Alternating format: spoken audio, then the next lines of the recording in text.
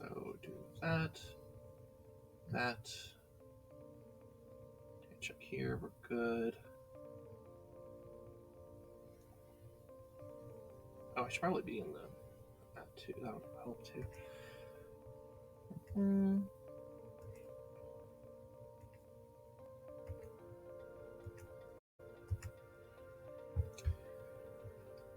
Okay.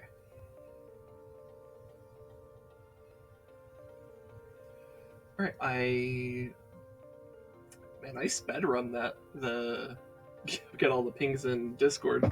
I'm proud of myself. To be fair, this time I actually set it up ahead of time. But anyways, let me make sure I get it up on my phone real quick.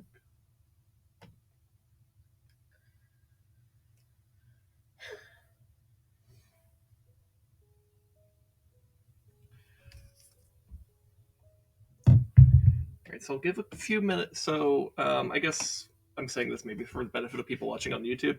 I'm gonna give like, I don't know, like 5-10 minutes here for people to kind of come in to chat before I go over the trailer. And actually, maybe I should say what the fuck I'm doing and why I'm not starting out with Skyward Sword right away. So Tears of the Kingdom trailer dropped earlier this week, as of this recording, and I'm going to do an analysis on that trailer, and then we'll get into Skyward Sword. So I just want to give a little bit of time for people to come in, so that if people want to have some nerdy discussions with me about Tears of the Kingdom, they'll be here to participate. But I don't want to wait too long for people to show up, so I'm just going to give it like 5-10 minutes, no more than that, right? So future me, make sure you chapter off this first section, and just like have it just like the intro section, and then trailer section, and then like Skyward Sword, right? But yeah. In the meantime, I'll just kind of let the chill vibes of the Kingdom soundtrack set the mood, and soon enough we'll get into it. I guess in the meantime, I should get the trailer ready. So let me pull up YouTube. Oh, my second monitor here. Tears of the Kingdom trailer. It's this new one. So I'll have it ready whenever we're ready to go. I'll probably make it just a 5-minute wait. I don't want to, because I do want to get into it sooner rather than later.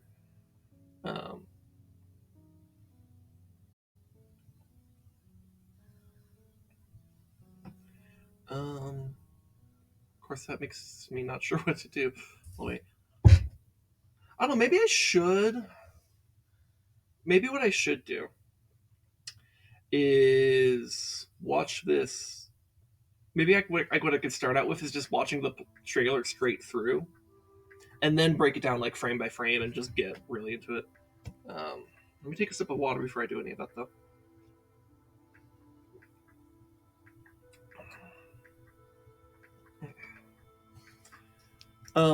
I guess while I'm also here in this beginning section, thanks to everyone for who came by yesterday for the Valentine's Eagle stream. I really appreciate that. That was a fun stream. It's always enjoyable to do that type of stuff, and I always learn a lot about like how women exist, essentially, right? Which is interesting. And yeah, I don't know. Just thanks for that support.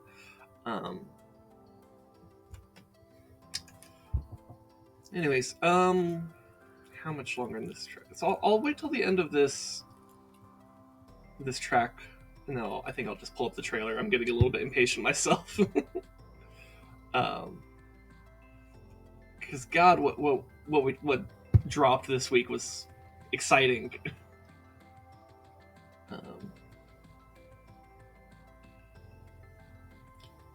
You and Resney see what I sent you? Oh no, what did you send us? Well, it's a video and I'm currently streaming. And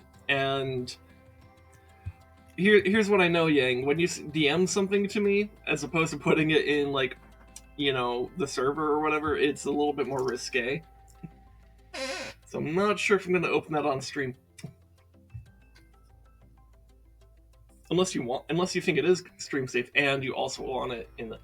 Oh, you put it on the server. Well, then why did you DM it to us? The mind of the Florida man is an enigma. Oh, yes, yeah. Yeah, the Florida man is an enigma. Timestamp. Okay. Alright, you know what? Fuck it. We'll do a little bit of the whatever the fuck this video Yang sent us is, and then we'll get into the Tears of the Kingdom trailer. So, yeah. All right, let me pull that up. Man, also that's pissed about Tears of the Kingdom. He's pissed. Oh, because of the cost. Because the bots bought all the. Oh, the scalpers! The scalpers! Yeah. The scalper bots insta purchased every single pre-order special edition. Yeah, no, that's definitely a problem. I'm sure I bet those bots have been in place for freaking months and months, waiting. Oh yeah, for sure. I wouldn't put it past people. Anyways, where did I just put? Oh, okay, yeah, here it is. So this is whatever the fuck Yang just sent us.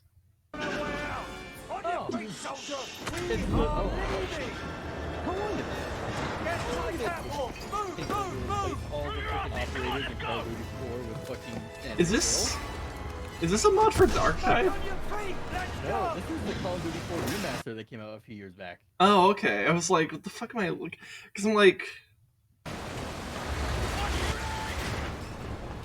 that makes a little bit more sense. Yeah. I was just thinking because like Darktide is basically like Left 4 Dead but Warhammer 40,000, right? And then like people mod the shit out of Left 4 Dead with this type of shit. What? So is it just so Yang? Is it just like it's just got the anime girl? Okay, yeah, that's it. Okay, I don't care. Wrong audience, Yang. Yeah, you fired and you missed. All right, everybody, shut up. We're gonna look at Tears of the Kingdom.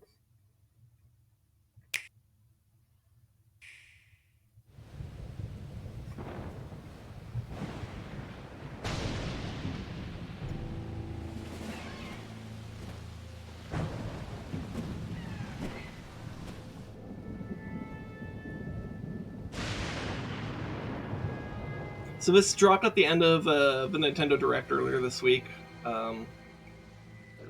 It's really exciting, and I'll shut up because someone else is going to talk right now. Rise, rise, my servants. Sweep over Hyrule.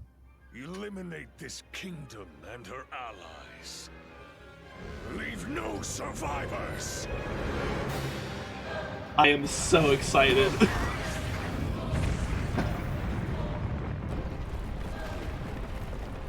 Your body is ready. I heard that wonderful, exciting voice. I have you muted because I need sound. What's going on? Oh, I'm watching the Tears of the Kingdom trailer. So I'm watching it through in full speed right now, just right at the beginning, and then I'll break it down frame by frame. But Link, I am not sure you'll be able to stop him. There he go.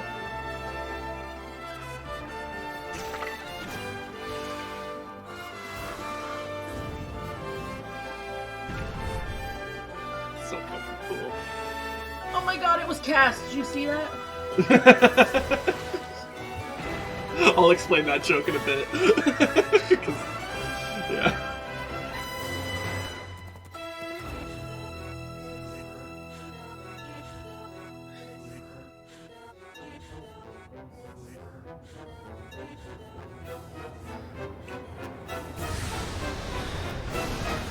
God, I love the look of Malice. And then this fucking shot right here that we're about to see.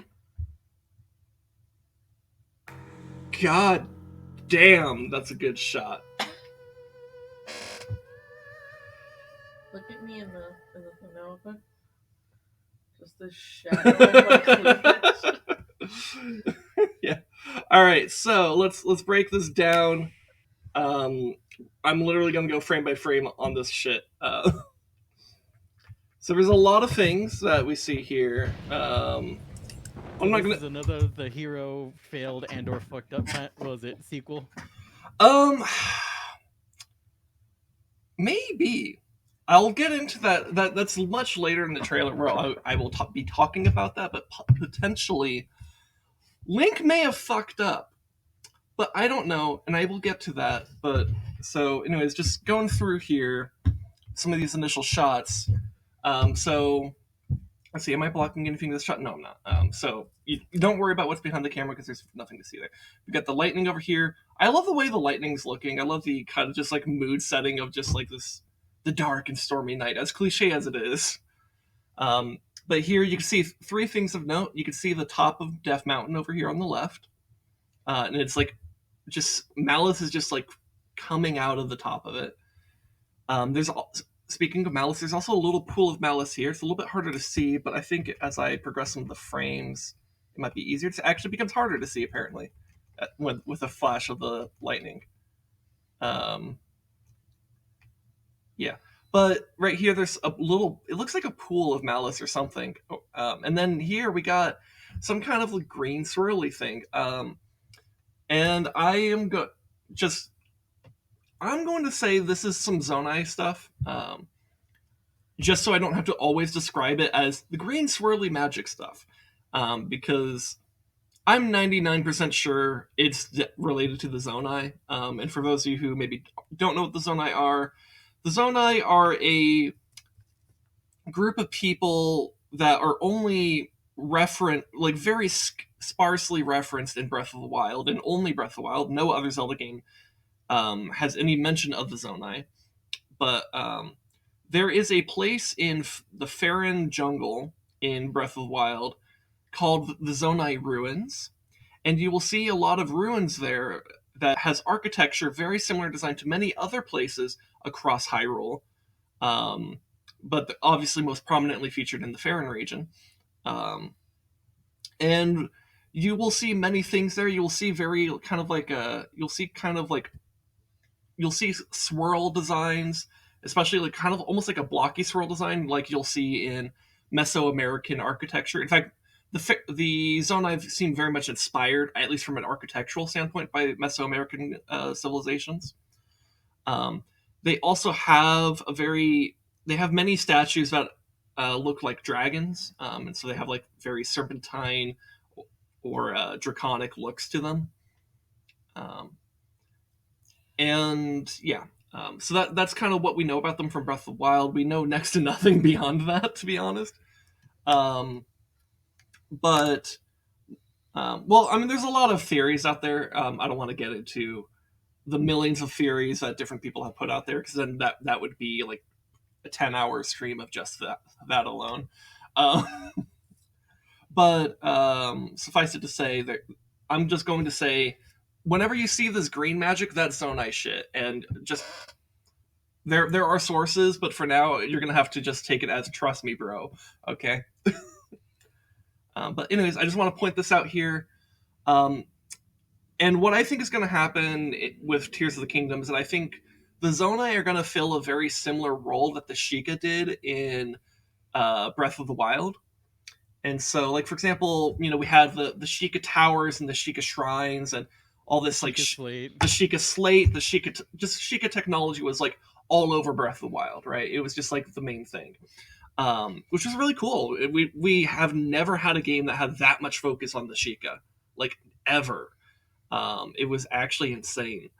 And I think they're going to do basically the same thing with the Zonai here. And then the Zonai are like kind of like an unknown, because like Sheikah have been a thing in Zelda lore since Ocarina of Time, because that's when you had Impa, you had Kakariko Village, and you had the Shadow Temple in that game that were all about the Sheikah to some extent. And then you also had the Sheikah. Basically, you had a little bit of Sheikah stuff going on in Twilight Princess, but not a lot. It was mostly just like the hidden village and like the shaman of Kakariko Village, I believe, is Sheikah as well, and the fortune teller actually. But I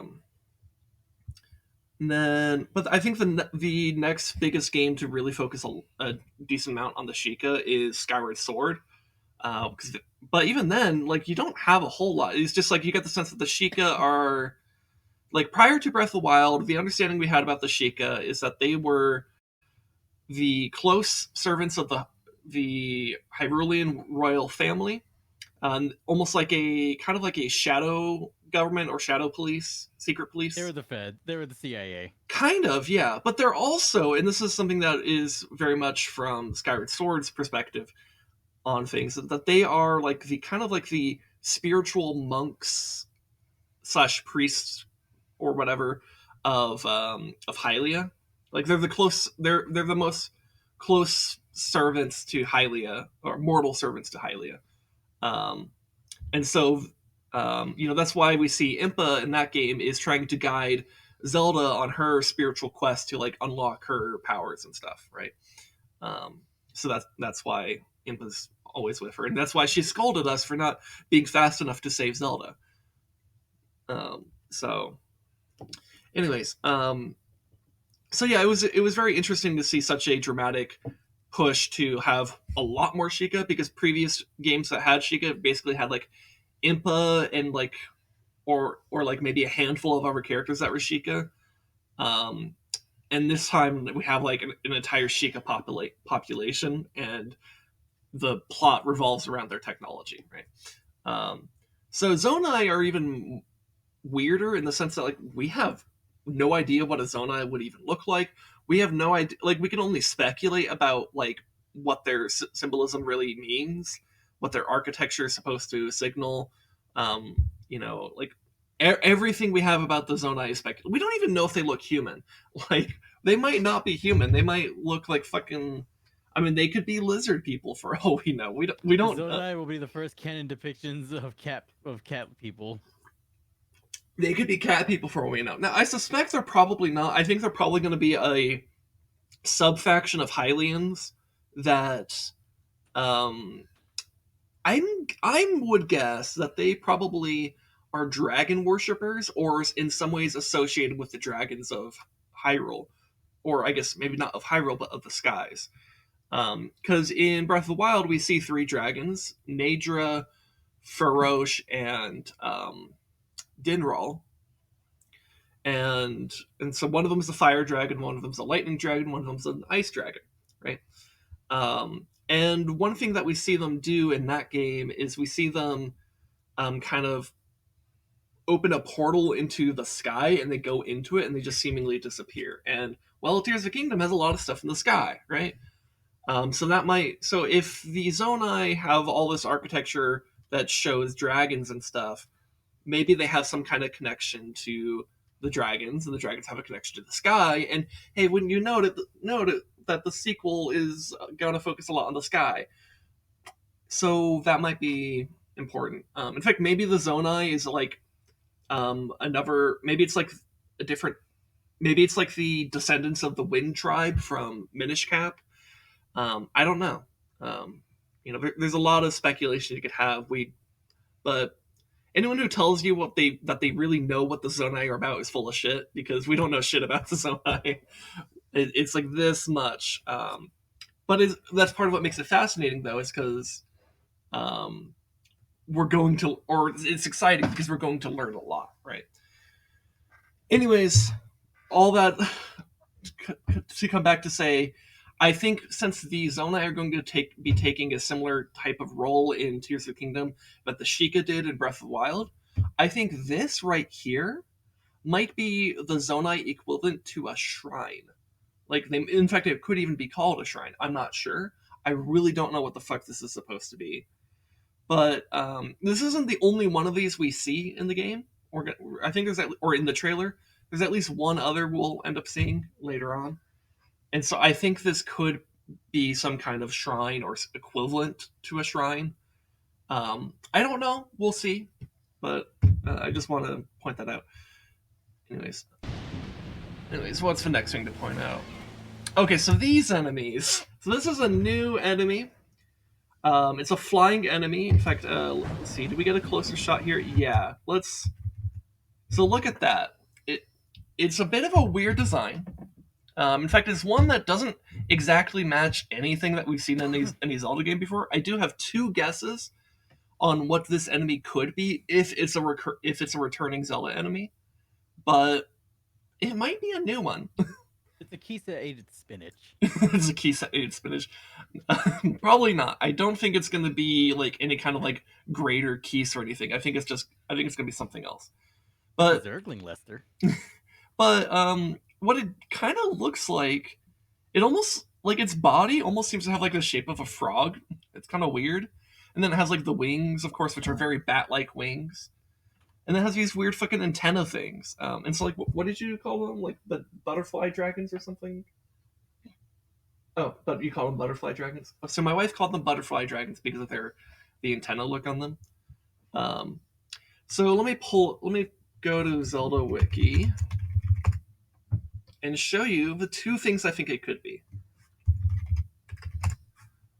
In fact, I'll start with the one that I actually think it is, or the one that I'm leaning less towards, but it could be this. So let me pull this on over. So it could be. So option 1, from my guesses, is that it could be a Kargarok, which are these weird like bird things from Twilight Princess. They also are in Wind Waker. It's these things. So main features between these 2 things. So like in Wind Waker, they have a more feathery wing. In Twilight Princess, they have a more like bat-like wing. So, but they both have a beak. Their face and head structure is very much in line with whatchamacallit, bird, like what we would expect out of a bird, right? Feathery, leathery. Hey, Lumeris, and your name is not yellow. That's weird. When did you change it to orange? Also, why did the diamond take a while to pop up there? That was fucking weird. But yeah, hi, how's it going? We're talking about Tears of the Kingdom trailer, and we're talking about these enemies right here. I'm giving my guesses as to what I think these are. So it could be these. But I think I have a second guess, and I think it's actually more likely that it's a Vire. And it's these... Hello? Let me refresh the page. There we go. So it's these things. So they're kind of like little demon things. Oh, hey, Corpse is here too. Holy shit. Hi. The whole gang is Yeah. back again. Oh, yeah, okay. Lumeris has been lurking. All right, cool. How the fuck are you playing this? Yeah, no, we're just talking about the trailer. Be kind of cool if I was playing it, though. Man, you're gonna get a lot of people gonna drop by wondering what the fuck is going on. Yeah.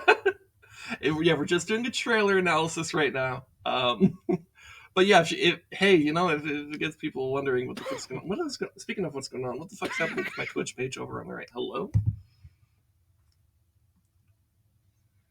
It just like mega refreshed. Is Chrome okay?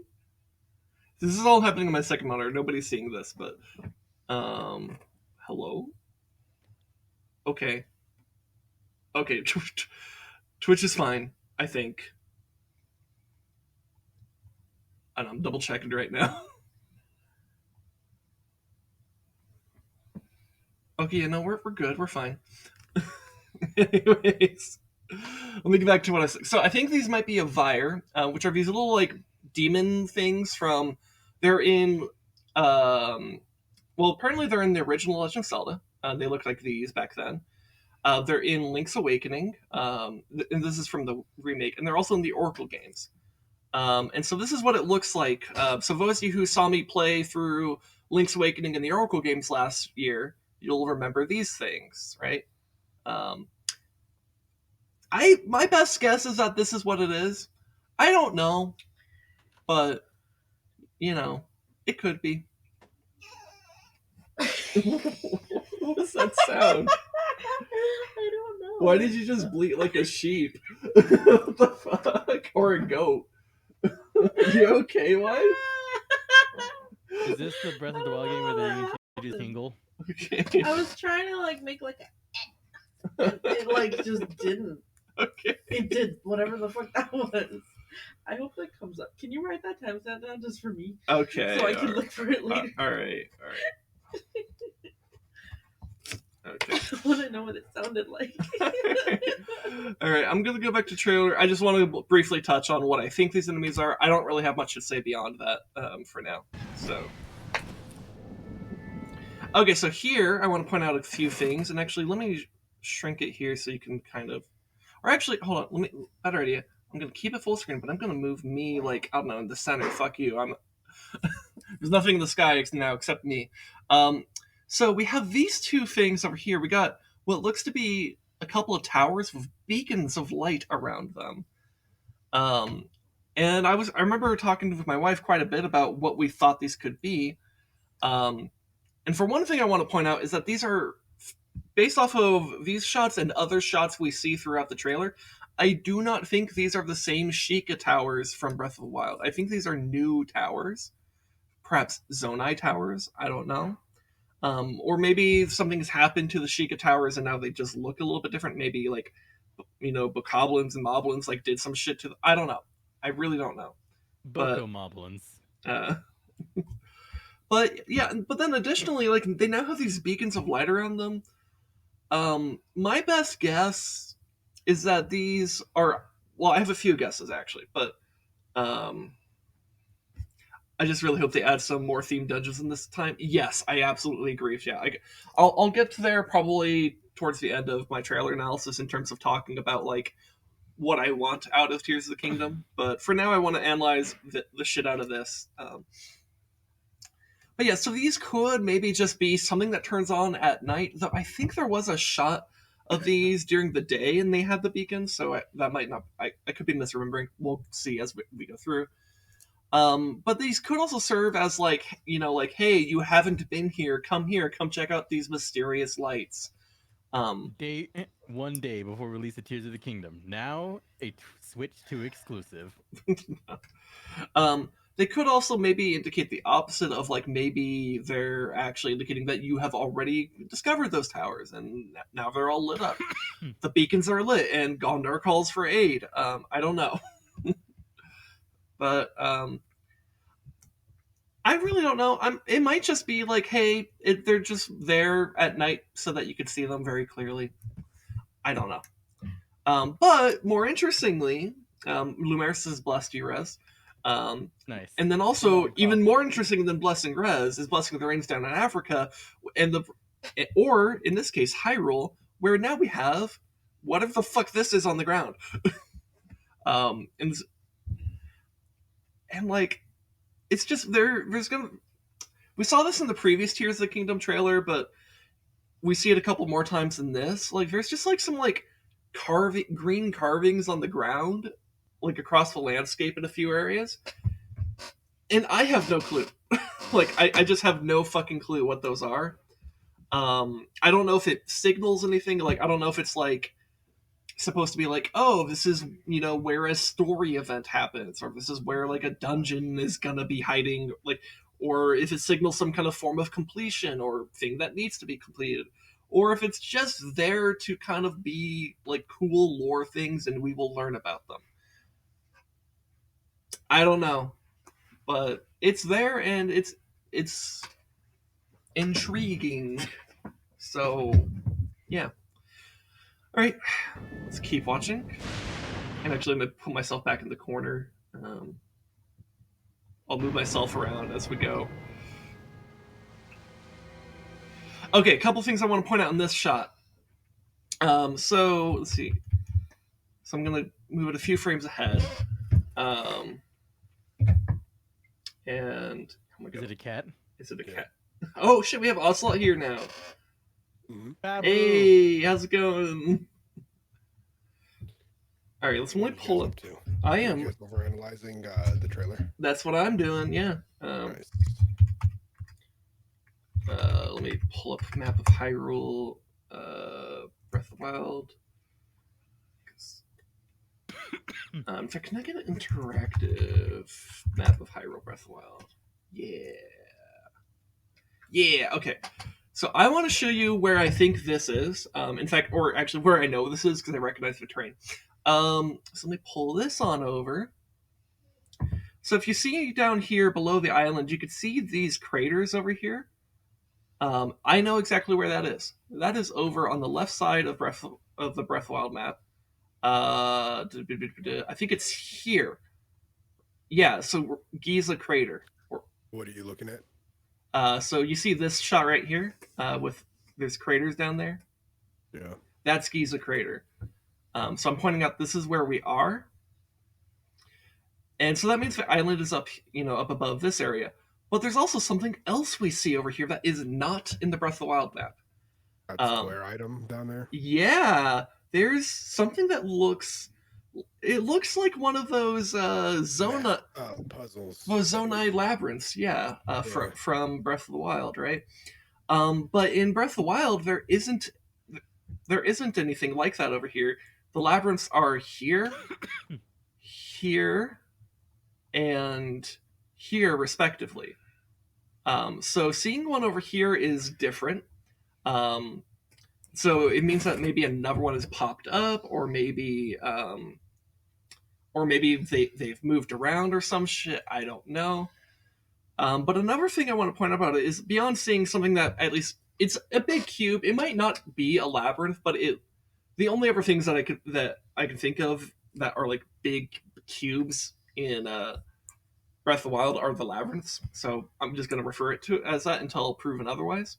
There also looks like to be a guardian or something up there. Yes, that's exactly what I wanted to point out because I've been wondering for a long time in Tears of the Kingdom. I wasn't sure if guardians would or wouldn't be a thing, because in Breath of the Wild, it's very close. You cleared them out. It's closely tethered to the story that like guardians were possessed by Calamity Ganon, and you kind of destroy the shit out of them.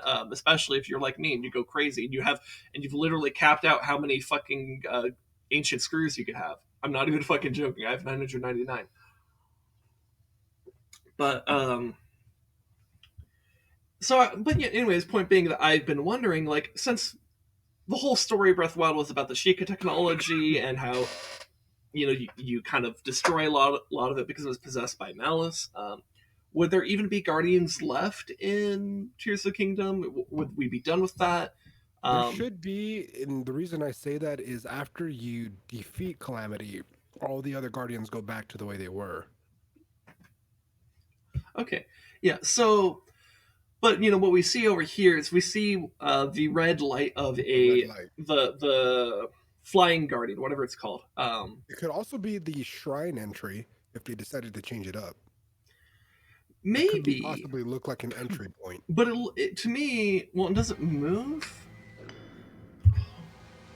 It's a little bit hard to tell at this distance. I want to say I saw it move. It's also floating. It's also floating. If you notice, it's moving by itself. Yeah, so it's a floating cube with what looks to be the spotlight of a flying guardian. So to me, that confirms that guardians will still have a part to play in Tears of the Kingdom, though it will probably be heavily reduced from Breath of the Wild. In fact, it might even only be in certain certain set locations. But that's still interesting to me, though. Like, okay, so we're still gonna have guardians here and there. So that, though, I guess there is also a question to have: are they going to be friend or foe? Like, does Ganondorf reawakening like repossess them, or do we actually maintain control of them? I don't know. I'm guessing probably not. Were they Metroid? Was it Metroid depower Link, or they let him keep his upgrades and go from there? Probably will depower or some shit. Well, technically, you never had powers to begin with. I'll get to that. Because I know they're adding some things new to the Sheikah slate. Yeah, I will get to all of that as we go. Those are just 5G. So I will start off with. Yeah. That's what you climb to actually activate the maps. Yeah, so I will start off with just just going through stuff to point out in the trailer, and then I'll get into like more of what I think will happen in Tears of the Kingdom, what I want to happen in Tears of the Kingdom, stuff like that. So, anyways, I'm going to continue the trailer, this is just want to point out this is above the Tabantha Canyon area. That's Giza Crater over there, and now there's a cube over there that's probably a labyrinth, and it seems to have a flying guardian over it. Really quick, just a side point. Yes. I just bought this ruler, this like aluminum ruler, right? And it says on the back, Acme United Corporation. Cool. Didn't think they were still around. A lot of people forget they're an actual corporation. Yeah. Anyways, I'm moving on. Okay. I guess one other thing I do want to point out, though, because I don't know if this has any meaning, but I'm going to point it out in case I like form a thought later. There's a lot of blue sparkles in the foreground here, where the Sky Island is. I didn't see anything before. I like days ago when this trailer dropped. I did go literally every single frame. I didn't spot anything of note on this island itself, but we also don't see the entire island. I'm sure there's going to be something cool on it. Anyways, moving on. So here, there's a lot of things I want to point out here. Yes, the flood. The flood? Well, yeah, so, okay, you're probably referring to this big thing in the back, right? Yep. Yeah. So that's fucking interesting. What the fuck is this thing? This, like, fucking glowy root tree thing? Whatever the fuck this is. Tendril. The atmosphere is also really different. It's giving me, like, Twilight vibes. Because look at the little fire sparkles on the right side. Yeah, so let's talk about that. I did see this exact speculation on Zelda Twitter, though. Well, I'll get to it. So, all right, well, I'll get to it right now. Actually, realm. So here, let me. So where should I put my face? Well, I'm not really blocking it actually, so never mind. I just tore my face up there. Okay. So right above me, there's these. They kind of look like some people on Twitter saw these and said they kind of look like the spirit flames from Twilight Princess. And for those of you who don't really remember it here, I could just, let's see. Spirit. Will that just pull it up? If Zelda Wiki can fucking.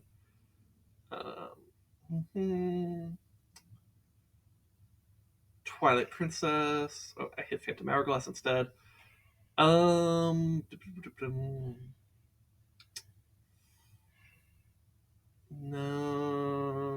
it's not showing the. Here, they sometimes show pictures at the very bottom of the page that will.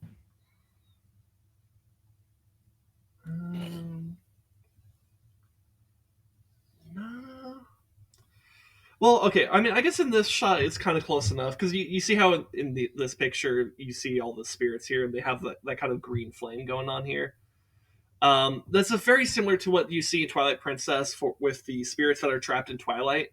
They kind of are represented with like this kind of like teal green flame. And so here we have these little bluey flames, or they look like wisps or flames or whatever. I don't know if that's really the same thing, to be honest. I don't think it's necessarily the spirits of dead people or the spirits of people trapped in Twilight. In fact, as much as I would love to see Twilight or something from Twilight Princess come back into this, I do not think this area is in Twilight, because Twilight has a very, very, very distinct look to it. Like if they had like the black squares, I'm instantly sold if it's Twilight. It doesn't have those fucking black squares, right? And nor does it really have any of those the other ambience of like kind of like dark. You kind of have this like dark atmosphere with like a kind of almost sunset glow in the distance, because that's what Twilight is supposed to represent, both literally and metaphorically, right? This is really just kind of a dark area. It kind of seems more like I suspect more likely that this is just a giant underground cavern or something like that.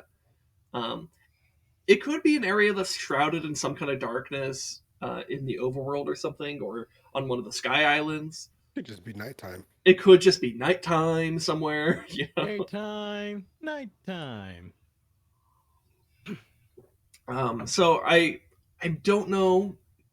I don't know for sure what's going on here with that, but what's also weird is like so we have this weird tendril thing. You have a lot of trees that either look dead or maybe petrified. They look stone-like. Yeah, they look a bit stony, don't they? So I'm like, this could be like a petrified forest. There's also ash or something falling besides the fire. It does, yeah. So it's something that kind of looks at. Well, and they're not falling actually; they're kind of hovering. Oh, they're floating up. Yeah. Well, I don't know if they're specifically floating. They just kind of seem to just kind of be.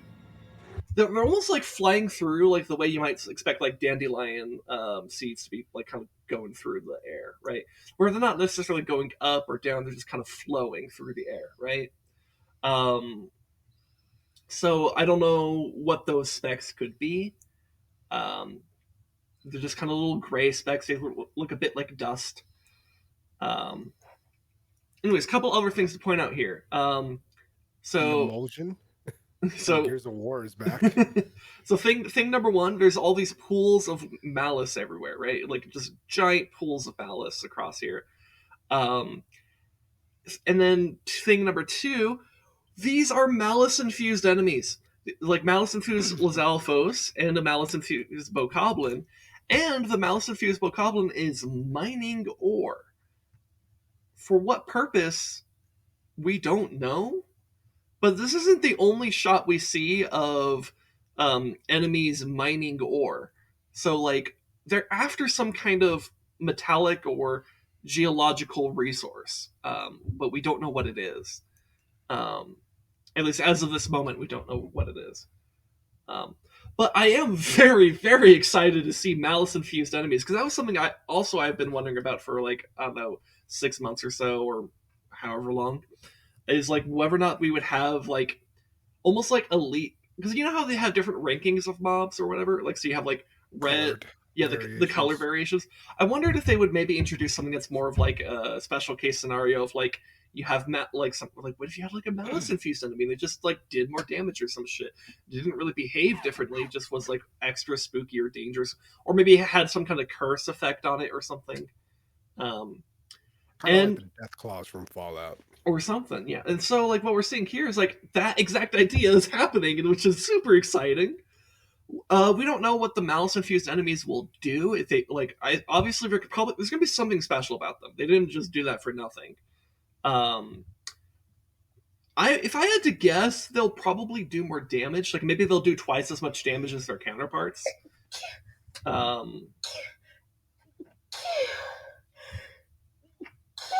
Bless you. Plus you times 4.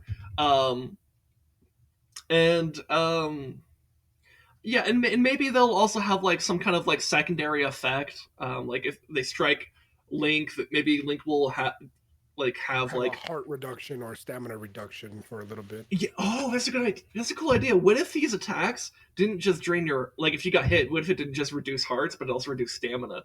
Holy shit, that would actually be terrifying. Because that could just because if you run out of stamina in the middle of fighting, like you're really vulnerable because you can't fucking run, or do special attacks or anything, right? That would be cool. I was also gonna say maybe it could be like they reduce your armor or something like that if you get hit, or just make you otherwise more vulnerable to damage. Maybe it reduces your damage or something, or there's another type of curse effect that has existed Locks down the Sheikah slate. in at least 2 other Zelda games off the top of my head. That would be Majora's Mask and Wind Waker. I'm sure there are other Zelda games where this exists, but these are the only 2 I can think of off the top of my head. And that would be the Hex effect that you get from Hex Skulls. These you see in the Ikana Valley in Majora's Mask, and I think I forget the name of the dungeon, but it's the dungeon you get the hook shot in Wind Waker. There's some and also I think the one that you get. I think Twilight Princess also has the curse effect. I'm struggling to remember an enemy that does the curse effect. But what the floating skulls, I know they do that. I don't think they do in Twilight Princess though, because you have. When they did, well, that was one of the things when you went into the trials, into the tomb. So you have different types of flying skull enemies in Twilight Princess. But they're like more elemental ones. So like you have like the fire one, and there's like I think like a blue fire one, but I don't recall that one ever hexing you. But maybe I never got hit by it, or at least I don't remember being hit by it. Because I do remember being hit by the hex skulls in Waker. Majora's Mask and Wind Waker, and what the hex effect does is you cannot pull out your sword, so it becomes harder to fight, right? Yeah, I know that because they have that in the stupid Earth Temple in Wind Waker. All right, have fun with your lurk corpse. So yeah, I don't know. So maybe the malice effect could be a hex effect. I don't know. I'm very excited to find out though. That's the main thing. Oh, you know what? Here's another idea. It could, if it's like a different type of damage type. Um, so like let's say for example, it does malice attacks will also drain your stamina now, right? Let's say that's what it is. I don't know if that's what it is, but let's just say for arguments, for the sake of what I'm about to propose, maybe that's what's happening. If that's what's happening, how cool would it be if there was like certain like new food recipes that you could make, or in potions and stuff like that? Um, that would make you more resistant to malice, and so it's like, you wear like, or you wear certain armor that has this effect, or you consume a potion or food that has this effect, and reduces like the stamina drain or effect of malice or whatever, and maybe the damage as well, or maybe it like reduces the duration of some kind of curse effect. Again, I don't know, because it's just like we don't know what the fuck this does, but it's so exciting to think about, and I'm very excited to see what it actually does. So yeah. Anyways, what else did I want to point out here? I don't think there's anything else I want to point out in this specific. One other thing. I don't know where this is. This location does not match any location in the entirety of Breath of the Wild. So this is a new area, which means it could be option 1, underground, in like some kind of big cave system. Option 2, on one of the many sky islands that they're introducing. Option 3, and I think my wife suggested this to me when we were talking about this the other day. Perhaps it's underneath Hyrule Castle. I personally don't think it's going to be that, because if like in all the shots we've seen of Hyrule Castle, underneath it is just where all the malice is coming from. So while there's a good amount of malice here, it feels like if it were directly underneath Hyrule Castle, this place should be flooded with malice rather than just having some puddles, right? So I don't think it's that, but I'm going to put that as an option anyway. So that's option 3. Option 4. Let's see what to say. Underground Sky Island. Under Hyrule. Option 4. They are expanding the map of Hyrule just a little bit, not a lot, but like maybe they're adding some of those. So like, if I go back to the map here, so these areas to the north and to the west are areas that you can see in Breath of the Wild, but you cannot go to in Breath of the Wild. Like, and if you try to, there will be like an invisible wall that stops you, right? These are not areas that you are meant to explore. They could also, so perhaps they may add these as an actual playable area. They may also expand the desert of Gerudo Desert, both to the west and to the south. They may also allow us to explore this mountain area, because this is not an explorable area in Breath of the Wild. They could also expand the ocean, both to the south and to the east. They could add some new islands, or just some oceanic exploration, especially if the Zora armor allows you to actually fucking swim underwater like it does in the other games. That would help a lot with expanding stuff. I suspect they're not going to do that, to be honest, but I'm going to throw that as another option. And if they do expand the size of the map in a lateral or longitudinal way, then this could be in one of those areas. I don't know. My best guess is that this is probably some new underground area, but I don't know. It could be in the sky. It could be anywhere. I think it could also be one of the valleys, the many valleys that they have. There's valleys near Terrytown, for instance, that have giant. So you're saying this could be in an area that exists, but now they're going to just be adding stuff to it, essentially? Yeah, it could, like I said, it could be like an immersion effect where the malice actually corrupts the areas around it, causing it to have a different type of layout and platform. Because if you think about it, these trees could also be old trees that were there, but were petrified at the time. Maybe. I don't think it is. I don't think so it's either. It's a theory, just because of the fact that Game theory. It's basically a game theory at this point. But the reason I say it could be an underground area is if you look to the far left, that looks like a cave wall.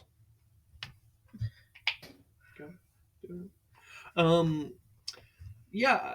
Well, so yeah, that's why I was kind of thinking this is an underground area, because yeah, this does kind of look like some kind of cliff face or cave wall. But you know, I like I said, I don't know. I guess option number 6 or whatever the fuck number I ended up counting up to. So an additional option is that if they have any kind of alternate realm of exploration, like a dark world, a spirit world or whatever, then this could be within that. But I don't really see any hints that they're actually going to do anything like that. But you know, at the same time, it's not like they always hint that that's what they're going to do. Like in Skyward Sword, they don't hint. I don't think they're in any of the trailers for that. They hint at the Silent Realm, but the Silent Realm actually plays a huge part of the story.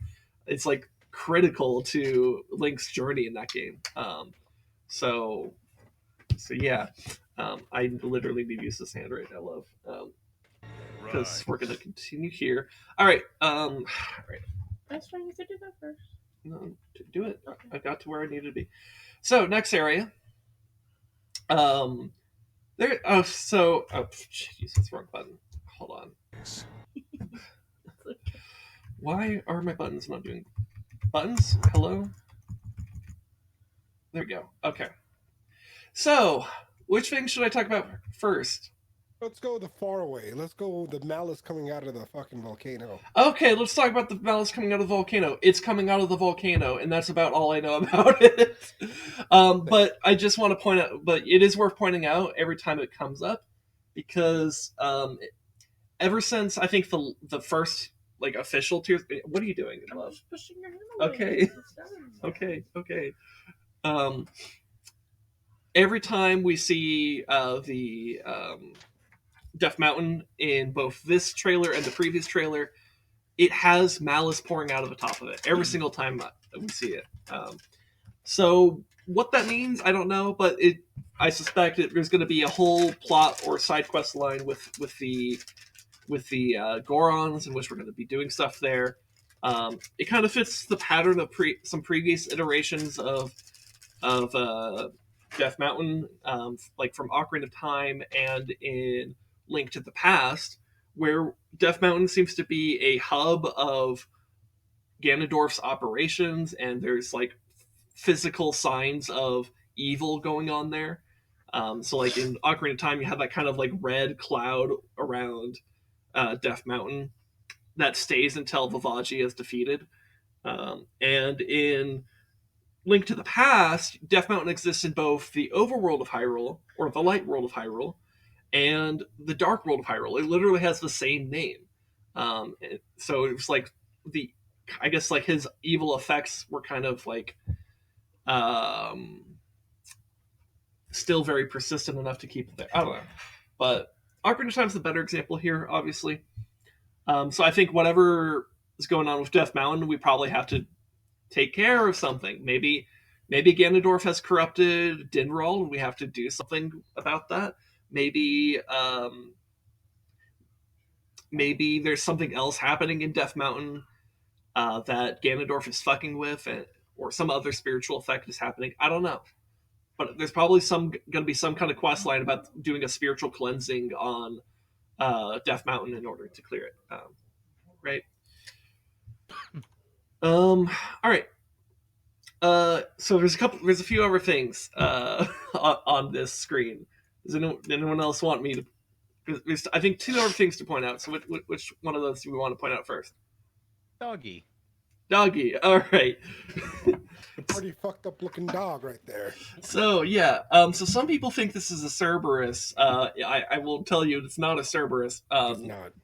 Because the tail. So there's 2 reasons why. So yeah, the tail is not the tail and the wings, which means I know exactly what enemy this is. It's a Gleeok, which it existed in the original Legend of Zelda. this is what it also existed in the Oracle of Seasons game. So I remember fighting this last year. But this is what it looked like. It's a dragon that has multiple heads. Hey, wouldn't you notice? And that looks like a dragon with multiple heads. It's a Gleeok, 100%. Which is exciting. What I think this means is that the Gleeok is going to be added as like another type of world boss alongside. Oh my god, it's a Glock. yeah, it is Squid. I think it's going to be a new world boss in the same vein as like the Stone Taluses and the Hinoxes, right? So I think Gleeok is going to be added to the repertoire of that as another world boss, and this happens to be one of its locations. And I say I think it's going to have many locations because I think it'd be really weird if the only Gleeok location was on the Great Bridge of Hylia over Lake Hylia. Because I just think it's a bit of a weird location, right? Now maybe it'll make more sense going forward, but if that is the case, but because it is also the only Gleeok we see in the entire trailer. It's not like we see other Gleeoks or anything like that. But so at the very least, we're getting one Gleeok on the Great Bridge of Hylia over Lake Hylia, and that's fucking cool. I would not be surprised if we see this in other places. Like I wouldn't be surprised if there's one on Death Mountain or near Hyrule Castle, or like maybe there's one in the Colosseum where that Lionel was in Breath of the Wild. I don't fucking know. Maybe there's one in the Gerudo Highlands. Again, I don't know. We don't see that. But I'm excited for this being in the game. I know a lot of people in the Zelda community have been long wanting Gleeoks to return to the franchise, and here it is. So that's really cool. Also, it has a much more explicitly fiery depiction than it has had in the past. Because it was always depicted as a dragon, but it straight up is like on fire, and that's interesting. I wouldn't doubt if they have species. So if there's this one, they probably have an ice one inside the Cerberian area, and so, all this other stuff. That was something I was thinking about too, and my wife suggested that, which is, and I did say, okay, that might be true, but it was also a bit weird that they decided to put a fiery one over Lake Hylia, but whatever, you know. Maybe it's randomized. I don't know. Maybe it's a misconception. Maybe it's a misconception. Maybe they're trying to like gaslight us. Yeah.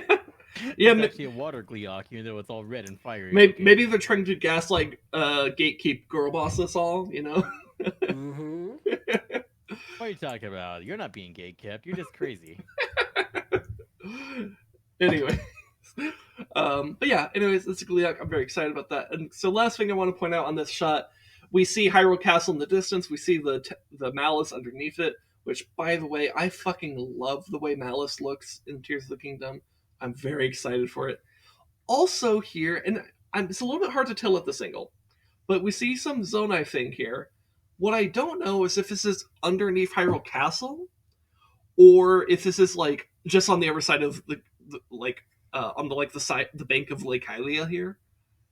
I think it's probably the latter because I don't recall any other shots of Hyrule Castle having some kind of green glowy thing.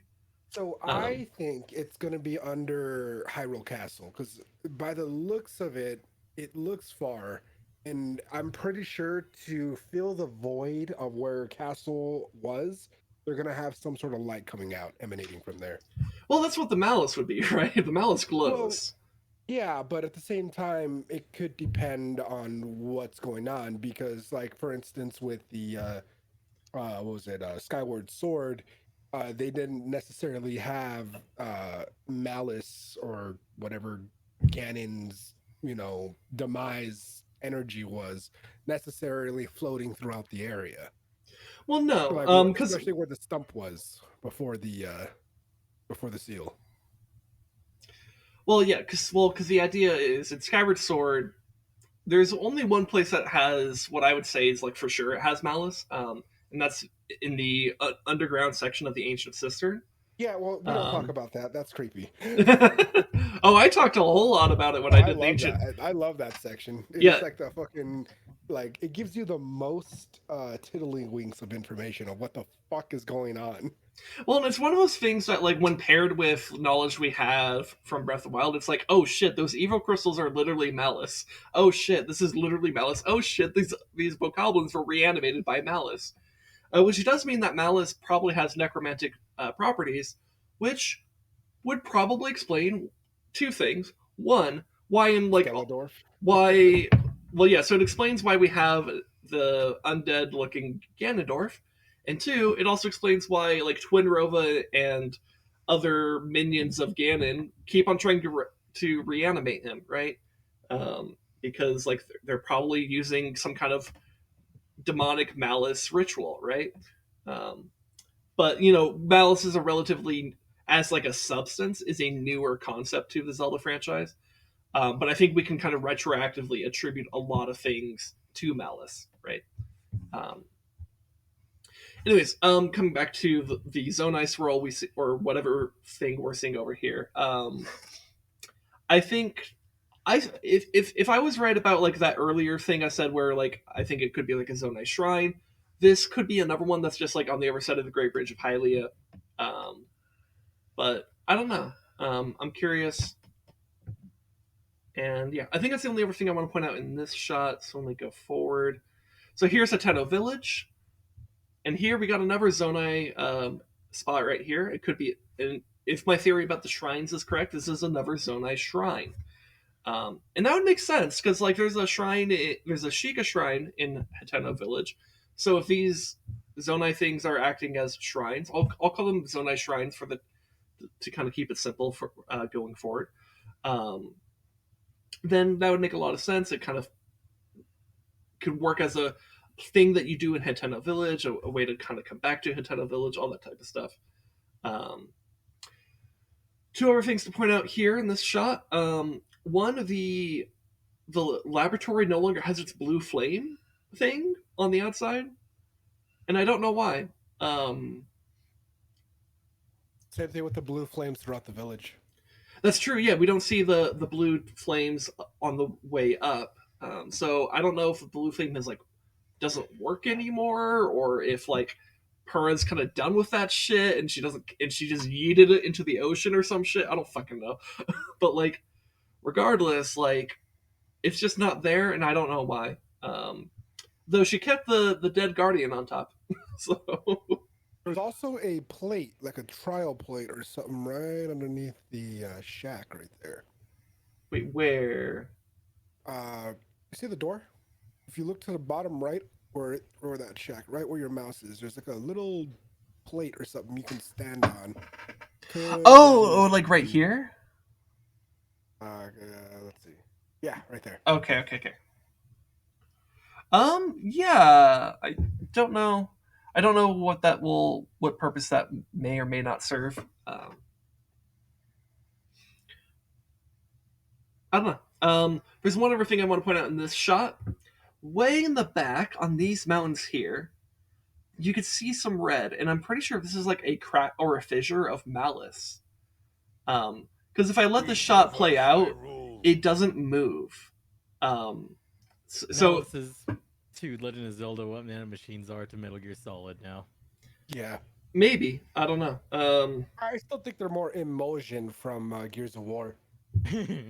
Yeah. I'm not familiar with Gears of War to say one way or the other, but imagine if oil instead of giving you cancer mutated into weird crazy monsters.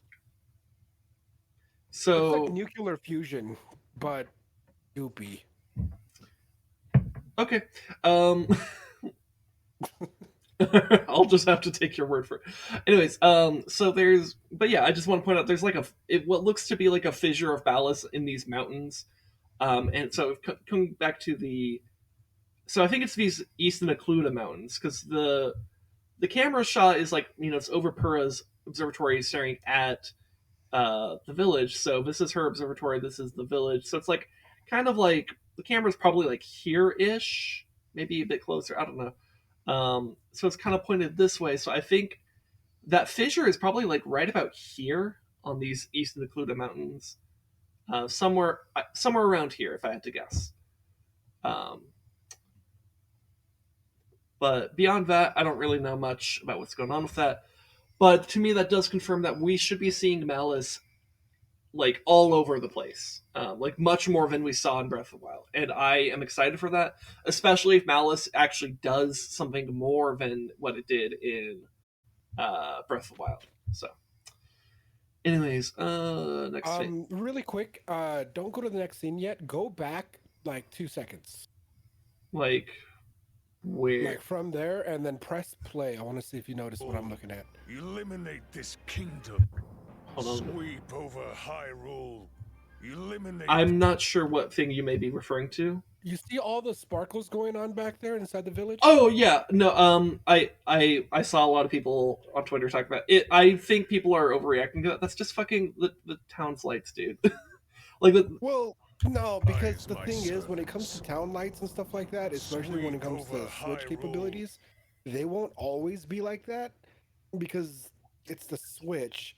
I don't think it's like ray tracing or anything crazy. It might be like an event or something, or maybe like an area of effect that is taking place because you completed a mission with the green light or something. I mean, maybe, but from I mean, like I saw a Twitter thread talking about this, and then, like I think someone said like in Breath of the Wild at night, that's what Hateno's lights will look like. Like they do sparkle Really? like that. I've never noticed it. I mean, I don't know. I can't exactly confirm real quick, but like, Jamie, pull up Hateno Village. on but Breath of the yeah, Wild. I don't think those sparkles mean anything. No, maybe they do, but I did see someone think that like, oh, is there like fighting going on there? I don't think that's fighting. No, I don't think it's fighting. I Definitely not. like yeah, like I don't. There's nothing to indicate that to me at all. I think it's just like it's bit of a. It's just. I think it's just a weird way in which like the Switch kind of visually Ambiance. represents the ambiance of Hateno Village at night, and so it kind of has a sparkly effect, right? And I think it's meant to mimic like the way it's like when you're like staring at a city from far away, you notice how lights kind of seem to almost flicker and sparkle like that. I think it's trying. I'm getting slapped by a TurboTax ad. It's okay. Well, I mean, you can still hear me in the call though, right? So, Yeah. but you know how like that's what they do. Like they just kind of lights kind of flicker at a distance, even if they're not really like flickering or doing anything crazy. It's just kind of a way that like long distance kind of fucks with vision. I think that's what the Switch is like graphics technology is trying to replicate there, and it's just maybe a bit aggressive here in this shot. I don't think it has any meaning, but if I'm proving wrong, then like, well, shit, then what the fuck is happening? But I just don't know what it would be. Yeah. Anyways, so moving on. So here we get a bit of a shot of the blood moon. We also see in this shot, so we can see an island here that has just kind of like almost like a long droopy bit. I don't know if that's supposed to be like a waterfall or if it's just like it's spaghetti. Maybe it's spaghetti. It's Spaghetti Island where they're making spaghetti, but you have to help out the Italians because their plumbing is bad because their one plumber is off making a movie voiced by Chris Pratt, and and so their spaghetti has fallen. Oh no! It's the weird black stuff from Death Stranding. The moment you start the game up, you So, see was a I- guest producer hold on. Hideo Kojima. Rez, hold on to that thought. That's actually an important thought. I want you to hold on to that. I will get to that because there is something that does look like that, and I don't know what it is, and I want to ask you about what's going on in Death Stranding because maybe it'll help me inform this. But hold on to that thought for now, okay? Anyways, I think that's all I want to point out in this shot. Is just mostly trying to highlight the blood moon. Where do you think this is at? Do you think this is going to be? I think this is in Temple of Time, isn't it? Great Plateau. Yeah, I'm pretty sure this is one of the in the tower where you talk to King Rome. Isn't this where that is?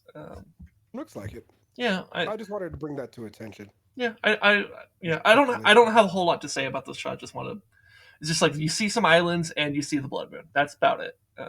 Also, the shield with its with this symbol, which I assume is a Zonai symbol, but we'll find out when the game comes out.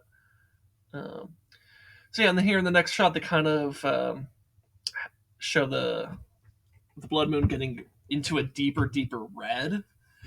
I think what these here, let me cut the sound a bit, but I think what these next shots are might be shots from the actual, or some of these shots may be shots from like the blood moon cutscene, because you know how like you have the Link, the blood moon is rising, be careful, like you have that shit from Breath of the Wild. That's so annoying. I think this might be the Tears of the Kingdom equivalent, or some parts, some clips of these might be included in that. So like the whole like the darkening of the moon here, I think that might be it. I don't know. Maybe it's not, but yeah. Anyways, is there anything I want to point out here in any of these shots beyond like, hey, blood moon is blood mooning? I mean, it kind of looks a bit like parts of Hyrule Castle here are just kind of covered in malice goop. But what if, theory, that Malice comes from the moon because Malice is an alien? Let's go full Bloodborne. Go full Moonfall with this and say that the moon is the actual enemy this whole time. I don't think that's what it is, but but that is funny to think about. That's a good theory. I feel like I can get away with that inside the Reddit. Oh, you can, I mean, yeah, probably. Well, so I do wonder what's up with because they're bringing more focus to Blood Moon in this trailer, and maybe that's just because they want to show, hey, look how cool the Blood Moon looks. Because let's be real, the Blood Moon looks fucking cool, dude. Because it's not like previous trailers have really brought attention to the Blood Moon, and this one is. You know, I don't know. But even just taking Breath of the Wild, it's a bit weird that we have a Blood Moon and that it does things on behalf of Calamity Ganon. Like, that's kind of weird, right? What? It's not on behalf of Calamity Ganon per se. It's the other way around.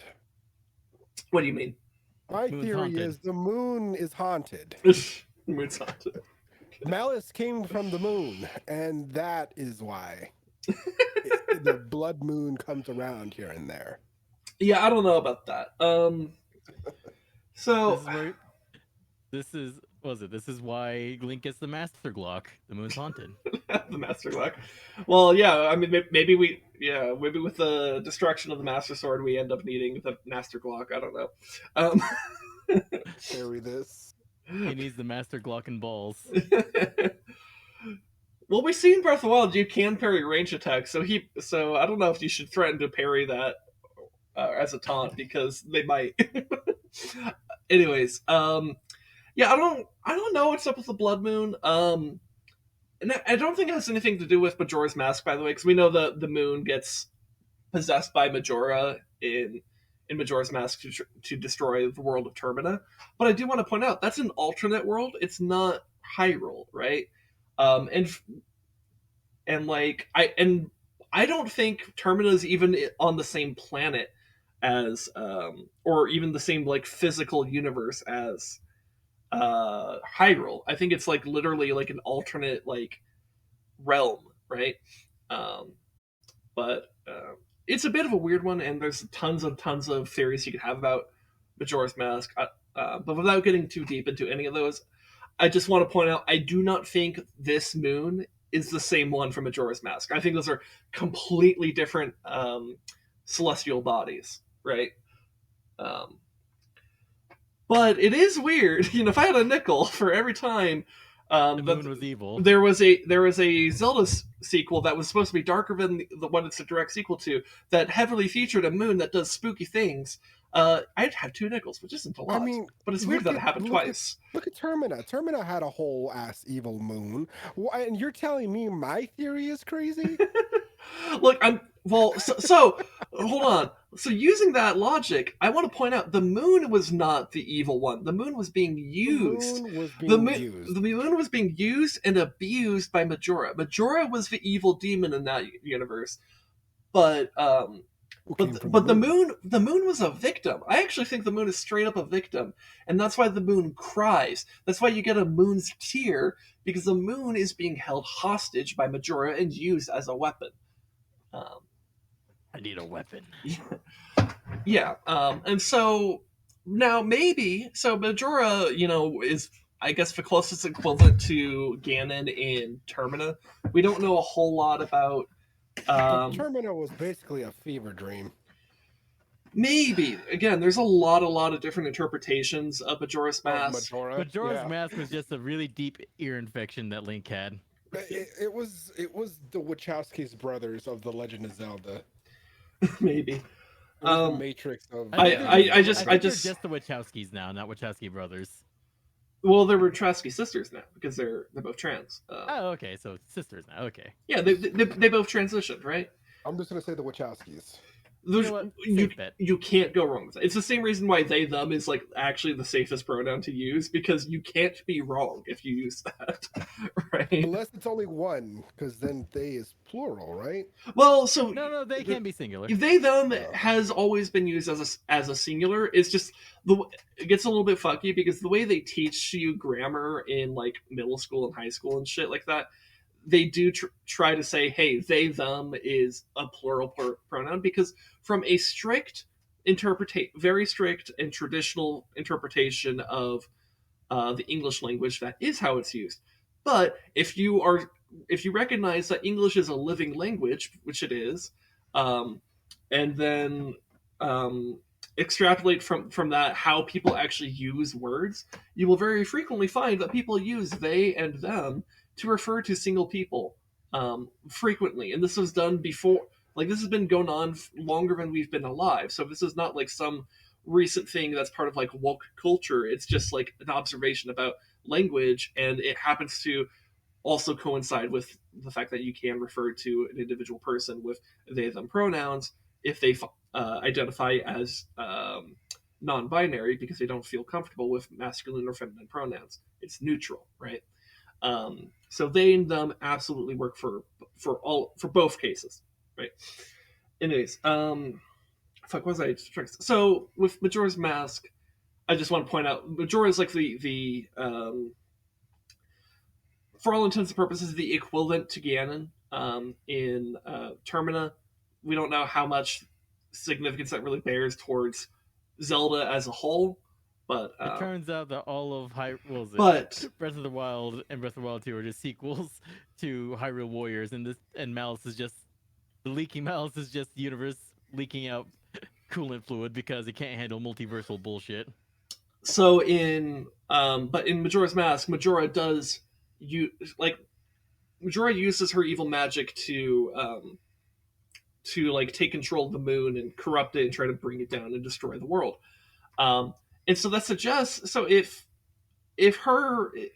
Majora's evil magic is also fueled by malice, then that may suggest something about broader universe as a whole, that malice has the ability to actually influence the moon and possess it for evil power or evil intent, right? And so if that's all true, or if that chain of logic holds up, then it's possible that Calamity Ganon and Ganondorf have enough malice that they actually can possess the moon in a similar fashion. But rather than using it to crash into the world, they use it to reanimate their minions. So maybe that's what he's doing with the moon instead. I don't know. So in short, Moon's haunted. Moon's haunted, but we don't know why. Thank you. That's all I needed to hear. Confirmed my theory. I knew you'd come around.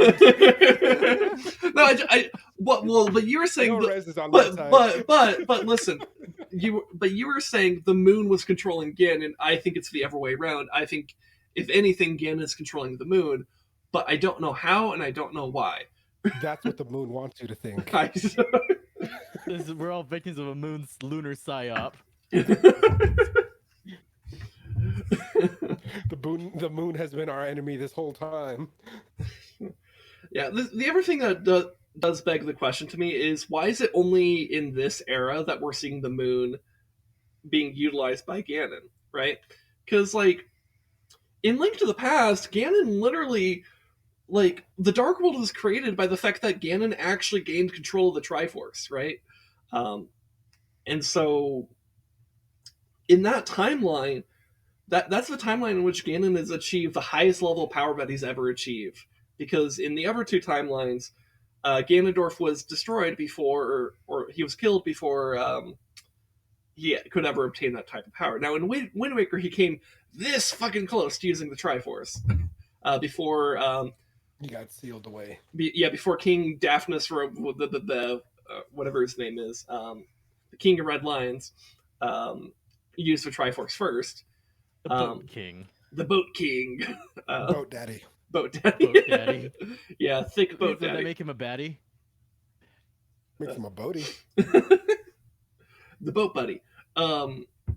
Anyways, and in the child timeline, He described as a boat. and in the child Watches timeline, you sleep. shut the fuck up for a second, quick. Actually, Ocelot would know.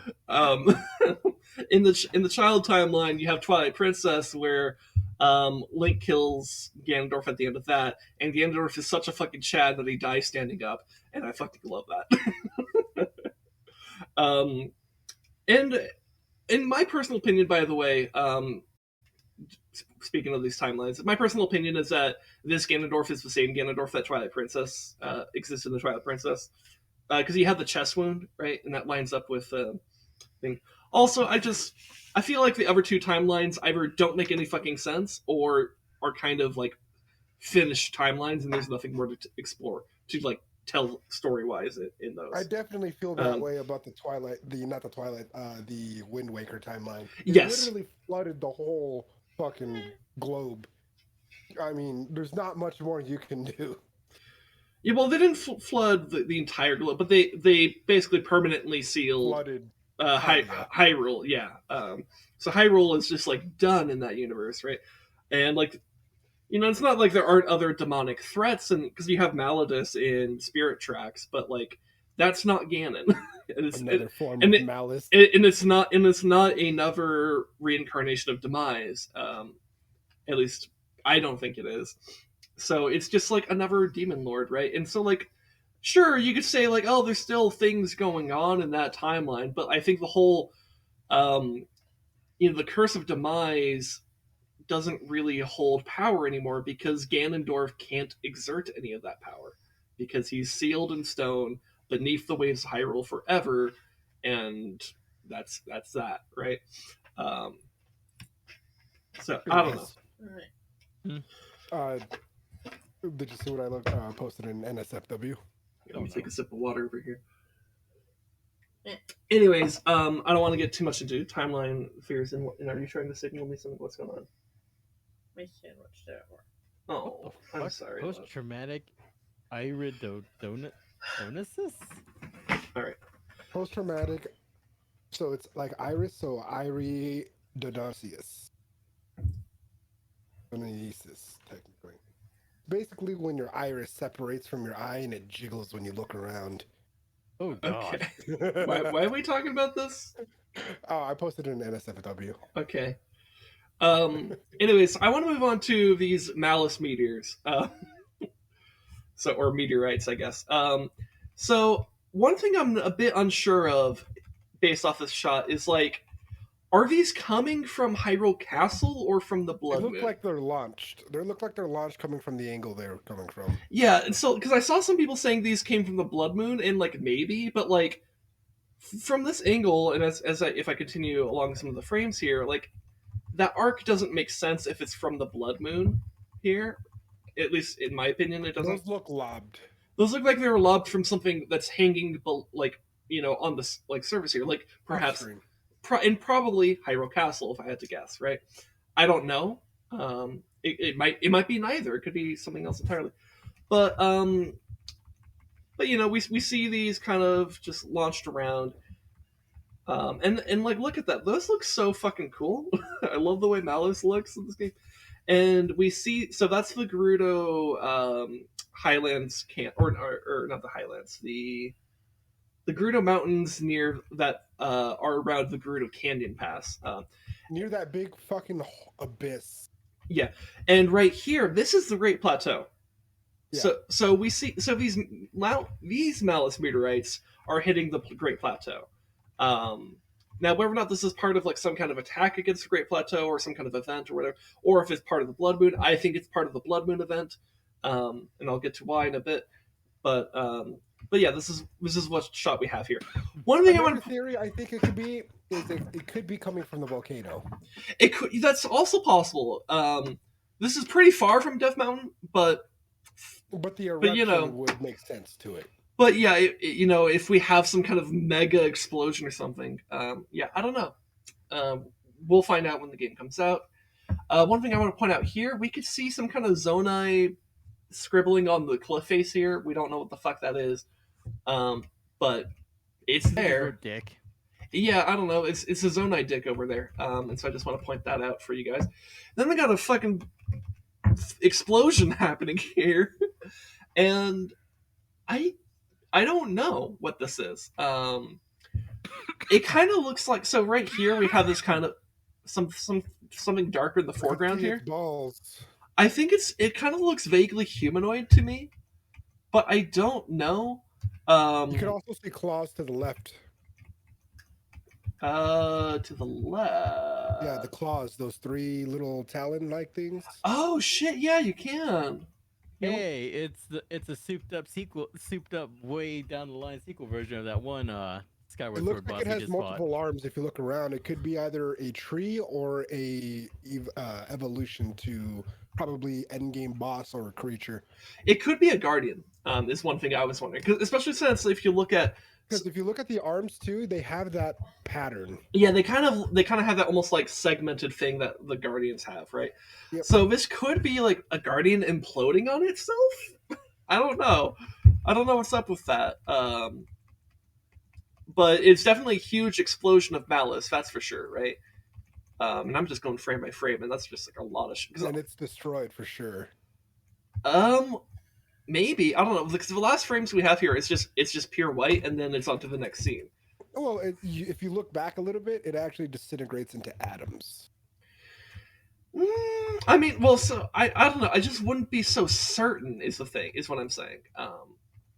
Like, yeah, you're probably right, but I'm not certain based off of what I'm seeing here, because what I see is it kind of looks like it implodes on itself and then explodes outwards. So it's almost like it's going like supernova, right? Because you know how that's an implosion, yes. Yeah, so like because you know how when a star starts fusing iron, it collapses on itself and then explodes, right? And so it seems to be doing that type of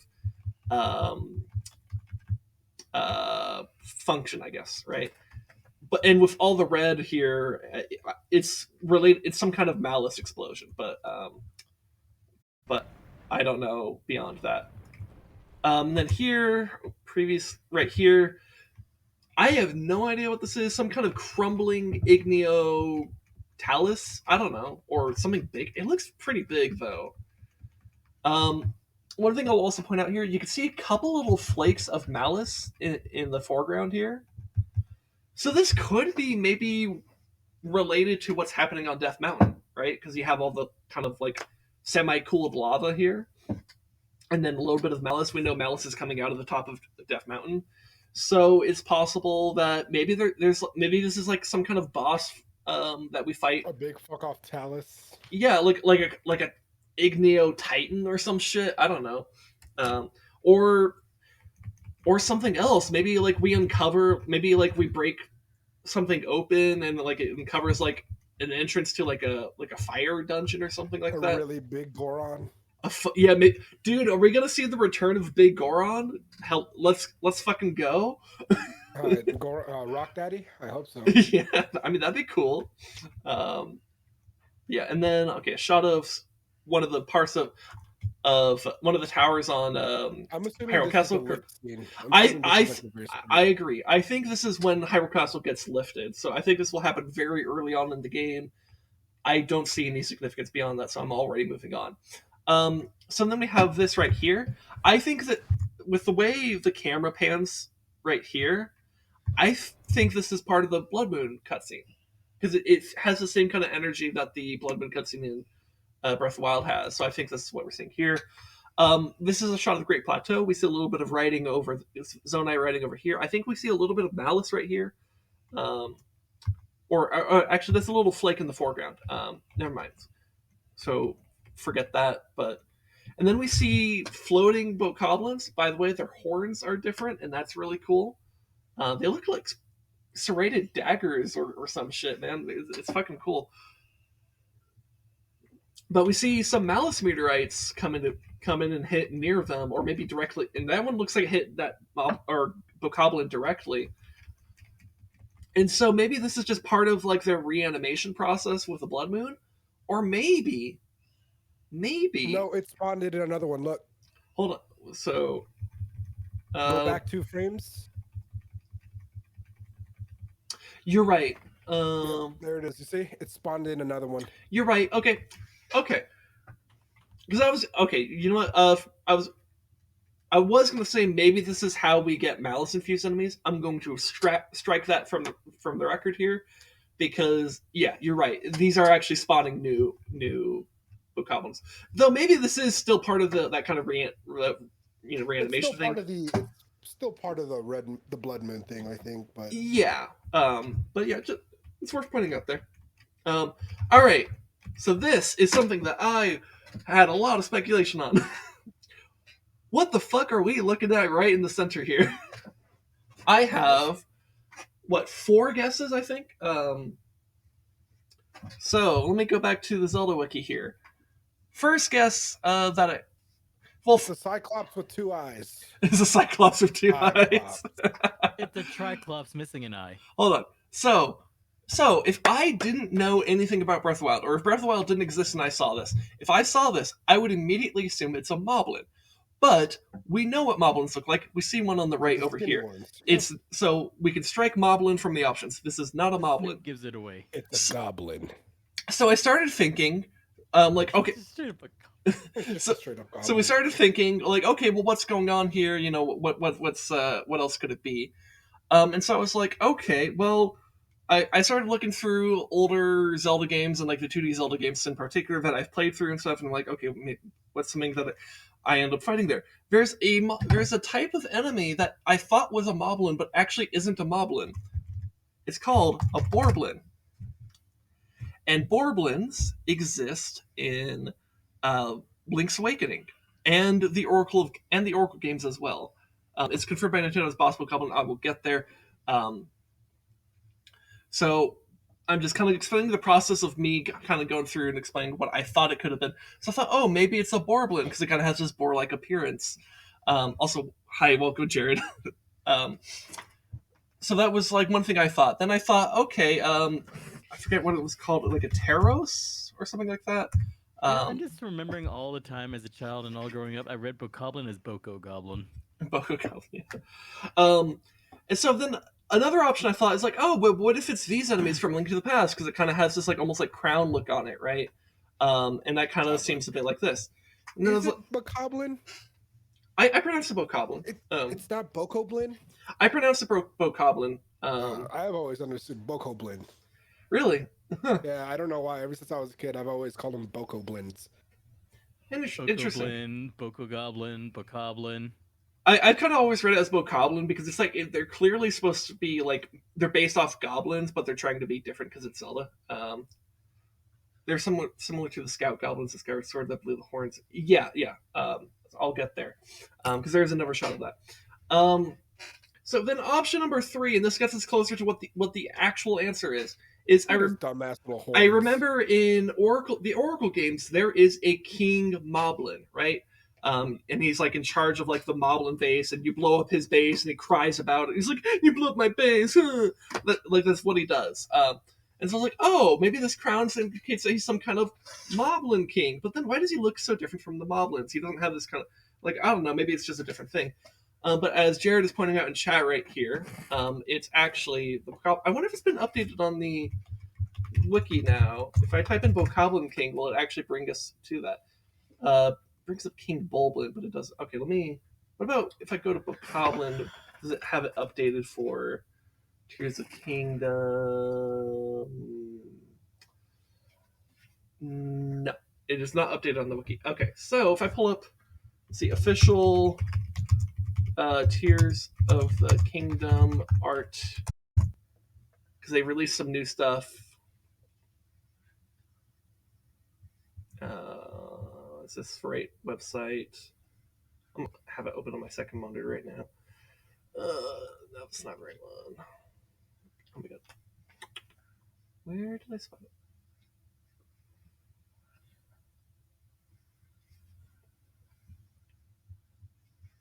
Okay, this is good enough. So they released, so alongside with the Nintendo Direct, they had that where this trailer came through. They also released some new art. So we have this picture of Link. He looks fucking dope. We have this picture of Zelda. She's holding a different Sheikah Slate, by the way. It's not the same Sheikah Slate that we had in Breath of the Wild. That's the main thing I want to point out there. And then we have this, and it says Bokoblin, and it shows 3 Bokoblins and this creature right here. And so, as Jared's been pointing out, it's called a King Bokoblin. So that kind of fits the idea of, like, you know, I went from Borblin to Taros to King Moblin, and it's just King Bokoblin. That's all it is. It's even simpler than that. But something It could also be like a tribal leader for the Bokoblins. Well, yeah. So that's probably what it's going to be. Is that it's like some kind of basically like a captain or chieftain for the Bokoblins, and it will probably offer some kind of like buff to the Bokoblins, like make them better at like dealing damage or taking damage, or maybe they'll. I don't know what it'll be, but I think they'll be interesting to fight. I think they will make fights more interesting. And something I want to point out here, so in this art here, you kind of see like an axe head, right? Over here, you kind of see what seems more like a sword hilt or something. I was talking to my wife about this when the trailer dropped, and I thought, like, maybe when you kill these guys, maybe that ends up being like a weapon drop. Like you can like take that out of their head after you kill them or whatever, and now you have like a sword or an axe or whatever the fuck they have, right? Kind of like how the Hinoxes have weapons on their necklace. That might be what's going on here with the King Bokoblins, and I don't know if that's going to be true or not. But if I'm right about that, that's fucking cool too, right? I like how the Bokoblins have different horns to make them more unique and better symbolize the different colors and strengths. Yeah, I wonder about that too, and I wonder if there might be additional layers to the rankings where like there might be color and horn shape going on here. Because like for example here we have a brown Bokoblin, or I think it's black. Is it officially called a black Bokoblin or a brown Bokoblin? Because they're more brown colored. He's the secret romance path for the entire game. In the game? Yeah, in the game. In black. They're considered black Bokoblins. Okay. They look brown to me, but anyways, so we have a black Bokoblin here, right? But it has the forked horn, right? But we see that same type of horn shape on some blue Bokoblins in other shots in this trailer. So I wonder if perhaps we will have additional layers of ranking where it's like you'll have the color and the horns mean that like different levels of ranking or power level or something. I don't know, but I'm curious. Or how the Stalnox had weapons to the bone. Yes, exactly. Yeah. It's bluish black, which are most common in Master Mode, and they're okay. Anyways, so that's the first enemy I want to point out in this shot, but the second enemy got me so fucking excited when I was able to confirm what it was, and it's right here in frame already. It's this one right here. And I thought, oh, I think I know what that is, but I want to be sure. Also, I just realized I'm kind of covering it. So let me put myself, I don't know, over here. We don't need to see the lizard. We know what a Lizalfos looks like. But I wanted to see its face, because its face is super important to me in terms of determining what it is. And so this over here, kind of looks like a mask. A mask humanoid figure with an undead zombie-like look. It's absolutely a redead. 100%, it's a redead. I'm gonna just cancel my pre-order. Those things have traumatized me ever since I was a kid. Because if we look at the artwork of the Ocarina of Time redead, this is what it fucking looks like. That's what that is. And I am so excited by that. I am so very excited by that. I'm not. And it's gonna be scary and shit, but I want that from Tears of the Kingdom. It's not that it's scary. It's just like It unnerves me. Well, I want it to be unnerving. I want to be disturbed by this game. I want it to fuck my mind. You know, like I want it to emotionally traumatize me. I crave it at this It could point. also be a Gypdos.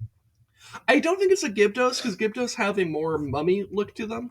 And if you look, you can you can see like an open rib cage on them, right? Um, right? Like look at those are ribs. You can straight up see that. So I think this is much more in line with Redead's, 100%. Also, it has the more visible mask look to it, Does right? it have a tail though? A tail?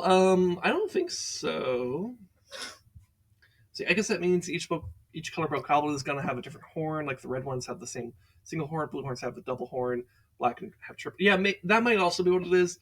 The horn shapes might just also just be a further way of indicating the power level of certain bokoblins. And you know what it could be actually, like in a real life sense, why they did that. It could be that they were looking for ways to be more colorblind friendly, and a good way to do that is to actually give different shapes to different things that you want to indicate different things for. And so if they have different horn shapes in addition to different colors, but the horn shape and the color signal the same thing, then that makes it more accessible to people who are colorblind, right?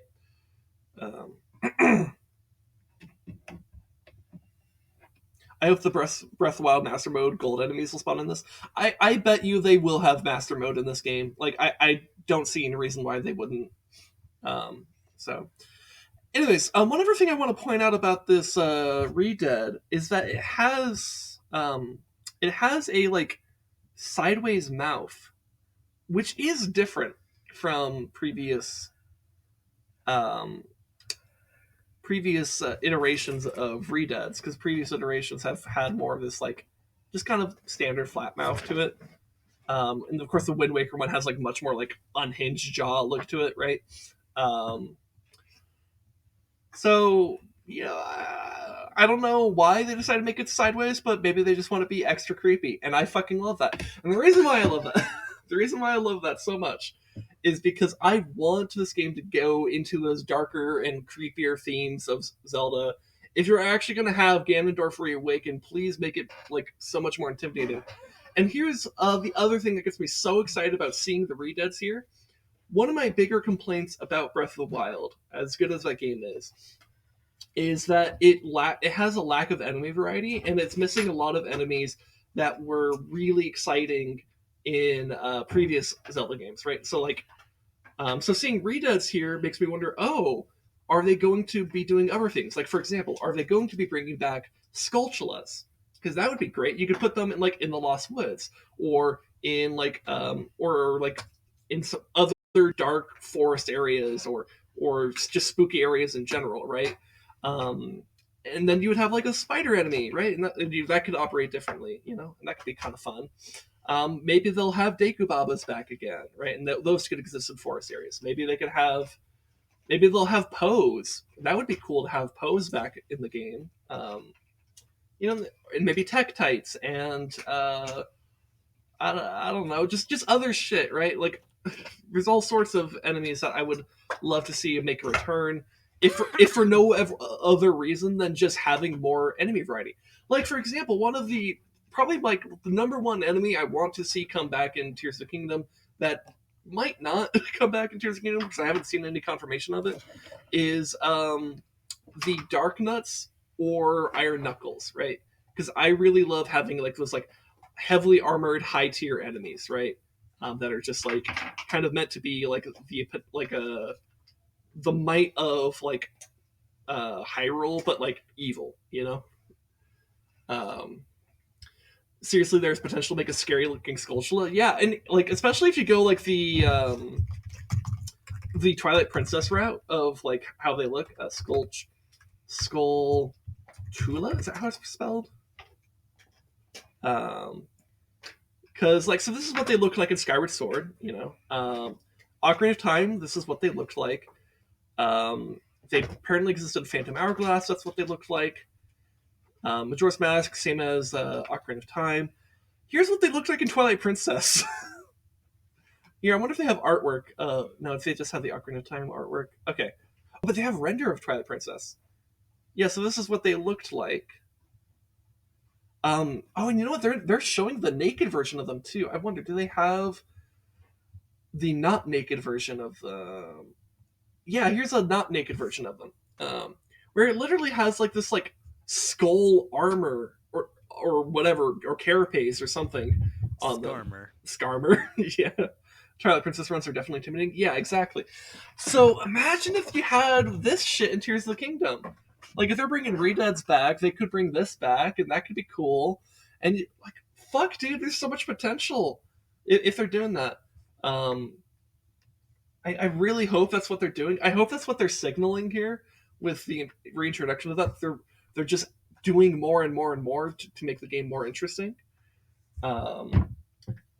And here's because God, you could get so thematic with it. Like you go into it like imagine if you go into Lost Woods and maybe there's like now Malice in Lost Woods and the Great Deku Tree is like under attack, and you go in there and there's like Deku Babas and Skulltulas and shit like that. Like that'd be fucking dope, dude. The render one appeared in a couple parts of the Forest Temple. I remember being scared to death by the Skulltulas and Twilight Princess back in the day once. Yeah, no, it's fucking great, dude.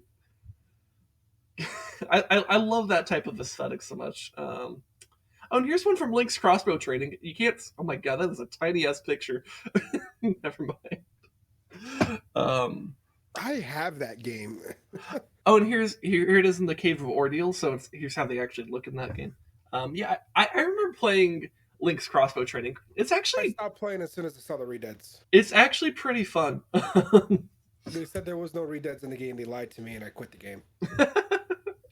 Oh, I'm sorry to hear it. I got gaslit. I'll never forgive them. All right.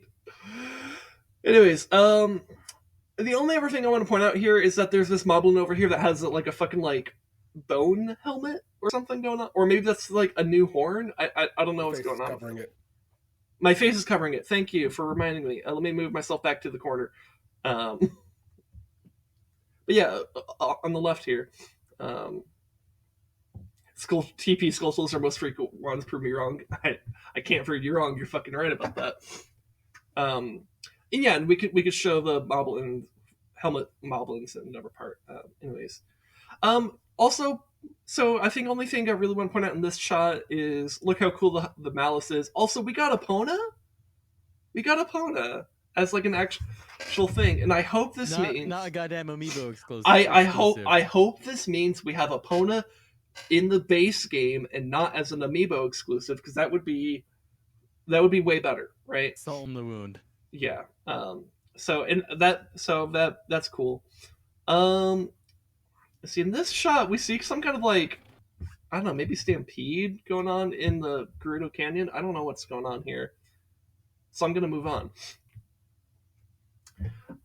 So then we have this shit with the Guardian arms. Now, if you notice in the back here, we have the Sheikah eye, the Sheikah architecture. This is a Sheikah place.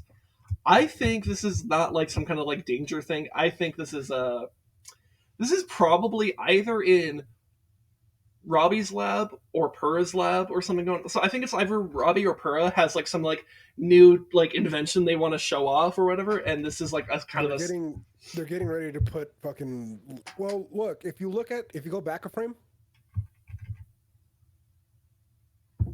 Okay. If you look at one of them, they actually have like something in its hand. Yeah. I think it's like, it's gonna be like a fucking, what was it? Dead Space armor stuff or some shit. Like an armor cutscene or a upgrade cutscene. Yeah, maybe this could be how like you do some kind of upgrade thing or something. I don't know. If you look around, if you look outside on the windows, you can see that it's like, either surrounded by water or high up in the air. Yeah, so this could be like a Sheikah lab in the sky, shrine or a temple. Yeah, or something.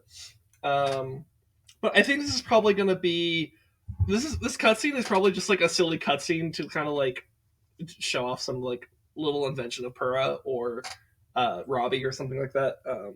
And I think it's just going to be a fun, lighthearted thing.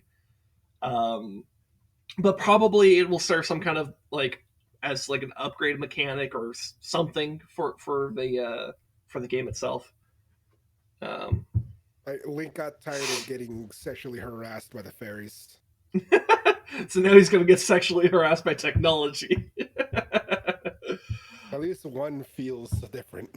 All right, so here we have another shot of the King Bokoblin, and I think this basically confirms that it is meant to be in conjunction with the Bokoblins. Oh, and you know what it looks like it's doing here? There's like malice going on here, right? As it's like blowing its horn. And so I wonder if it's like... I don't know. I wonder what that's about. It looks like it's spotting enemies. I think so. If you look in the background, you'll see like an enemy spawn in. Yeah, you can kind of see it on the right here. On the left side too. Yeah, so maybe the horn summons Bokoblins out of thin air, and that's what the malice animation is for. So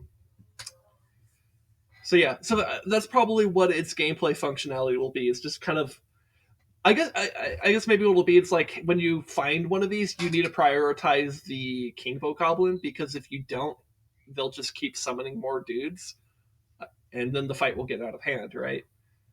This is already a lot of dudes, by the way. This is like 1, 2, 3, 4, 5, 6 Bokoblins, plus the additional that he's summoning, if that's what he's doing. You know what they need to reintroduce that I fucking hate, and I have like just like post-traumatic stress disorder from? What? The mini blends from Wind Waker. Dude, I would love to see them. I fucking love the mini blends. Fucking annoying, man. I would love, especially since they work so well as a swarmy enemy. I would love to see them. Like, yeah, and they like have that annoying ass little yelp that they just for no reason will swarm you at the craziest time, even the most like peaceful areas.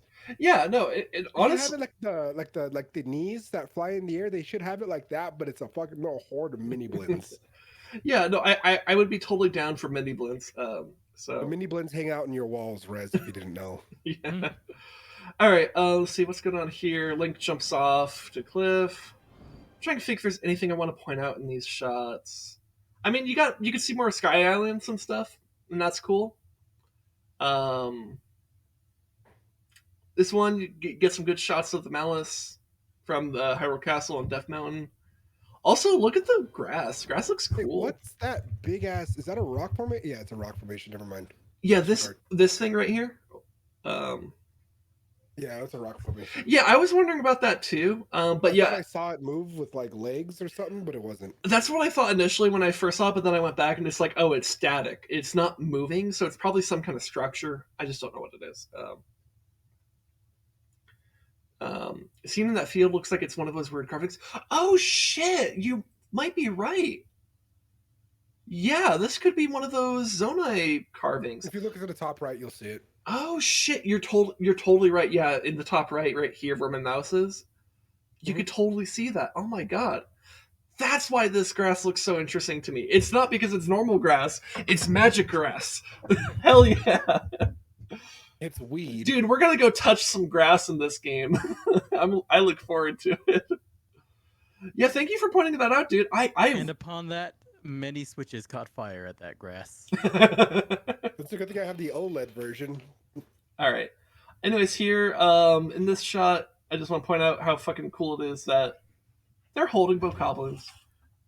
So these Fires, Kargaroks, whatever they are. Tail was a rifle right now. It's like, oh my god, they're bringing out the blickies. They're bringing out their AK-47s and they're gonna go fucking Depeche Mode on us. That's the economic lesson we all learned from H-Kills. H-Kills coming in with an AK. But dude, can you imagine? Like you're just like you're minding your own business in Hyrule, and then you hear like some like kind of like caca from like a bird or some shit, and then like a fucking Bokoblin just drops out of the sky on you. Like how with fucking tomahawk. Like they just fucking like do like. Oh my god! You know what I'm thinking of? I gotta look this up. The Sekiro Woo guy. Yeah. If you okay, let me link this to you. The fucking the guy Sekiro who was Woo hiding guy. in the kite and then just woos into you and like almost knocks out a whole fucking bar of health. Like, look at this shit. Mm-hmm. I played this game. Chat this clip. Okay. I've played this game. All right, let me pull it up. Drag it on over.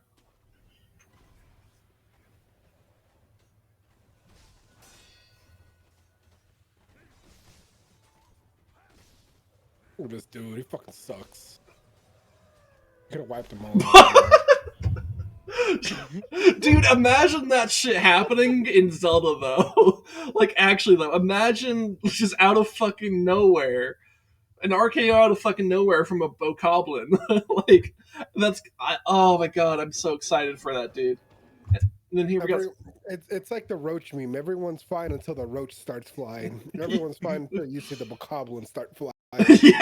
yeah, dude. Especially if there's like actually mid-air combat. Imagine how crazy that could get. These guys have helmets. Very nice. Yeah. So one thing I wonder, like, are these? Do you think these Oh are my like God. bony Oh my helmets, God. or do you Oh my think God, these Tim. are? Hold on a second. So let me do it for you, moblins. Do you think these are bony helmets, or do you think they're horns? Because like we've been seeing like new horns for the bokoblins. Do you think that could be what's going on here? It's probably the skull piece of like an animal or something. Okay, so you think they're more likely to be like a helmet? Yeah. Okay. It's like a skull piece helmet or something. Okay. Anyways, what is it, Rez? What's it? Fucking suddenly they introduce a crossbow with a claw-shaped bayonet that has a line on there. But he Yeah. said mid-air combat. Yeah. I don't know. Literally I don't like a know. Super shotgun from Doom Eternal. I mean, honestly, because like think about it, that could actually work in Zelda though, because it's like combining like the bow with the hook shot, right? So like, what if we did though? Like actually, I mean, they had a machine gun crossbow from crossbow training. yeah, just bring out Link's crossbow training. Do that in Breath of the or Tears of the Kingdom, Have it and then just like go as a fucking. DLC fun quest like they did with like the first Breath of the Wild.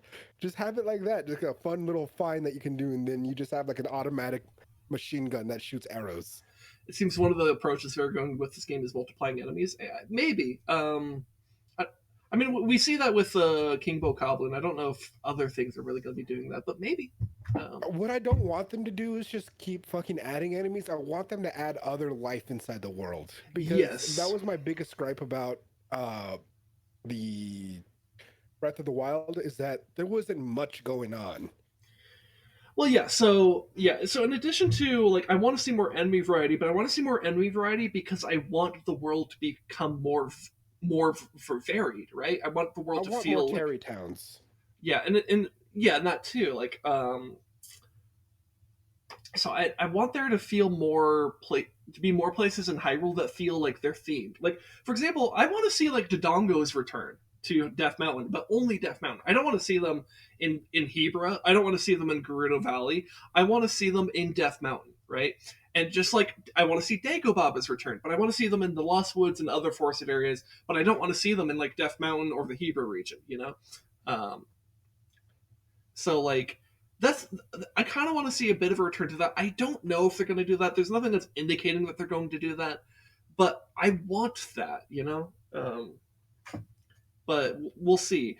Regardless, I want them, whatever they're doing with Tears of the Kingdom, I hope that they're doing it with intention, that all these decisions that they're making are meaningful, that they're going to meaningfully impact the gameplay, right?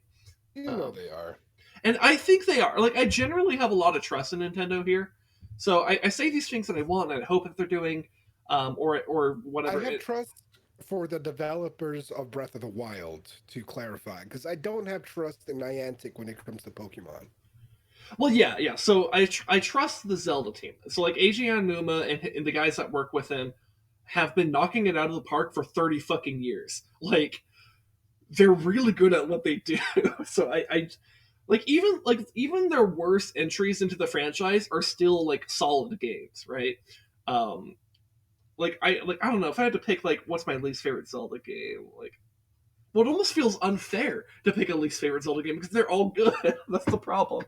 Like if I say Wind Waker, I feel like, oh shit, that's like not fair because that's a really good game. If I say the Oracle games, it's like, oh, but I really enjoyed those. If I say like I don't know, if I say like Skyward Sword, that feels unfair. If I say Ocarina of Time, it feels unfair. It's just like none of like because these are all amazing games, you know. And so like I don't know, man. But that does instill a lot of trust in me that Tears of the Kingdom will be amazing because they've been so consistently knocking out of park. And even if they don't do exactly what I want them to do, I still think that they will make a good game, right? Even if it's not exactly what I want, even if it's not exactly to my taste or my desire, I do think it will be good. And that's the biggest thing, right? And like, yeah, Breath of the Wild, honestly, Breath of the Wild might be my least favorite Zelda game, but I still fucking love it. And honestly, the main reason why it's probably my least favorite is because its dungeons are basically non-existent. Yeah, it's like the Divine Beasts are like half dungeons, but I really like the Divine Beasts. I really like them. One puzzle that made me think, and that was that stupid star map puzzle that I just had to fucking Google. Yeah, I wasn't about to Neil deGrasse Tyson my way through that fucking puzzle. Breath of the Wild is more or less a prototype for concept for future Zelda titles. Yeah, and so that's why I'm paying close attention to what they're doing. It does fill me with a very fleshed out version though, because Arceus was the template of what they were going to do with Pokemon, and you saw what they did with Pokemon. They bungled it fucking completely. So when it comes down to it, the Breath of the Wild team, whoever's developing that on Nintendo's end, is doing a far superior job. Yeah, Eiji Aonuma is very consistently good at what they've been doing. Like I said, the Zelda team's been knocking it out of the park for like 30 fucking years. They're really good at what they're doing, and especially since Eiji Aonuma's been like took over. I think the first official game that he was like the head of, and he's been the head of like almost every single Zelda project since, is Eiji Aonuma, and I think the first one that he did was Majora's Mask, and I fucking love Majora's Mask. So, and I've loved like every game he's done since then, basically. So, I'm very excited. I have high hopes. Anyways, so we go from this to fucking look at that golem. Look at this shit. It's Minecraft. It's a Minecraft golem, guys. But it looks like this is going to be something in the sky, and it's going to be part of like some kind of Zonai trial, perhaps. I don't know. Also, you can see that one of the cubes here glows a little bit differently. I suspect that's kind of like, it's probably going to be a bit like fighting a Talus, where it has like a spot like on its back that you need to hit, and that's how you do damage to it. But it could be a farm source, a mini boss of sorts, perhaps. Yeah, so this might be like a mini boss or something, or a world boss in the sky. I don't know. We're gonna look for food up there. It could be a mini boss in a dungeon that takes place in the sky. That would be cool. But yeah, this shit's fucking cool. And I'm excited. I'm excited to see what's going on in the sky, because you have these weird Zonai automatons going on, and like I don't know what to think of that. I don't know what their purpose is. I don't know if they're there to like challenge Link to like help it in like special like combat trials or whatever. Maybe that's what they're doing. I don't know. But yeah, I'm very excited about that. Anyways, and then you have this shot of Ganondorf with fucking just this like, literally his heart is just of malice, right? It's like this like pit of malice right where his heart is. And if that isn't like, if that's symbolism that doesn't nail on the head or whatever, like I don't know what is. Like it's like his heart is full of hatred. That's what that means. And I love the way it looks. I love the way his skeletal body just kind of contorts and shit here. I love the disturbing look of it all. And look, what the fuck is he doing right here? Right? Like he's doing like this type of pose. And I'm wondering if this is like maybe where he lifts up Hyrule Castle. Like, you know, he does this type of pose and he just like lifts up with magic the entirety of Hyrule Castle. Because like you can kind of see like stone shifting and like there's like some rocks kind of falling. You can see one in the foreground here. But I don't know what's up with that. But it's cool. It's real cool.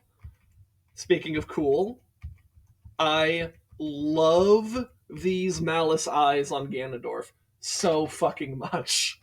everything with Ganondorf here, I am so excited for. I am ready for Undaddy. I am ready for Ganon Daddy. He is wonderful, and I am going to quiver in his presence. And goddamn, his voice was really cool earlier in the trailer. Okay, so you got this shot here where Zelda's like, I don't know if I think you can beat him. You'll be able to. So we got like nice shot here of, we can see a lot of Hyrule from here. We see a little bit of Malice on the right. We can see Hyrule Castle down there, and we can see Death Mountain below us, which means that we are current where this shot takes place is above Death Mountain, and we can see so much of what's going on here. So we can see a section of islands over here, some cluster of islands over there, islands over there, islands over there, and then oh hey, there's a big box over here. So earlier I pointed out that there are 3 Zonai labyrinths.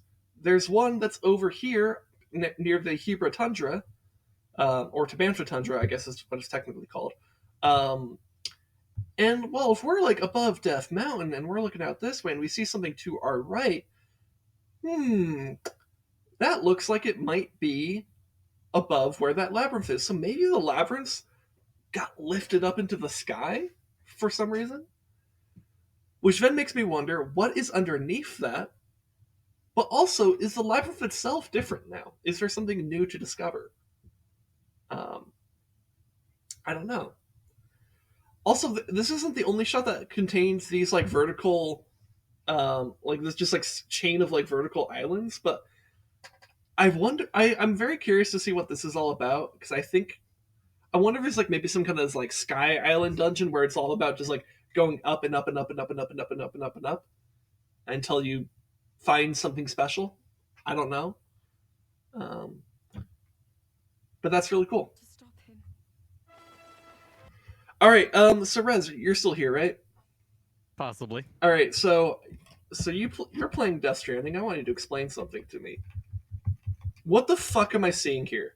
Below, like the tethers? Yeah. So, because those look like those things from Death Stranding. I have not played Death Stranding. I don't know shit about Death Stranding.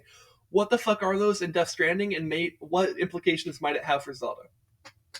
So in Death Stranding, I was gonna link up a little, but in Death Stranding, when you see those black inky tethers, those mark areas where there's extremely high concentrations of a substance known as corallium.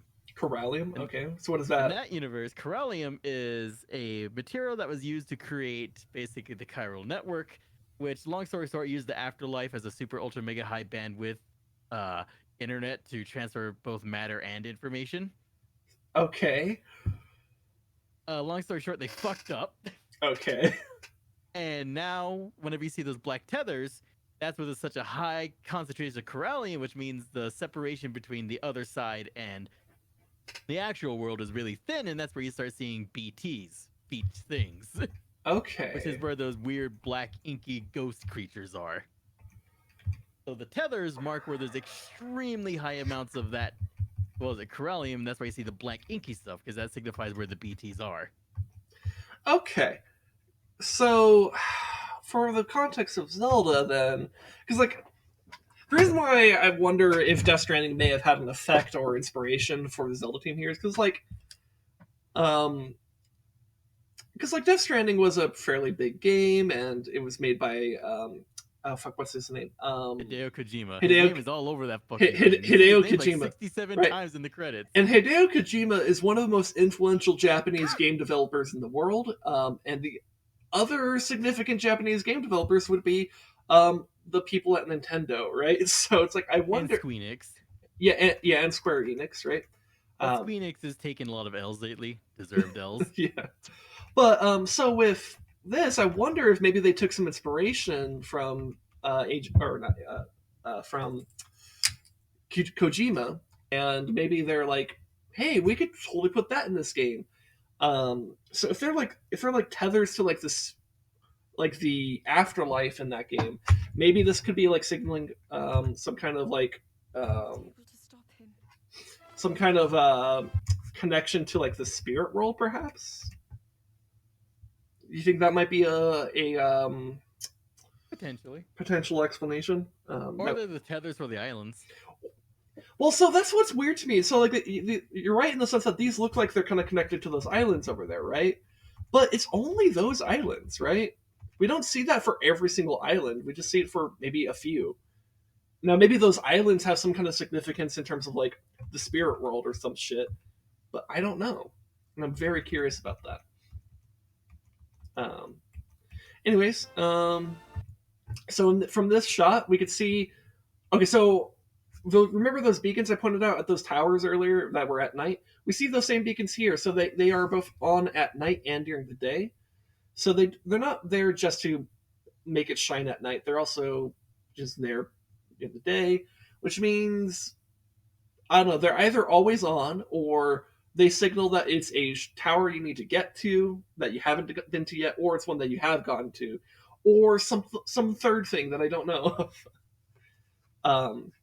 Anyways, you see, there's also Malice here, over here, and I don't know what's up with that, but I also want to point out that I can point to where this is on the map, roughly. This is over the Necluda region, specifically between Hateno Village and Kakariko Village. In fact, I think, because if you look over here, let me go back some frames. So you could see some mountains to the left, right? And I think specifically this mountain on the right, I think might be Mount Nayru, and that these mountains over here might be the mountains near the Zora's domain, which makes me wonder, what the Zora doing? Like, if they got these fucking Death Stranding tendrils, what the Zora doing? Maybe it's water, though. I don't know. It could be water for all I know. But so this area right here where my mouse is kind of hovering, near where Link is, I think that is the Cliffs of Quince right here. Which makes me think that, so Link is probably jumping off an island that's like maybe over somewhere over here. So that way we get the shot of Mount Lanayru here, a little peek over to the area near the Zora over here. And then like he's kind of maybe aiming towards landing in this like swamp area where all those dead guardians are. I don't know, but this is roughly where he is, and I just want to point that out real quick. Which means this Malice that we're seeing might be like maybe on Mount Risotto or something like that, or maybe even deeper. Actually, yeah, deeper. So it could be like on Bremen Peak, or maybe Mount Terran. Maybe it's where the Rebella wetlands were. I don't know. But it's somewhere in there.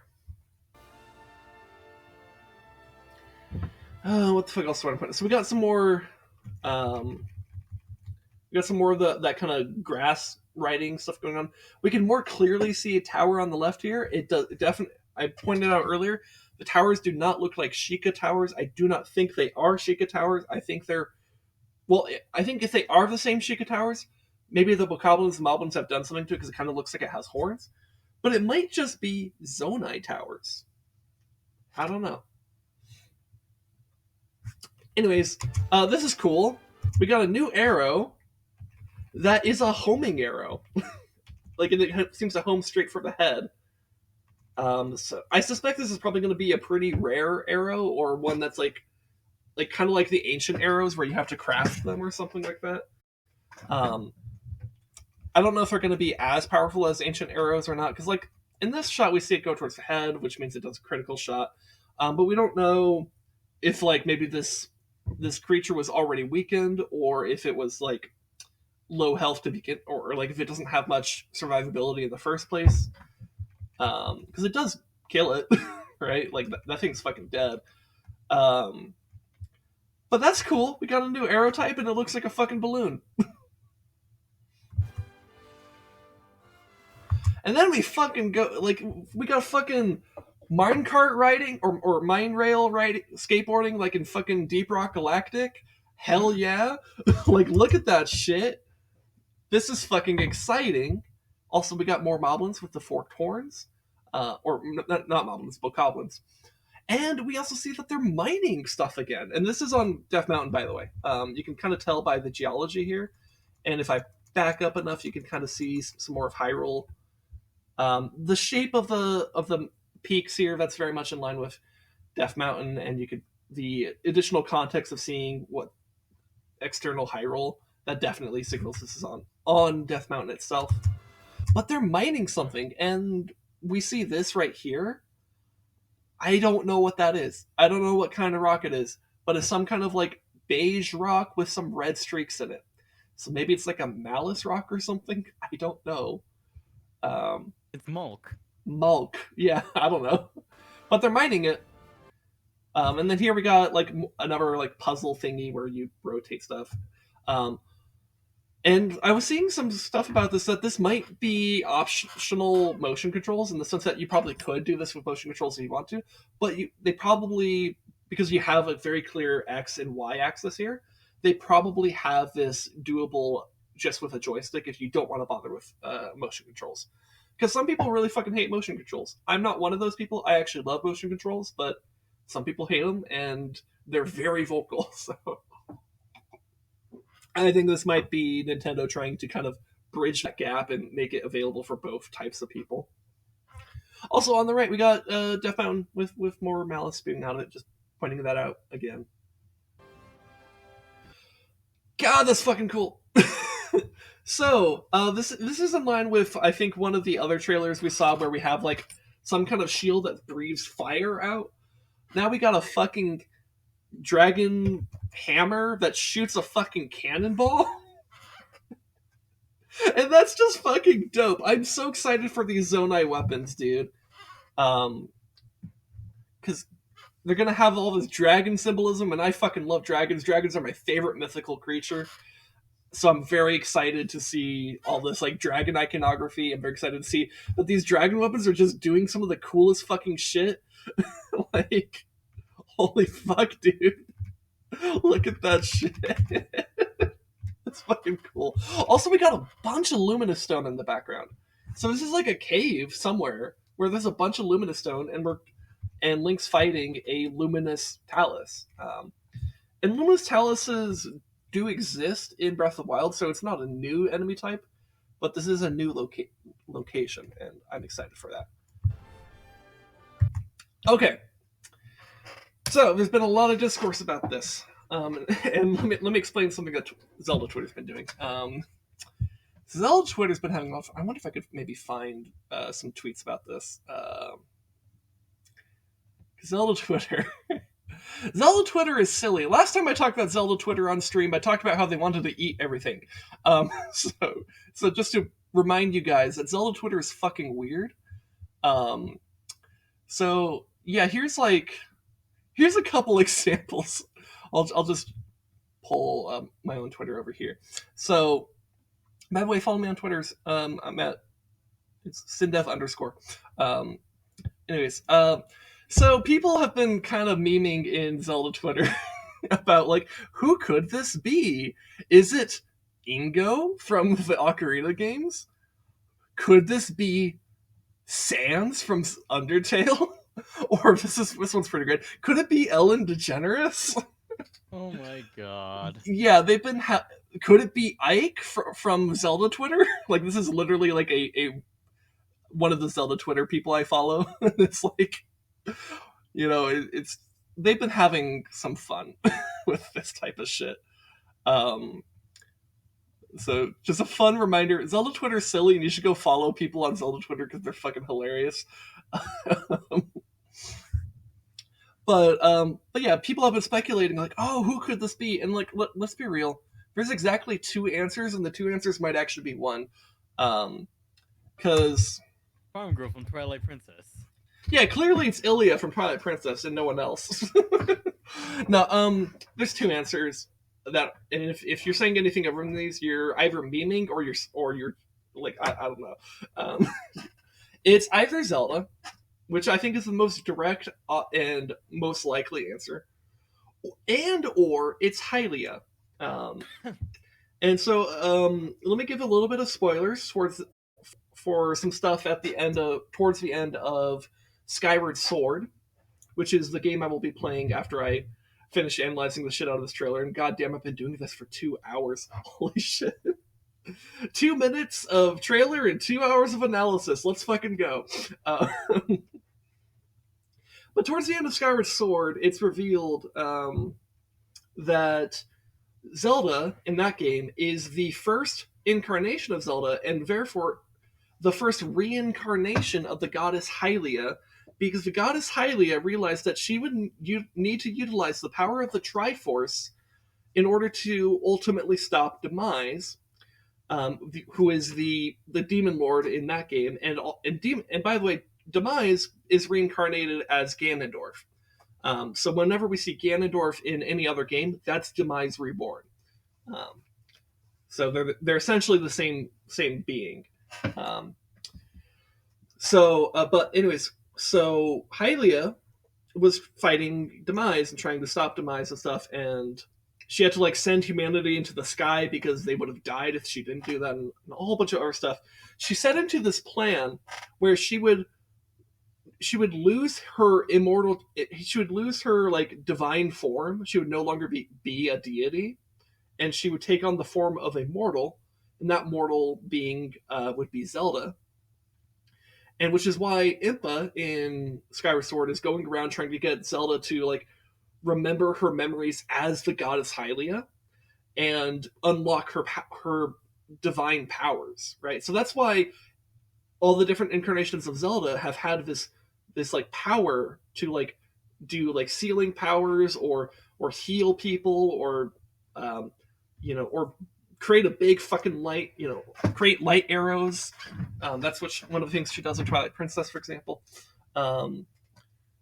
Or hold Ganon in place at the end of Ocarina of Time so Link can do the finishing blow. Like, there's all sorts of things that Hylia's powers and Zelda that exist in Zelda that allow her to do, right?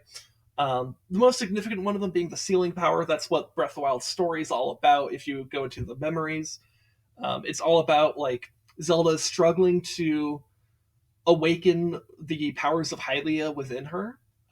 Because like they need her to awaken those powers, because only through the sealing power of Hylia can Calamity Ganon actually be suppressed.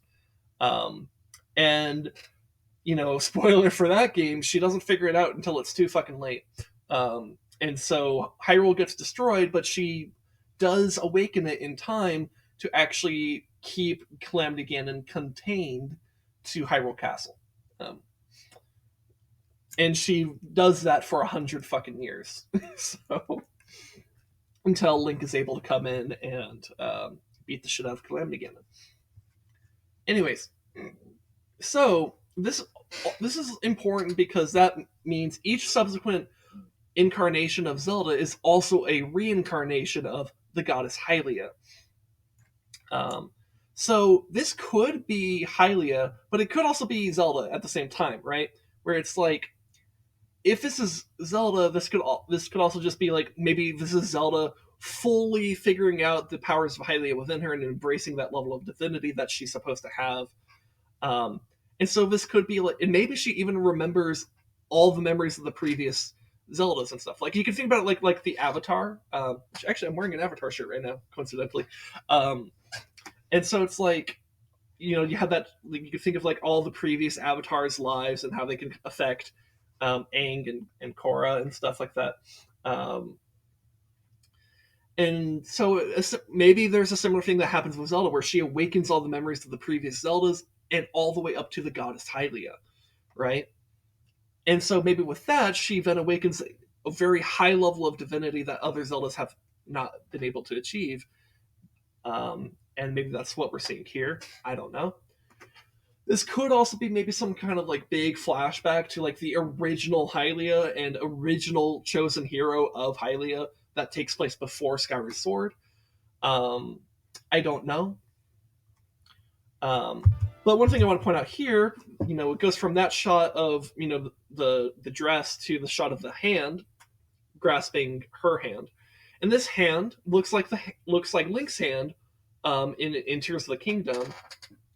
And so, like, I kind of have two thoughts on this. Is that one, this could just be a cutscene of Link reuniting with Breath of the Wild Link reuniting with Breath of the Wild Zelda. And this is like a scene that happens, and like he's reaching up towards her in some kind of emotional, dramatic scene. I don't know. The other option is that kind of like you had memory quests to recover your memory in Breath of the Wild. There might be memory quests in in Tears of the Kingdom, but instead of recovering Link's memories, you're recovering the memories of whoever's hand this is. And what I mean by that is, so you know how there's a hand that was holding all the Malice and Ganondorf in like that initial trailer? That hand is later seen grasping Link in that same trailer after he's like falling or whatever. So it grabs Link to like presumably stop him from falling to his death. But also, I'm pretty sure because like it has the same type of like you see this like I don't know, like copper, brass, whatever fucking thing we're seeing here. You see that same type of thing across that like golden. You kind of have this like same kind of golden look to it over the green arm that's holding Ganondorf's malice in place. And so maybe it's like a spiritual arm, and that arm might potentially, and this is like my own idea. There's no confirmation for any of this. Is pure speculation. It could be the arm of the previous hero in the previous Great Calamity, right? And if that's so, this could be a flashback memory of this very same former hero interacting with their Zelda or something like that. I don't know. Remind me of the texture on the fused shadows. Yeah, it does, doesn't it? So that's something I think I pointed this out in my when the previous trailer dropped. It was like the same. It's the same video as my Minish Cap finale, right? Because that trailer had just come out at that point in time, and I can't remember if I talked about this on stream or if I talked about it off stream with my wife. But the fused shadows in Twilight Princess, and here, let me pull it up for right now for fused shadow. So this is what the fused shadows look like when they're all assembled together. And you may notice that it has this kind of like swirly, like kind of blocky, swirly motion or like symbolism in it. And then it also has this kind of like serpentine look to it in the helm. So it's like kind of like the dragons from Breath of the Wild. Like they're like sky serpents, right? And so I don't know. I just couldn't help but wonder, because the Zonai are supposed to also be a very ancient people, right? Zonai are actually the Twilly. I actually think that, or at least I think there's a strong possibility that the Twilight and the Zonai might be the same species or group or subrace of people. So you know how in Breath of the Wild you had the Yiga clan. The Yiga clan are the same race as the Sheikah. Like they're the same biology, right? And the same like mystical powers and shit like that. It's just that the Sheikah worship Hylia and serve the Hyrulean royal family, and the Yiga worship Ganon and work to resurrect him and undermine the royal family of Hyrule at every turn and stuff like that, right? And specifically are harassing the Gerudo the most in Breath of the Wild, because their base is in the Gerudo Highlands. So I think a similar thing could be happening is that with the Zonai might be the same race as the interlopers, the Dark Interlopers from the Interloper War that the light spirit Nayru tells Link about in Twilight Princess. And if that's the case, then that means that maybe the Zonai were like the benevolent group of people who like fought off these Dark Interlopers and were trying to protect the Triforce, and maybe they're the ones who even called on the light spirits to intervene or something like that. And then the light spirits took the Dark Interlopers, banished them to the Twilight Realm, where over multiple generations they eventually became transformed by the Realm of Twilight into the Twilight. And that's why they look like they look like this now, or at least some of them look like that. Some of them are tall, some of them are short, some of them are lanky, some of them are fat, and some of them are, you know, they're all over the place, right? But like, so it does make me wonder if maybe the Zonai could have some connections to the Twilight. I don't know. None of the trailers for Tears of the Kingdom have really indicated any connection to the Twilight. As much as I would love there to be a connection to the Twilight, I just haven't seen anything like that. So I don't know if they're gonna really make the connection that the Fused Shadows are actually an ancient Zonite artifact, but it'd be pretty cool if they went that route. It would make a lot of sense. But yeah, I don't know what's going on with that. But anyways, we have some kind of cutscene here. It's either Zelda or it's Hylia. We'll find out. It could be both. Maybe it's Zelda actually remembering her existence as Hylia. I don't know. Let's see. Is there anything else I want to point out here? Oh yeah, so we got a new power here. It's kind of like Magnesis, and I think this is on the Great Plateau by the looks of it from the runes. Also, you can see some puddles that look like they look very red, so I think they're Malice. But look what you do if you make a fucking car. You get the Zonai know how to make cars, dude. And you know this is Zonai shit too because it's got the fucking dragon heads again, right? It's like you have a fucking car. It even has headlights, dude. Like, look at that shit. And so it looks like you might be able to assemble it yourself with like the tire. Like maybe you take some like wooden planks, these like the tires and the fucking dragon head things, and you attach it to some kind of Zonai power source or something. I don't know. But yeah. And then you have also there's a little bit of like almost like a green glue. You can kind of see it along here where my mouse is. So it's like around the headlights and it kind of connects to the back there to the power source. So you see this here with this balloon. You see some of that right there. And then you see here in this like fucking gyrocopter or whatever the fuck with this. Flying machine. We've got the flying machine. Yeah, so like, but god damn, we got vehicles and shit, man. That's so exciting. And I don't also in this previous shot we've got a sphere. So we had cubes, we got sky cubes, but we also have sky spheres, sky tendrils, sky obelisks, sky pointy down things, sky stalactites. I don't know.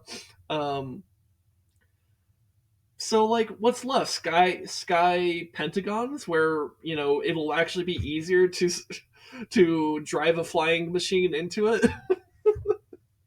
That was a bad joke. I'm sorry. Yeah.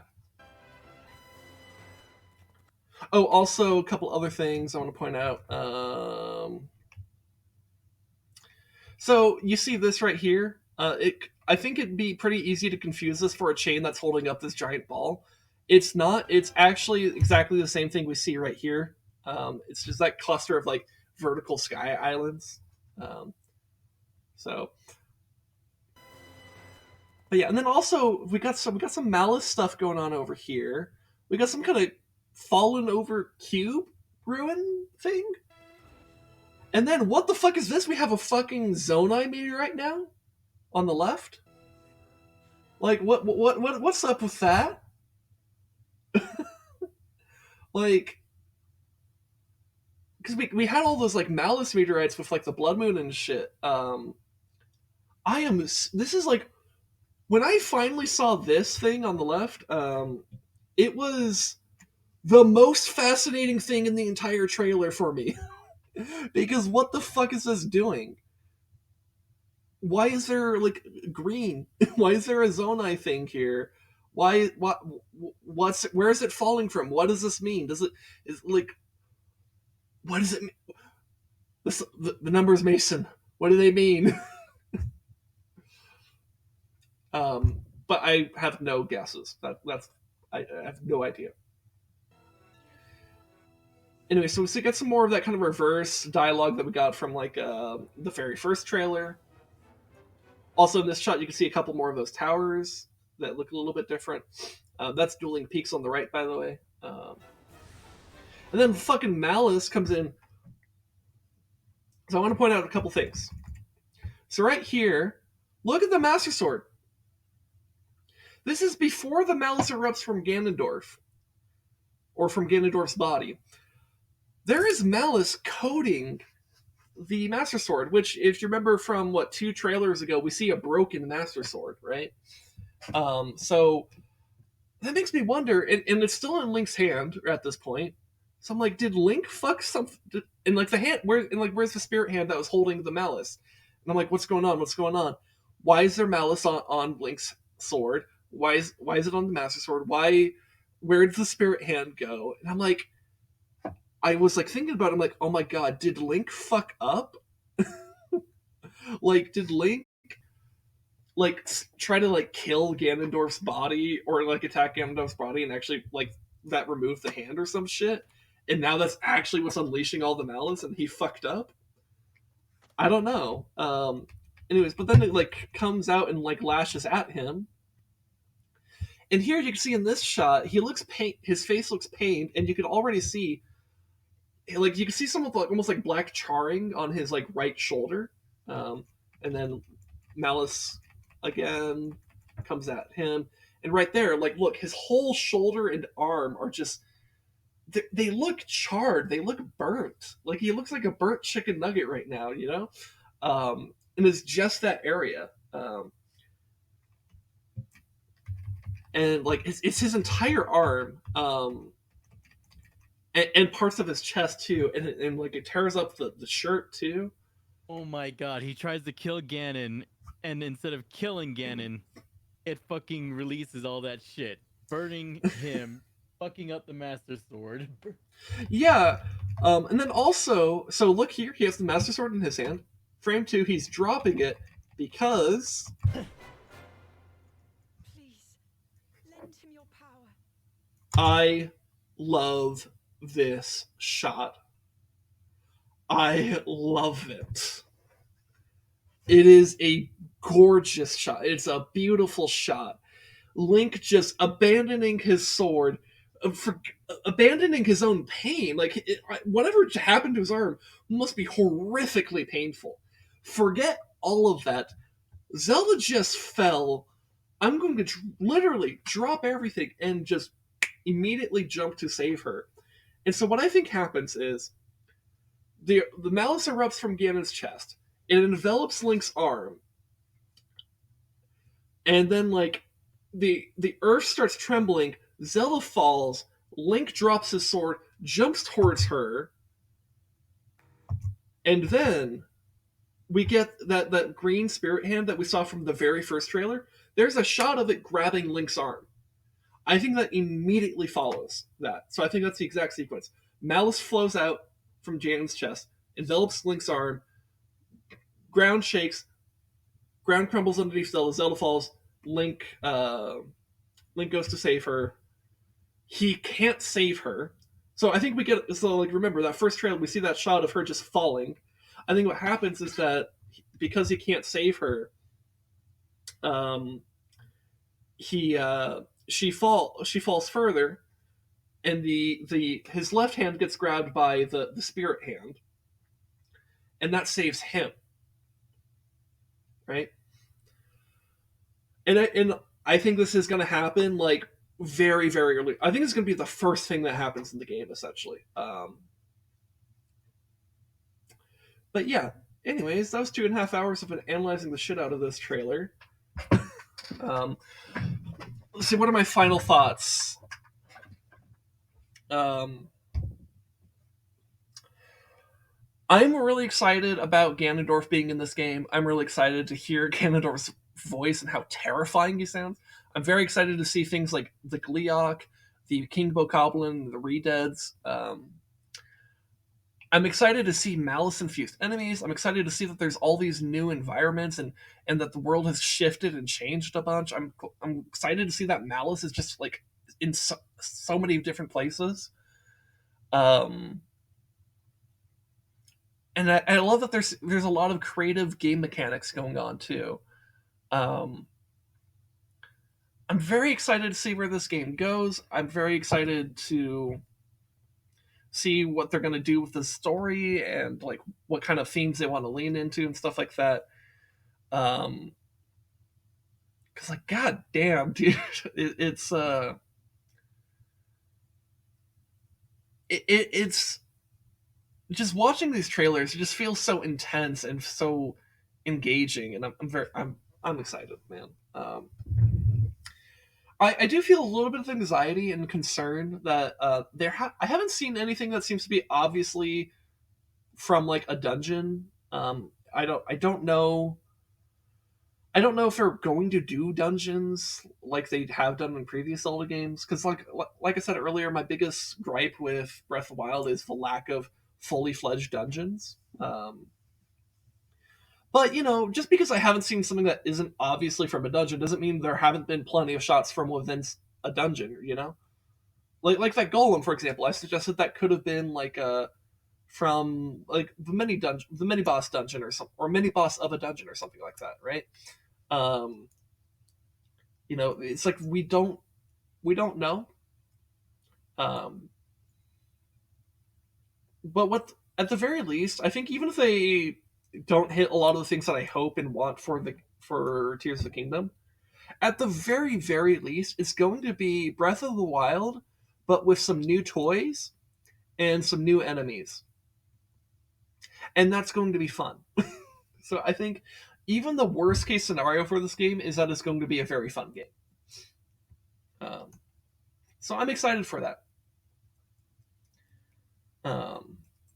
I hope that it also just goes further beyond what I've been able to piece together, And I'm excited to see how the pieces that I have been able to find.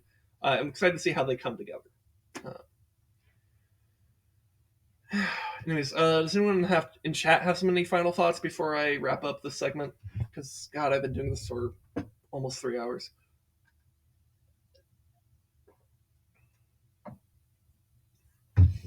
Trying to think if there's anything else I want to point out in any of the shots from the trailer.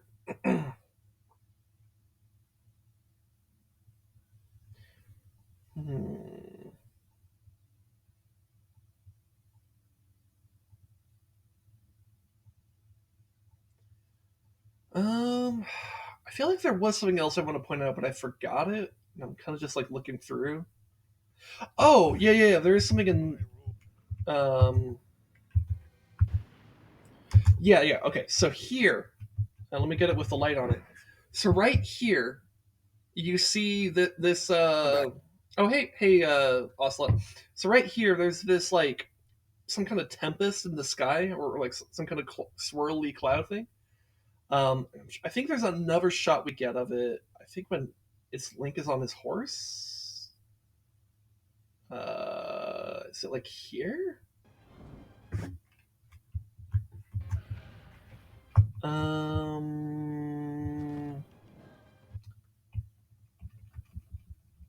No, I think it was a different shot of Link. Actually, I think it was earlier. I'm trying to remember. Okay, yeah, we see it again here. So we have Hyrule Castle here, but again, you can see that that kind of tempest thing. I've been like wondering where that might be, and kind of based off like some of the angles we have, I think it's maybe somewhere either in like northern Hyrule Field here or over the Tabantha Tundra. I think it's just somewhere over here. So something I wanted to check in this like return viewing of this trailer is I wanted to check something here. So I pointed out this Hebra labyrinth, right? The Zonai labyrinth near the Tabantha Tundra. So there's these vertical islands here. I think that's exactly the same location as that tempest, which makes me think that there's something you got to do to uncover the tempest, and then when you do that, you can explore these islands. and that could be part of a dungeon, right? So maybe those islands are part of a dungeon, and then what, like, once you, let's see, you got to clear out the storm, and then you could go into the dungeon, or maybe you go into the eye of the storm, clear out the dungeon, and then the storm is gone, right? I just want to kind of come back here and kind of look at that for myself, and I think I just confirmed that with myself. That's exactly. I think those are sharing exactly the same geographical location. We'll see if I'm right or wrong about that in a few months. But all right, yeah, that's Tears of the Kingdom, and that's gonna come out exactly 3 months from today, because it is currently February 12th. This comes out on May 12th. So I don't think I will be streaming it right away, by the way, because my current plan is, so like today I'm going to continue streaming Skyward Sword after this. I want to finish Skyward Sword, then I want to do Breath of the Wild Master Mode, and then I want to do, and then probably by the time I'm done with that, Tears of the Kingdom will already be out. But it'll probably take a while for me to get through all of Breath of the Wild, even if I'm like avoiding side quests and stuff. It'll probably just take a long time, right? Because it's a big ass game, and I'm not gonna like speedrun that shit. I'm gonna play at my own pace, but like, I guess a more driven pace than like a very casual play. I don't know. I'll play it by ear. How about that? So when I stream Tears of the Kingdom, might be like a month after it comes out, right? It might be like June or maybe even July or whatever. Because I'm not gonna like rush myself to beat Breath of the Wild by the time Tears of the Kingdom comes out, because like quite frankly, if I stream Tears of the Kingdom, well, if I stream Tears of the Kingdom when it initially, in the, like those coming initial weeks when it just comes out, I will be in a sea of people who are doing exactly the same thing, right? So I think since I'm a smaller channel on Twitch, it'll be better for me to actually give some time for all the other people playing it to like do it and like be done with it, and then I can come in and be like, hey, people, now it's my turn, right? And I think that'll help me just kind of have a better Breath of the Wild playthrough and stuff. So that's my rough plan for the coming like 6 months or so for Zelda content on this channel. But yeah. Anyways, I think that's about closes out this whole segment on the Zelda trailers. I have just spent the past 2 hours and 47 minutes talking. My throat is a bit dry. I am almost out of water. Like, I have like a third of this cup left. I have 2 cups. Yeah, I'm gonna get some sleep. Okay, see you, Rez. I'm gonna go take a break. I'm gonna take a bathroom break because I need to pee because I have a lot of water in me, and then I'm gonna get new water. I'll come back, and then when I come back, we'll be doing some Skyward Sword. So stick around. But for now, I will go ahead and put you guys on break and give you a little bit of Kingdom music, okay?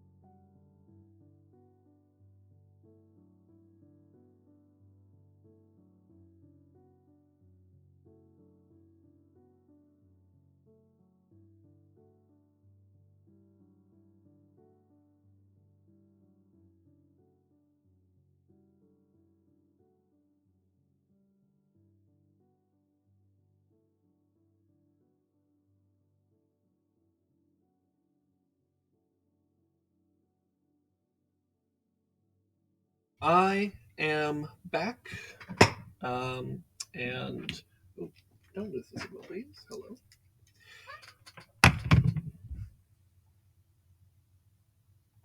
So let's. Let me make sure I have the capture on this exactly. So thank you all for indulging me in that almost 3 hours of analyzing a 2-minute trailer. Jesus Christ, I'm too much of a fucking nerd. I'm gonna go into Skyward Sword now. And we're gonna go do the Sandship in Skyward Sword. So let me make sure the categories change to Skyward Sword off of Tears of the Kingdom.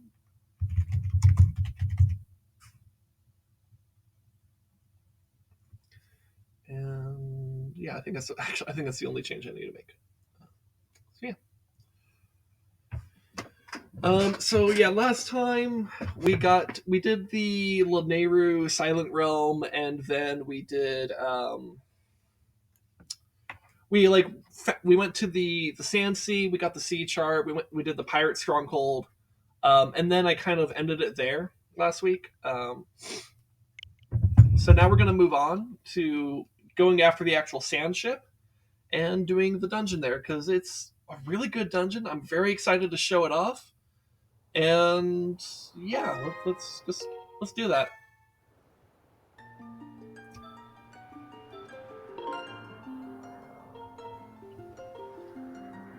Oh my god, come on.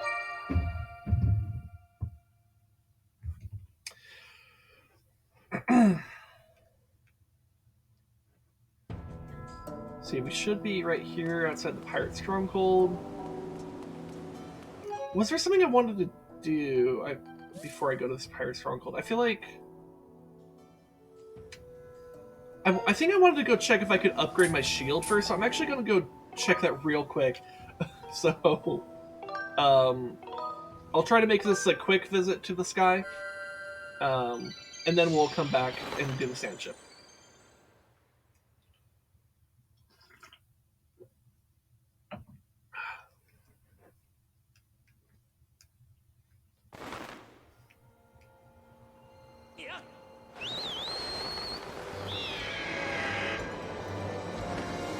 Also, I think we got some goddess cubes, so yeah, I could check some of those out now. So we got some over there, and one way over there. Okay. Should I check this out first, or let's go to the shop first, because if it's like gold rupees and shit, we don't want to accidentally waste those, So let's do some shopping first, then we'll come back.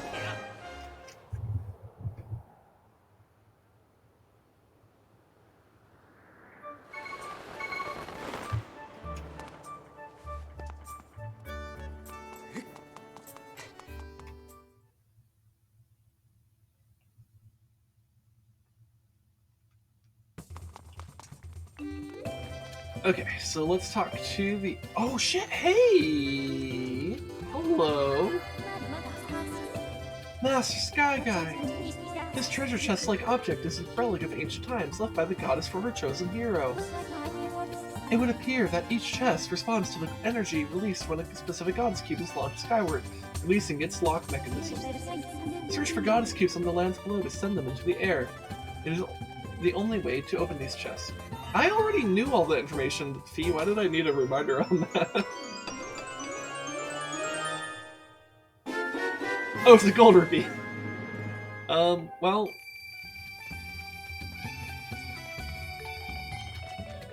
I think we wasted like about 100 of those rupees there, or 150 of those rupees even. So maybe not the best chest to open. I should have upgraded first. Not that I would have. I still would have wasted like 100 rupees though, because I've. Well, what do I have here? I don't have enough ancient flowers. I should look for more of those then. Okay. I need another ornamental skull. Oh my god, how do I not have enough of those? Well, never mind. I can't upgrade shit. Well, shit, dude. Oh, this guy's got a bubble. Welcome. Sorry, I shouldn't be sighing in front of the customer. You see, recently I haven't been able to sleep at night. Sorry, I shouldn't be complaining in front of the customer again. Hello, welcome to my humble little side quest. Okay, so that's signaling that we could start that little side quest. I don't think I'm gonna do it today.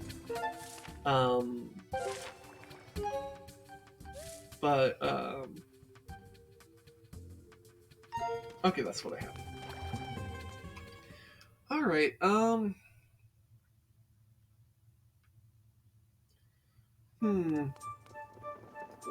That's a bit weird. I don't know what to spend my rupees on, so it's like...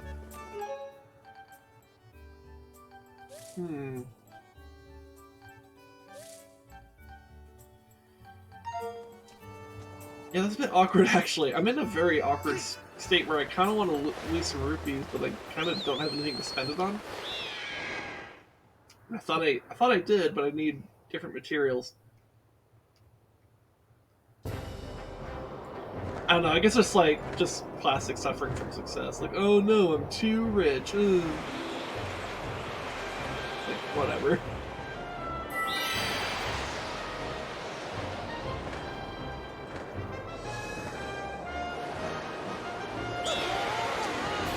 Rude.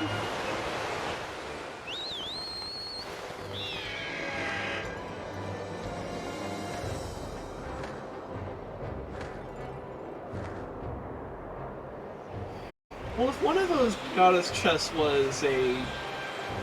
If one I already grabbed was a gold rupee, surely this won't be a gold rupee, right? That'd be kind of bad to grab out as a full wallet. Unless having a full wallet actually triggers the game to say, actually, you can't fit this. In which case, that would actually be kind of cool.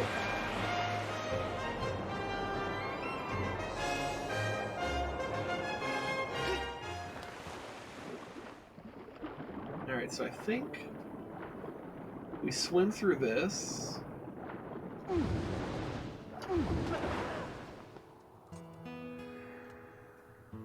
Yeah.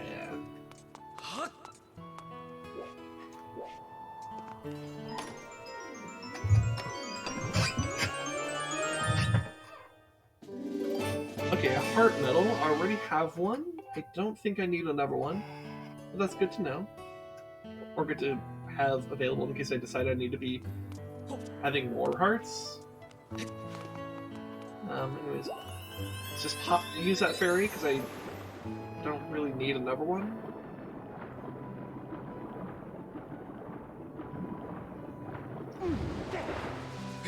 Oh wait, I didn't check Beetle's shop. Beetle's shop might actually have stuff. You know what? Yeah, his stuff actually tends to be a good money sink. So actually, let me head back to Skyloft. I totally forgot. Totally forgot Beetle's shop was a thing.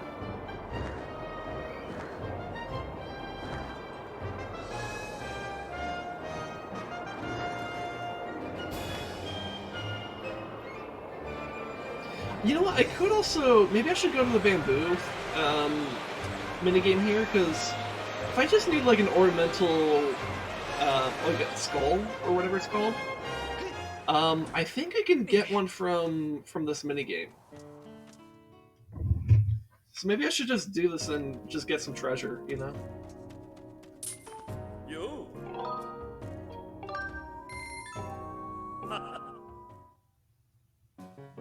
Alright. Let's do this.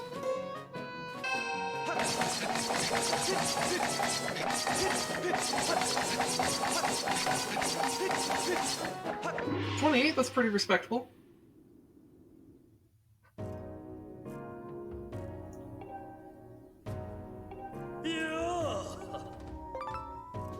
A blue feather, okay. So one thing I can't remember is if he gives specific rewards for like specific levels or stuff, or if he gives like from a pool of different rewards.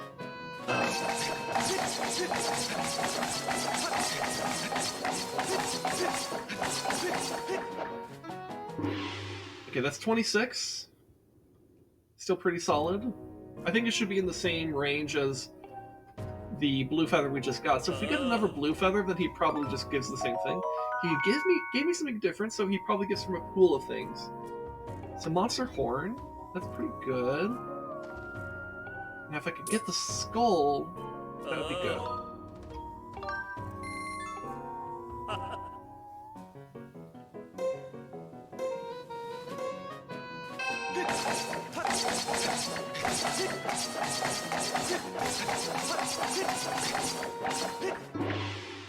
Okay, 24. 25 might be one of the thresholds, so that this could be considered a tier below, but maybe that could work out for me? I don't know. Oh, and it's probably the same level, because Evil Crystal's actually pretty good. I still find it funny that I didn't get any Evil Crystals from the Ancient Cistern, but I've gotten 2 from this guy. That's because Piatra is actually the ultimate evil in this game, though. I mean, just look at the way he stares at us.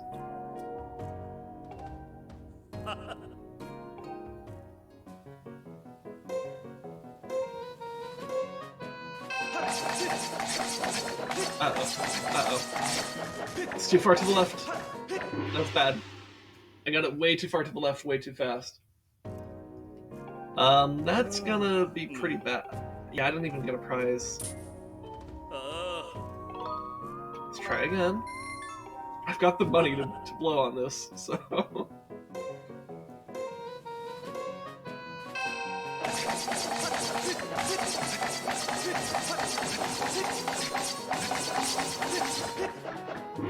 Okay, 29. That's a lot better.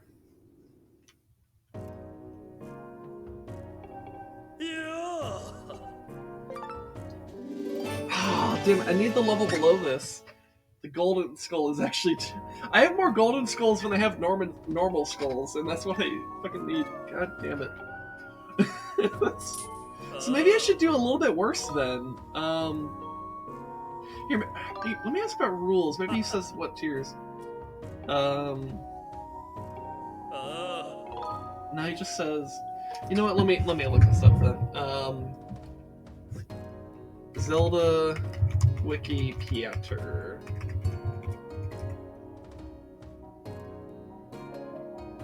Alright, so a Bamboo Island minigame.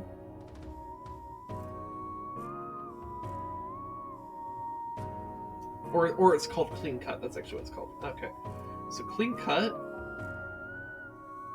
Oh, he doesn't offer... Oh, okay, I see. So if you get 0 to 14, you get no prize. If you get 15 to 19, you get 30 rupees. If you get 20 to 27, you get Evil Crystal or Monster Horn. As you get 28 or more, you get either the Bluebird Feather, the Golden Skull, or the Goddess Plume. He does not offer the normal skulls, so actually, I'm not going to get it from him. So that kind of sucks for us. Alright. Well, that's a little awkward that, like, we can get some pretty good rare treasure from them, but I'm struggling to get like a fucking normal ass fucking thing. Like, I don't know. Hold on, let me pause real quick. Zelda Wiki. What is it called? It's a ornamental skull. Ornamental skull.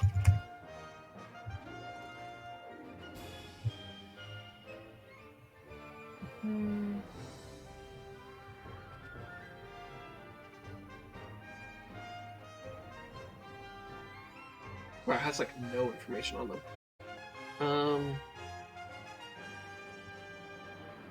Okay, this is a different wiki. Ornamental skulls are items of legends of scarce. So they can be occasionally collected by Link as occasional drops from goblins he has defeated and to be seen fastened to the front of their loincloths. Okay. Okay, let's just go kill some bokoblins, and I think the fastest way to do that is actually... I know I said I would try to keep the stuff in the sky fast, but like... I really wanted to... I'm literally one fucking skull away and I haven't gotten it. I'm gonna go to Elden Volcano and kill some bokoblins. Because I could just spawn near the top of the Earth Temple. Or where the Earth Temple is, and just fight some bokoblins there.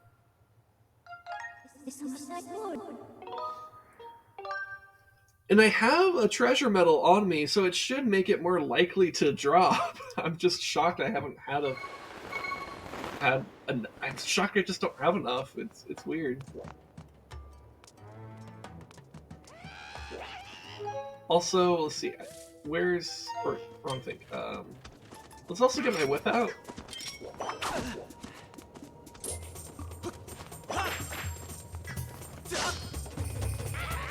Okay, I think it's only the ones with horns that the whip does anything on.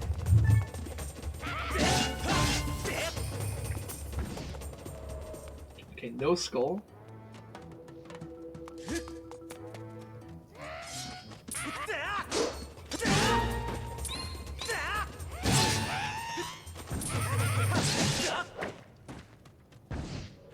No skulls, come on.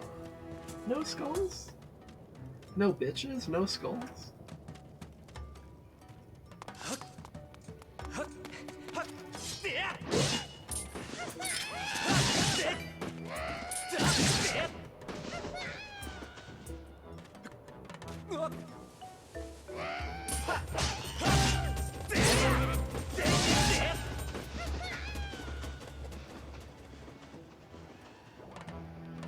Okay, that one just dropped a heart. That one also dropped a heart. Okay. Oh, come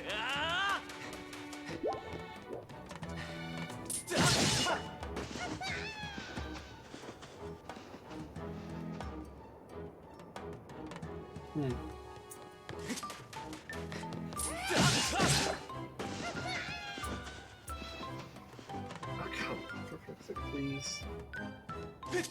Why are they not dropping skulls?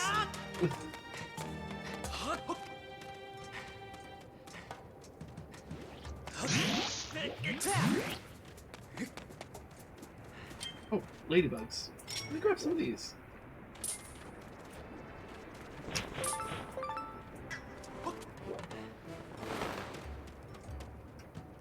Okay, so there's another bokoblin camp here.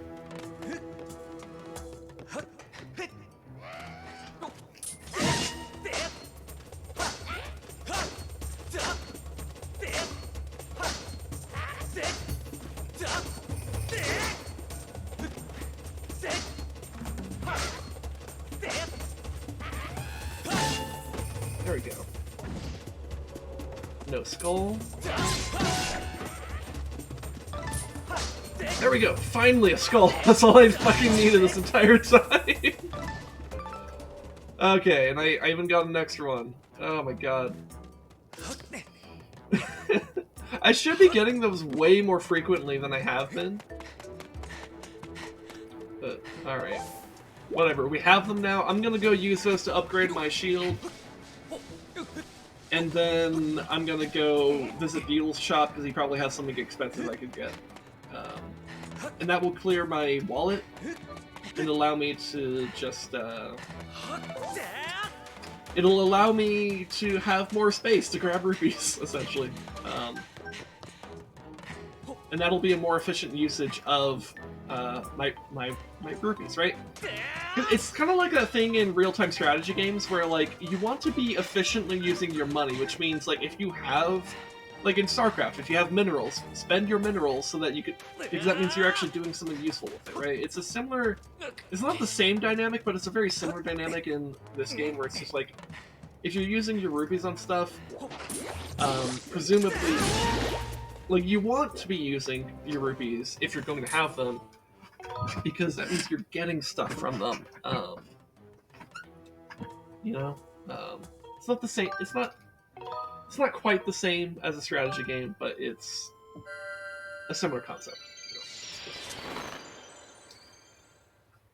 Because any rupees I pick up, in like if I go to the Sandship and I pick up some rupees, they're gonna be meaningless, right? Because I can't even, it doesn't even make the number tick up, you know?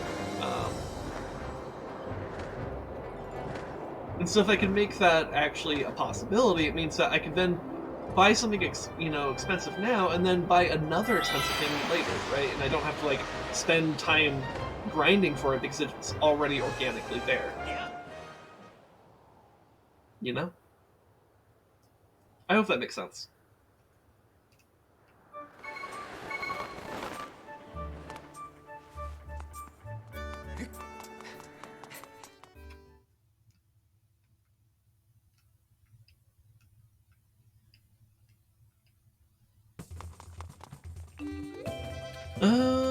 Alright. Okay, so let's upgrade the thingy. Hey! Haha!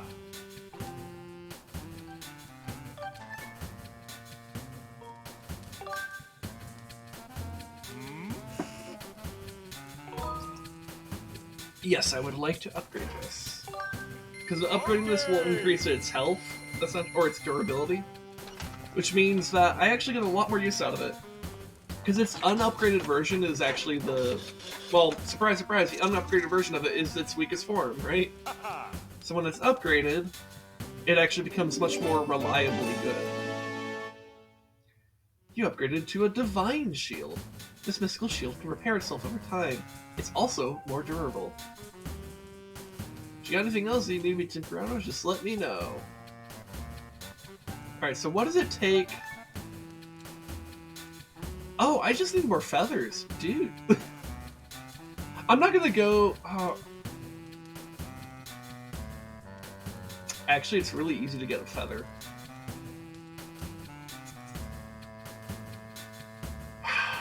Am I gonna go to Faron Woods for this? Am I really gonna be that guy that just, like... I mean, I just did that with the bokoblins, right?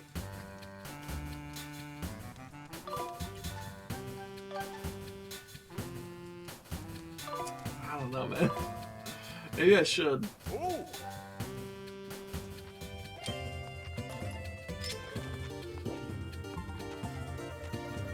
It'd be really easy.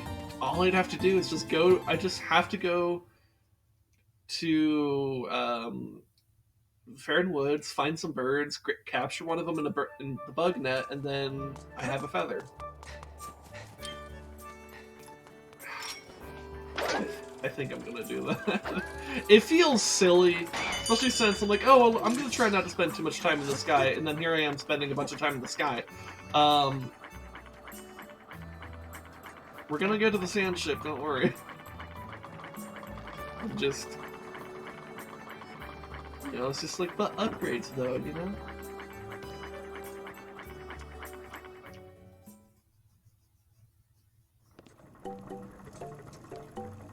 Oh, it's the heart container. Yeah, let's see if I can buy this. Oh, you have great taste in figs. Isn't that shiny? I found it someplace nearby. To be honest, I have no idea what it's for, but I'll sell it to you for 1,600 rupees. Sold. You got a piece of heart. Collect 4 to increase my minute. I only need one more. Oh, it really suits you. Alright. Alright, cool. Now I got that. That cleared out my wallet. I got a heart piece for it. That's actually pretty useful for me.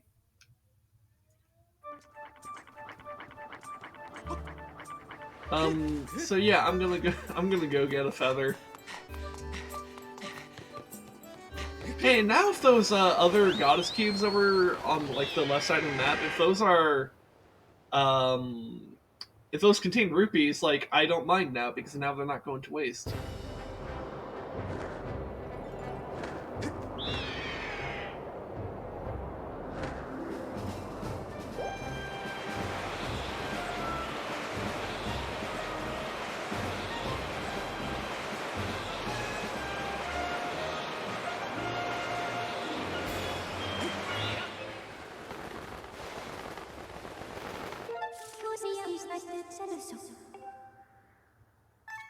Okay, so the best spot I think is going to be behind the temple here. Let's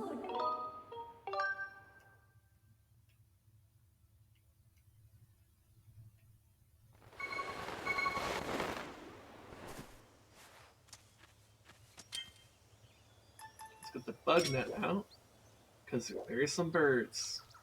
And we gotta be careful. Birds are a bit skittish. I'm gonna approach carefully.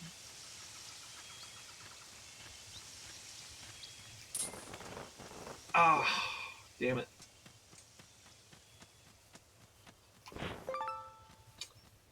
Okay, so now I need to wait for the birds to come back. Is there another spot where birds are in this area? Okay,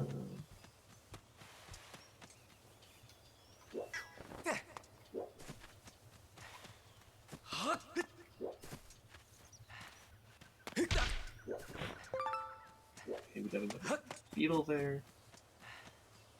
See, have the birds returned? Oh, the birds just returned. Alright, let's take two. Let's try again.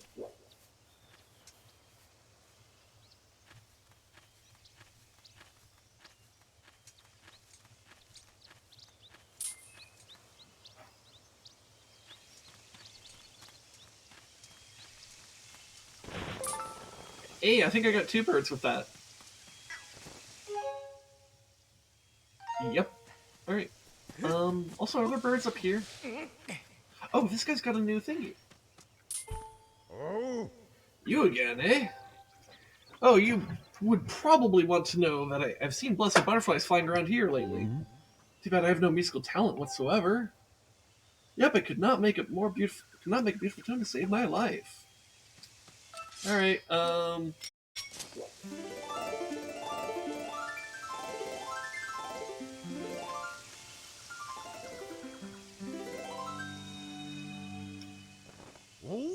whoa, I think my heart stopped. This is it, the discovery of a lifetime. oh. There's no mistaking it. The symbol must be the mark of the goddess walls left for the hero of the goddess. Oh. There's no mistaking it. This symbol must be one of the goddess walls left for the hero of the goddess. Glimmering hexagon. Ye who seeks great riches, draw this shape so that it may be known. Well, that is what is written there. Does that mean anything to you? Let's get some money.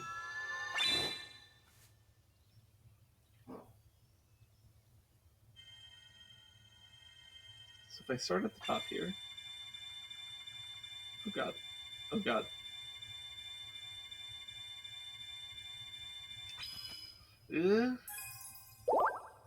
Yeah, it didn't know what I was doing. Oh. Was it? That was not what I was expecting would appear. I'd better do a little more research. Hey. Over time, the power of the goddess walls is restored. When that happens, I would like your help with my research again. Alright. Well, I fucked up, but whatever. Oh, he's got another thing. Hey. Over time, the power of the goddess walls are restored. When that happens, I would like your help with my research again. Okay. Okay.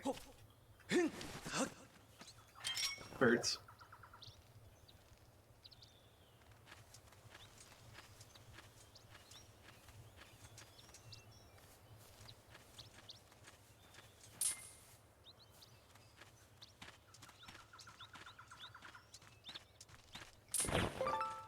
Okay, I got one. That's good enough. Alright, back to the sky.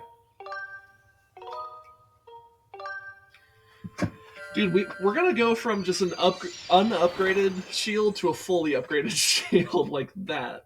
That's wild. Because I think it only does 3 tiers of upgrade.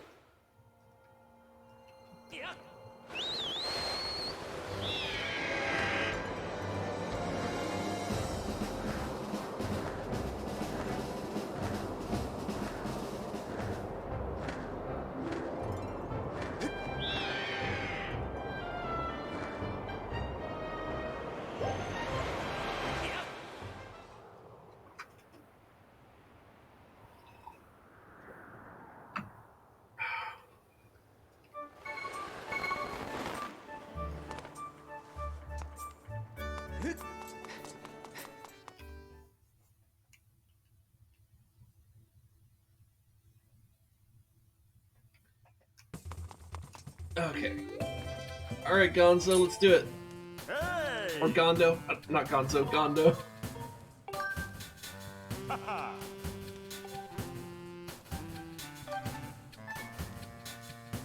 Alright, let's do it. Alright, you want this upgrade then? There's nothing back, you hear? Let's do it. Go for it. Okay! Okay, you just wait right here.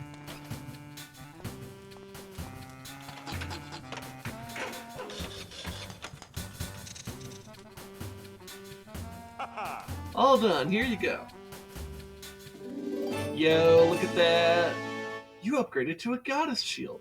This shield repairs itself with sacred power, and it's even more durable than other versions of this shield. If you got anything else you want me to take around with, just let me know. So I think it's just the beetle, and I need an ancient flower, so. Okay. Ooh. That's actually a pretty respectable amount of shield there. I think I can take a few hits, and considering I don't really expect it to take a lot of hits, that means it can take a decent hit and definitely repair itself. That's pretty exciting. So let's go get these other goddess cubes, and then head back to the Nayru Sand Sea, so we could go to the Sandship.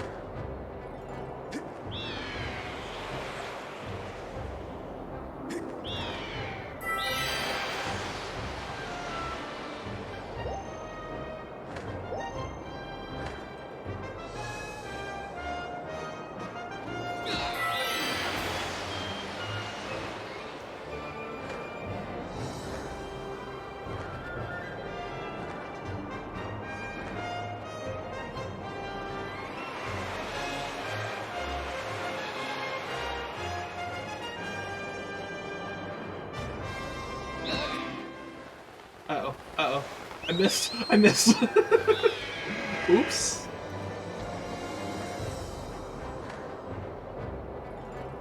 Here, let's maybe drop from a bit higher. There we go. Alright, and I should be able to get right on in with the claw shots here.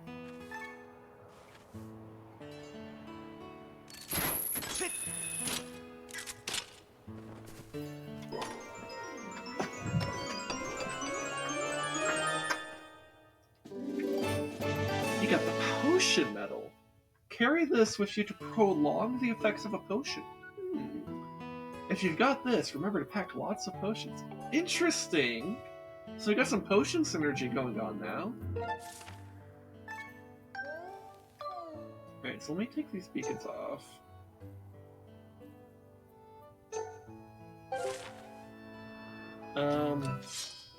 I seem to recall it looking like there's 2 here. Yeah, there's another one. So let me claw shot my way here and then back here. But I notice there's some vines right over here. Yeah, there's another goddess cube or goddess chest.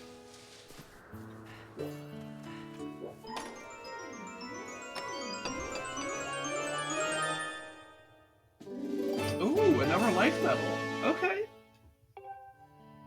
I don't think I need that right now, but that's good to know. Alright.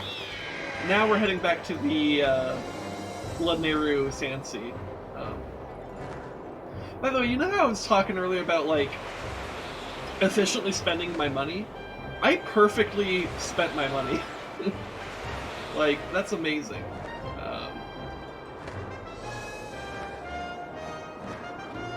Because I have 0 rupees right now.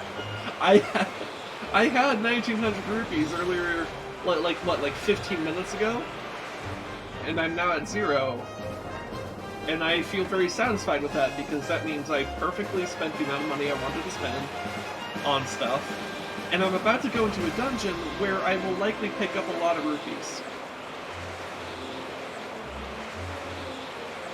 So this is... I see this as an absolute win.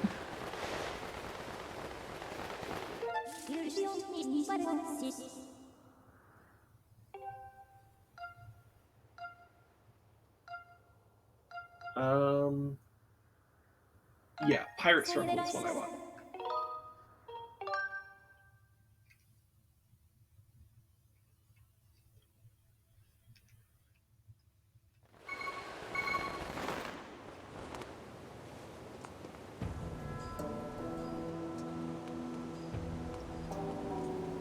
Okay. Alright, Shippa, let's go. Or Skipper. Not Shipper, Skipper. So my ship wasn't here either. Vroom. Zut, vui? You found a clue? You know the place? Some kind of thing called dowsing, Vroom. That's amazing, Fui. This time we'll definitely find my ship, Voot. Ready to set sail, Vui? To sea! Anchors away, Zoom.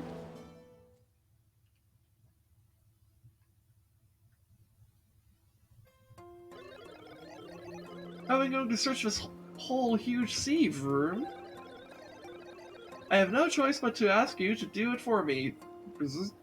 So get cracking, Vui. There's a high probability that the ship is currently hidden from our view. But if we attack it, then we might catch a glimpse of it, sir. Alright, so I like this section a lot because it's... Oh my god. Ooh. Okay. It's a section of the game in which dowsing actually fucking matters. Like, even if you know...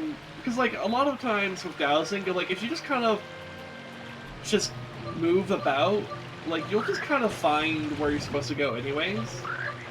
Or if you've already played the game like I have, you'll just remember where to go.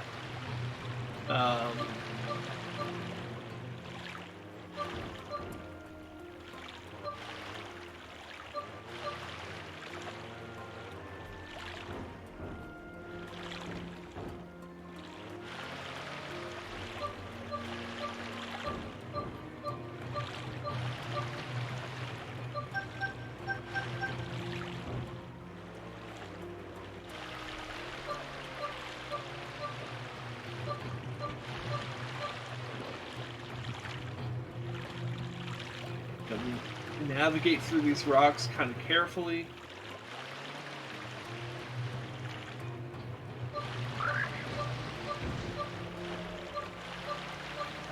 Because we kind of got to get out into the more open sea here.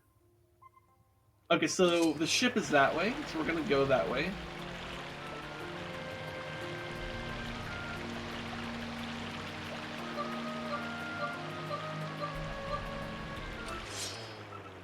Oh, it's like close. Oh, it is right there. Holy shit. Did you see it, Fui? That's my ship. We must pursue and keep pounding with the cannons. It is like right here. Where'd it go? Where'd it go? Where'd it go? Okay, go get. Go, go, go, go, go, go, go, go, go, go, go.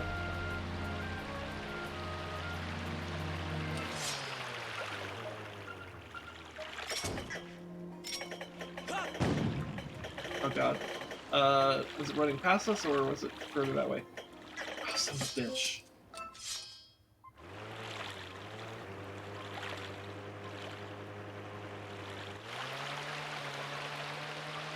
Okay, it's like right here.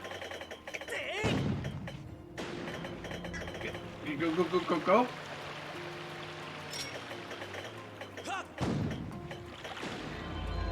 Alright, there we go.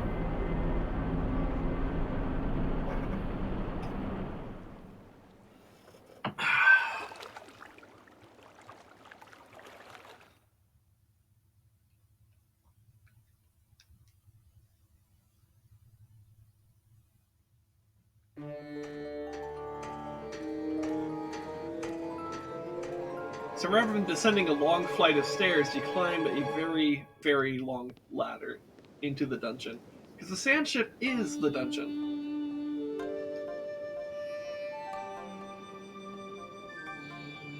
In fact, it's one of my favorite dungeons in this game. It's my second favorite dungeon specifically. After the Ancient Cistern, which is the last dungeon we did.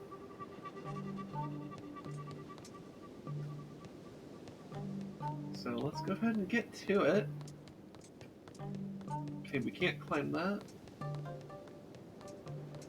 Looks like the only place we could go is right here.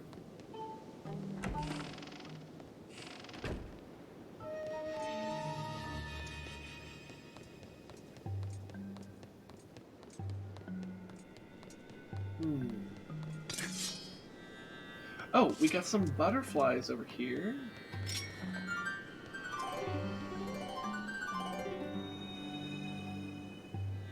Okay, let's... Alright, take 2 on getting some rupees. This is an opportunity for me to redeem myself.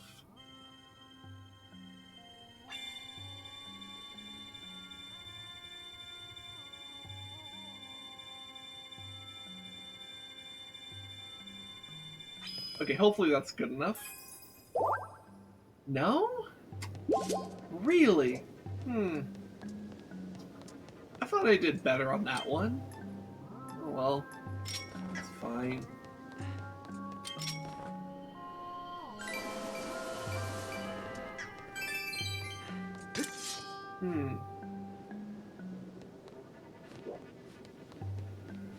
This hallway doesn't seem to lead anywhere. That's weird.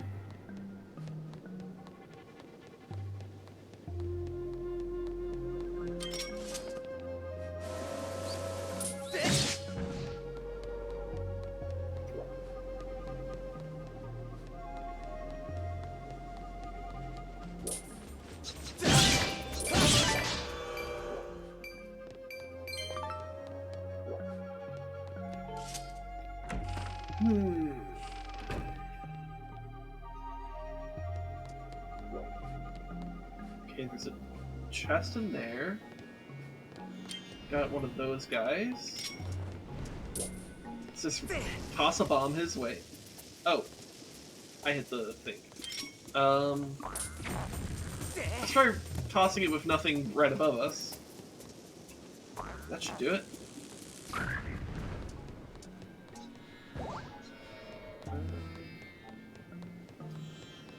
Yeah, I think I need to run this way. Ooh, wow, you have like exactly enough stamina to get across that.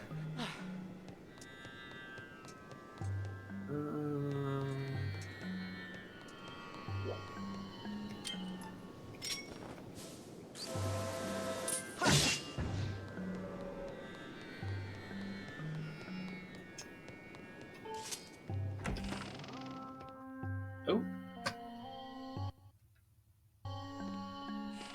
Okay. Alright, that's right. I forgot about this hallway. You just go crazy here. You just spam the attack. Don't let up.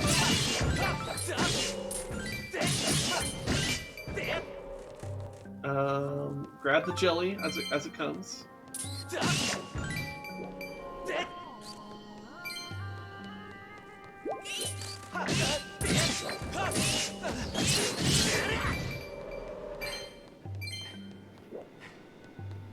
Right.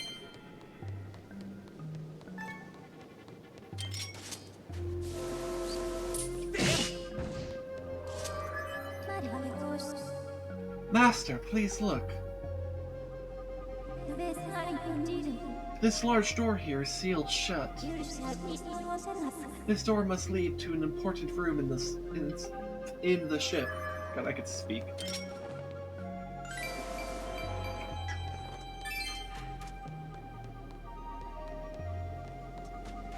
Okay. Oh. Got some keys. Oh, and they're electric keys too. Rude.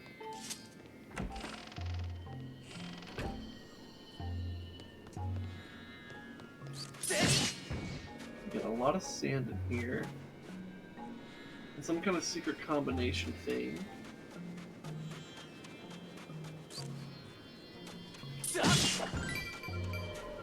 Hmm.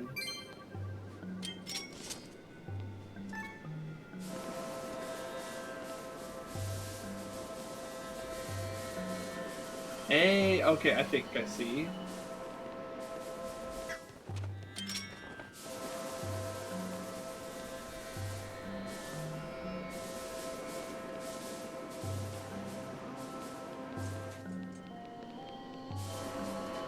I'm willing to bet there's one in here too. Oh, yep, there it is.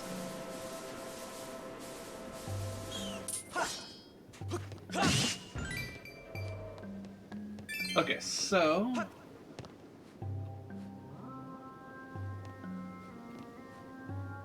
Huh, what does this mean? If I could go through the doorway. Oh, this is... Okay, so it signifies order. So, 1 is left, 2 is... Oh my god, Link, please go through. Link. There we go. So left, right, left, down, it looks like. Okay, let's try that. So left, right, left, down. No? Did I read that wrong? Oh, okay. So, no, I read that wrong. Yeah, because the red is supposed to signal that it's up. So it's actually bottom... So bottom, top, bottom, right? Okay. Bottom, top, bottom, right. Ah, damn, I accidentally hit the left. Okay. Bottom. Top. Bottom. Right. Yeah! Alright, I got it.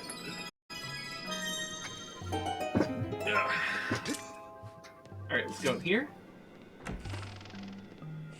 Oh, we got a chest. What's in? Maybe it's the map then? Or something else? Oh, it's a key. That makes more sense. Yeah. Yeah, that would be pretty useful. Alright, so now we need to look for a locked door to use this key on. I'm pretty sure that place... Let's see, this over here was like locked, right? Yeah, so we can't access that.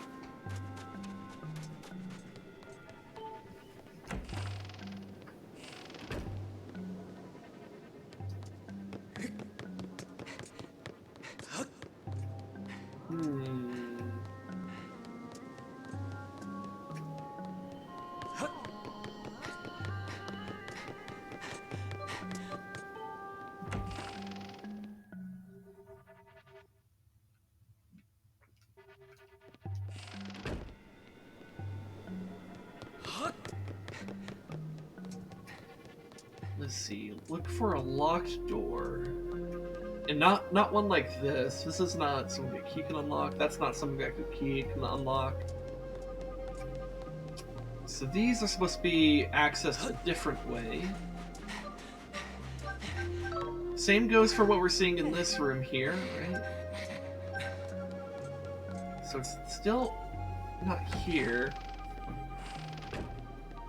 Could be else. Could be maybe.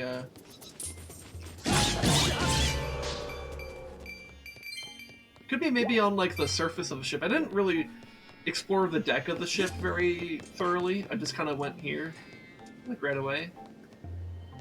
And I didn't see anything on this side of the hall. This hallway was like mysteriously just kind of like empty, which is weird.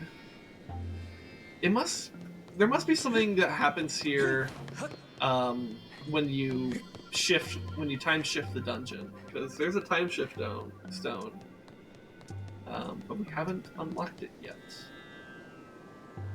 Oh, that's the locked thing. Okay, let me make a quick save here.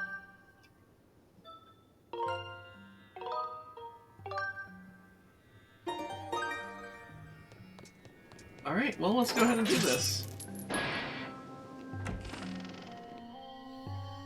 I guess I do remember getting to the mini-boss of this dungeon pretty early. Because most mini-bosses are deeper into the dungeon, this one's like right away. Which I guess makes sense, because you kind of need to get through with it faster.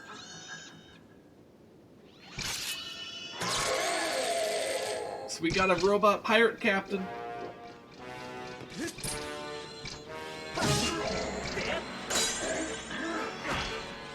Okay.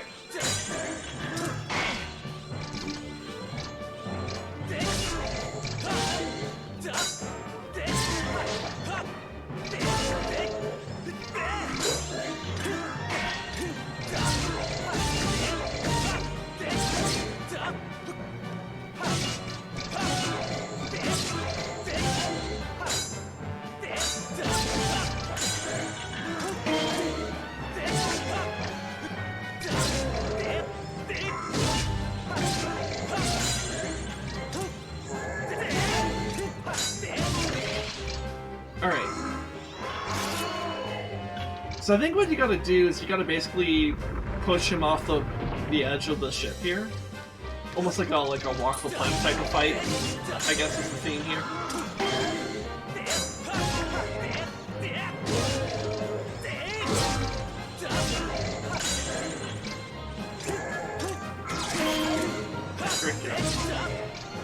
Yeah, his attacks are kind of slow. That's weird. I remember struggling with this like 10 years ago when I was doing this like on the Wii. I'm like crushing it here.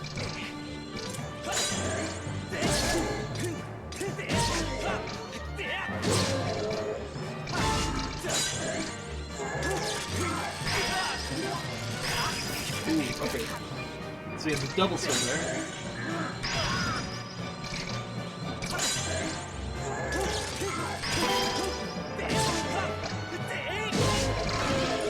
Yeah, that was kind of easy. I didn't even play that well, to be honest. Alright, not too bad.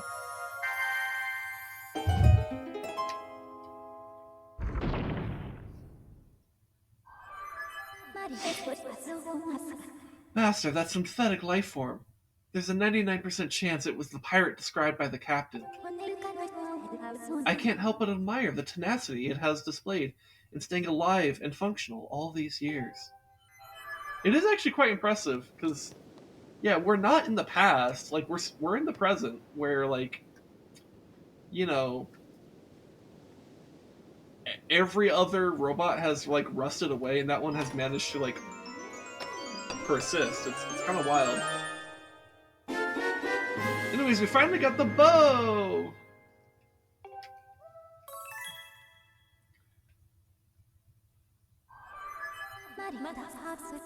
Let me check something real quick over here.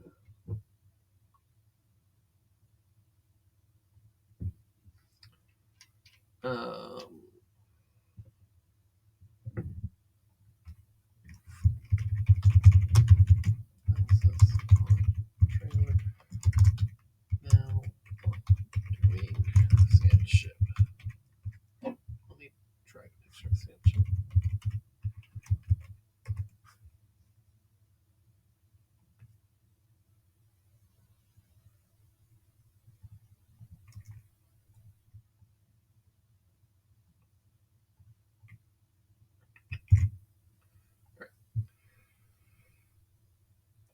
Just putting out a little tweet reminder for people that I'm doing Sandship.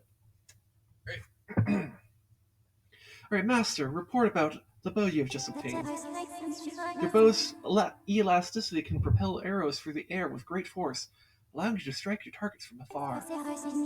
To confirm the controls are associated with your bow, confirm the controls associated with your bow, raise your bow by pressing ZR and press right. You can also shoot arrows to strike certain devices in order to activate them. Like that. I have confirmed that such device exists on the deck. However, it will be difficult to target from here, so I recommend you return to the deck. Okay.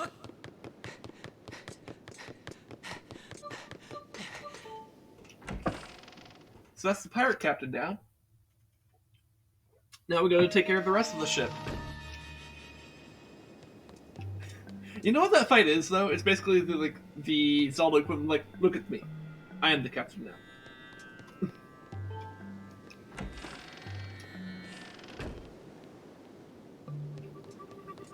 Okay. Oop.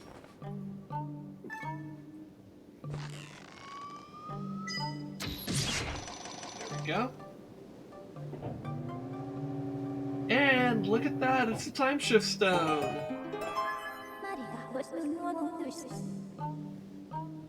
I have important information for you. There's a 90% chance that the object... yeah, it's a time shift stone, I know.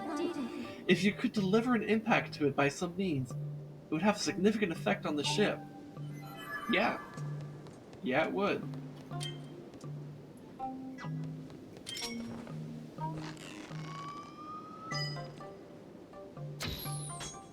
Alright, fucking missed. There we go.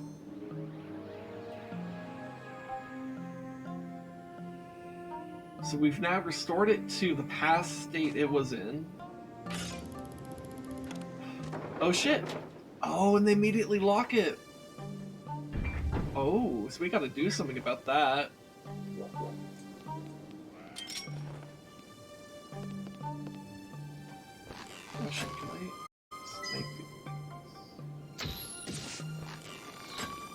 Oh, there's someone trying to snipe me already. From where?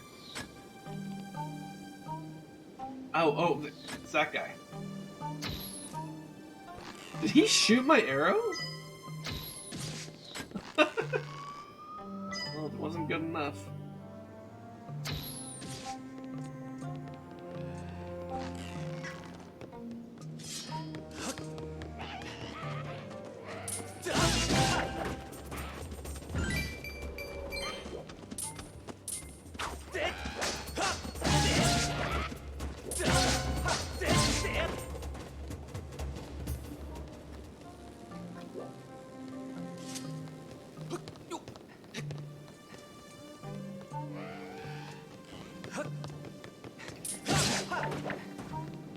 Got him.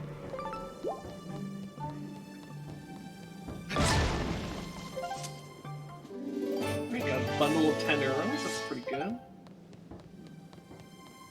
What is that sound I'm hearing?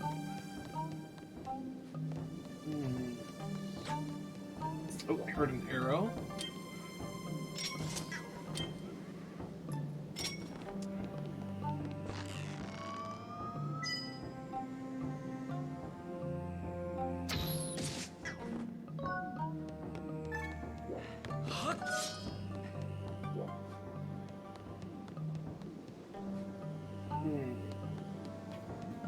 Oh wait, can I just climb the, Oh yeah, I totally can. I can climb the mast right away.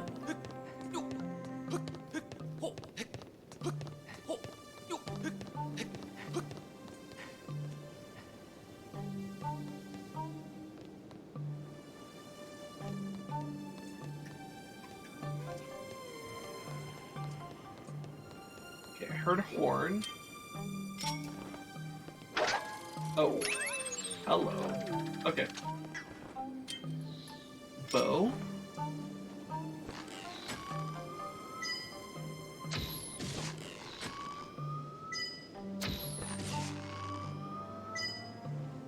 Aim a little bit above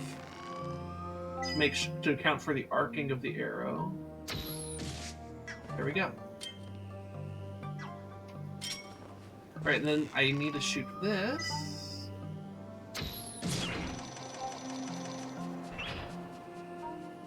So I can get up.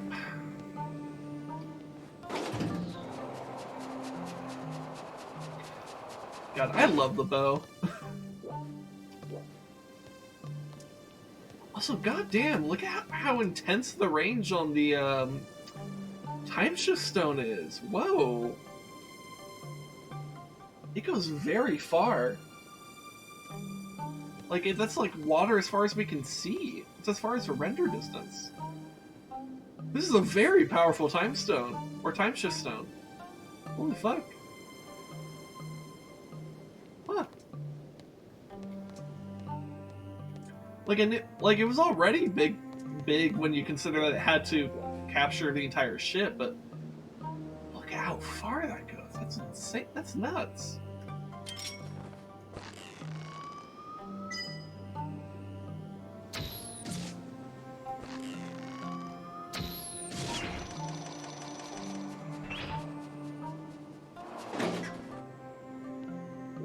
Where's the grab? There it is.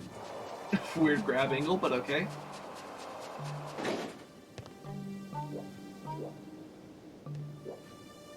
Okay, so I need to do this.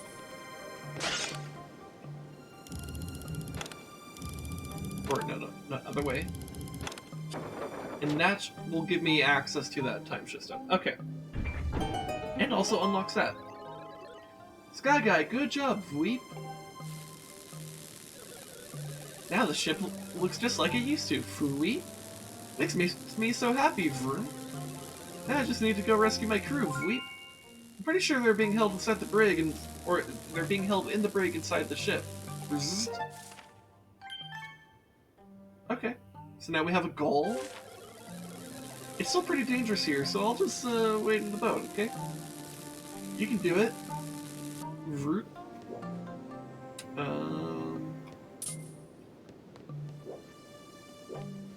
Alright, so there's a goblin this way.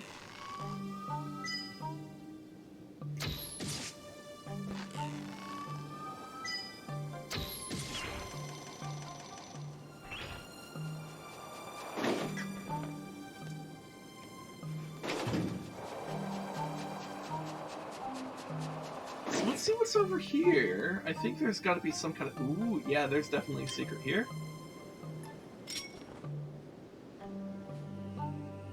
Oh, I can't reach it from here. Okay, so I probably just jump off, right?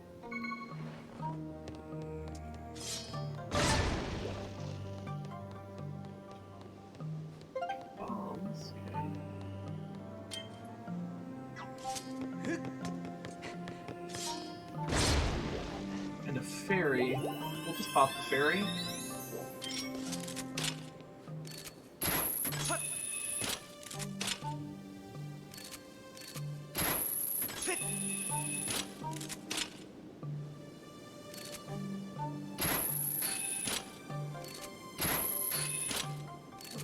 Awkward angle. I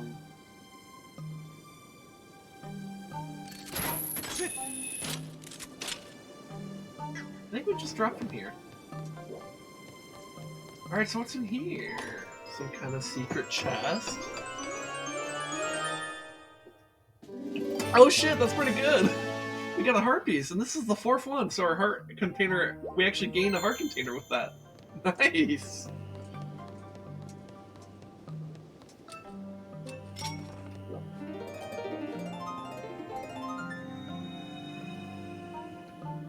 Alright. 3rd time's the charm on getting rupees. Maybe I should start from the bottom instead of the top. Maybe that's been my mistake.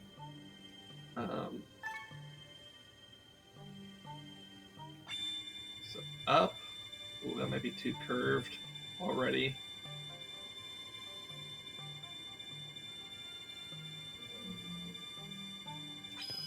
Ooh, I don't know. Hey, that worked. Okay.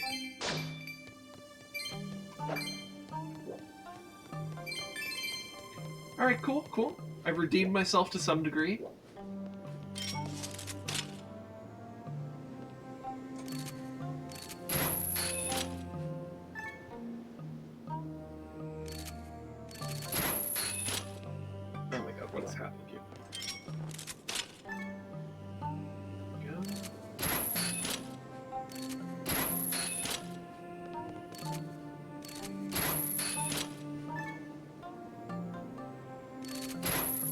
this angle is so awkward. Jeez.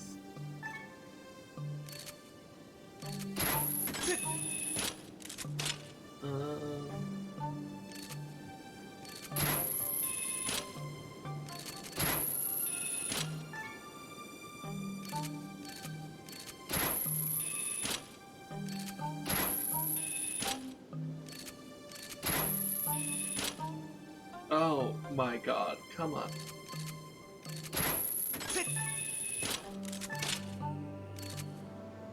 Actually, I'm curious, is there anything like right here? Oh hey, a little amber relic. I have plenty of that already, but that's nice.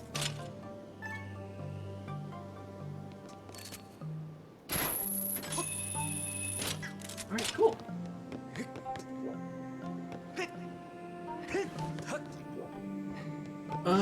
I need a key for that. So I need to go find a key then, don't I?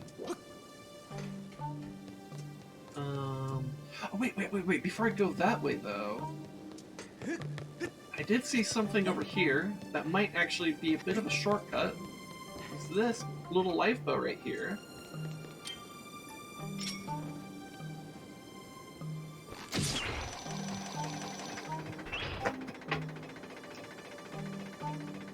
That should take us down below.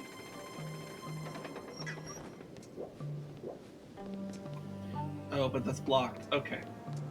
So we'll have to... This is gonna be a place we come back to later.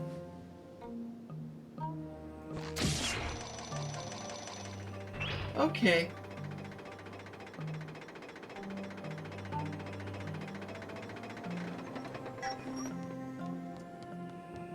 Right then, for now, we shall continue this path.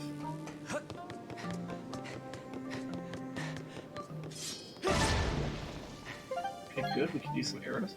So now with the ship being restored to its past state, this whole area should be a bit different now, in terms of, like, navigating it. Oh hey, and there's the symbol of Nayru.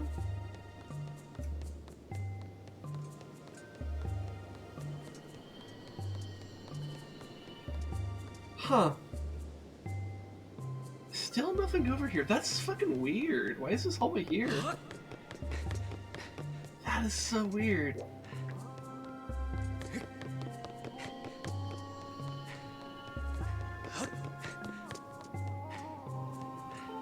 So now I can go in these doors. Oh shit. Oh wait, no, this was the door I was already able to go through. This is that room where the quicksand was. But instead of quicksand, it's blue wood? I don't know.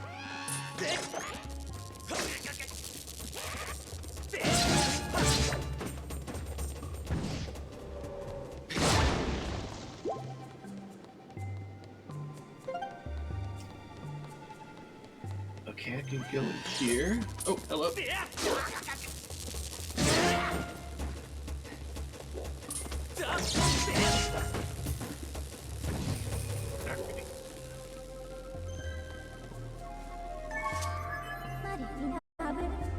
Master, look up. You can see through the grate in the deck. You can reach the time shift stone on the deck through the ventilation shaft in the ceiling. Alright.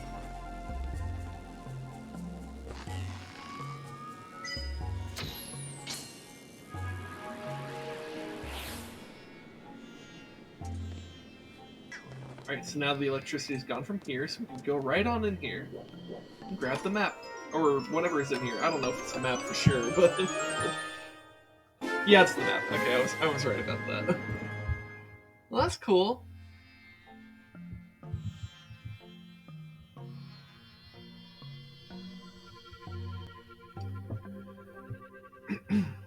Nice.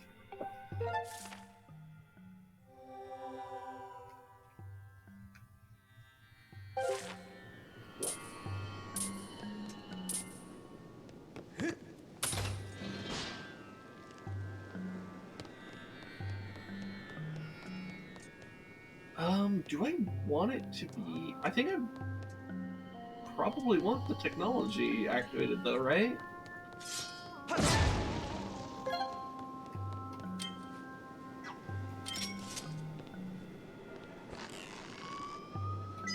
I got the map now.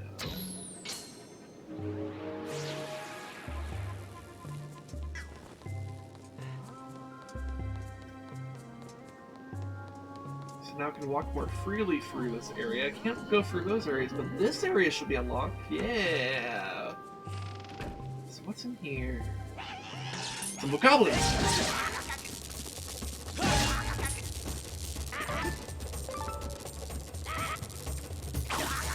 Ah, I didn't do the parry in time.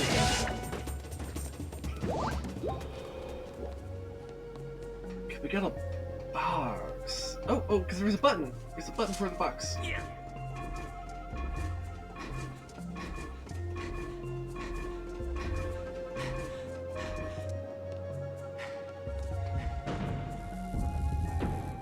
Oh, hey, it's that area I was looking at with the boat. That's pretty good. So let's push the box onto it.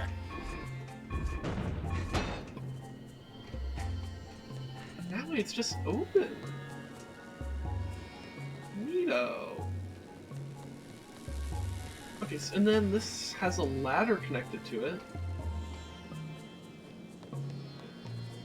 Where does this drop to?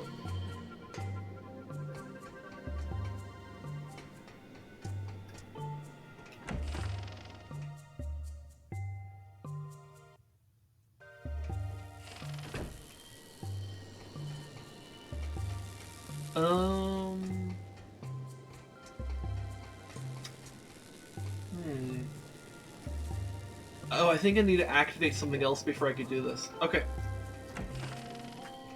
So I will come back here.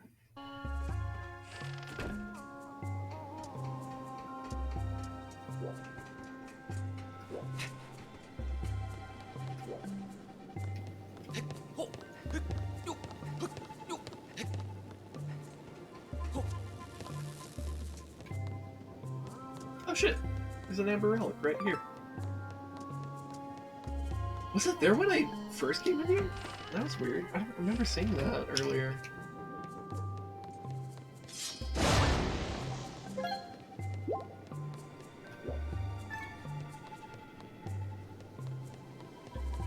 So let's go down here.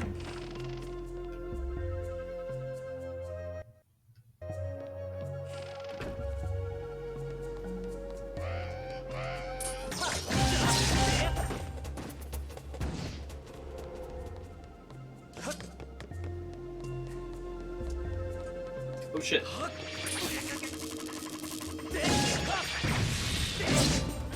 Yeah, stab it in the eye. Oh, there's a bunch of chests in there. Oh, and those are access from below. Okay.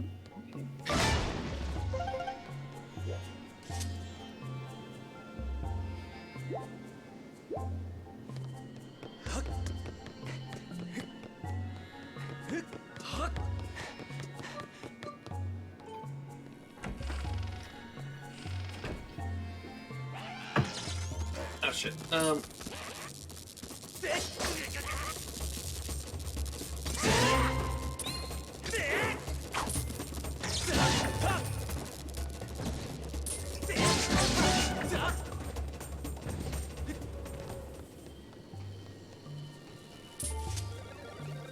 You're human, aren't you? So how did you get in here, Vui? You came with the captain to save us. I'm so happy, Vui. But we can't get out of here while that Sparky blocks the exit. God, I can't speak sometimes.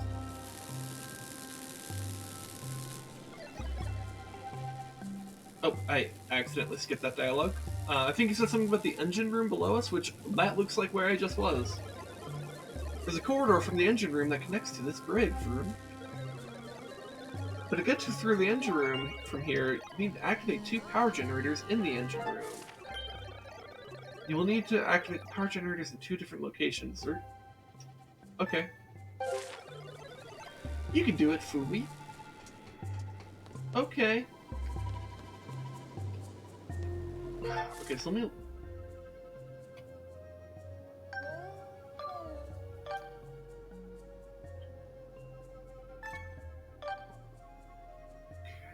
like a little confused about what I need to do. So that's the engine room.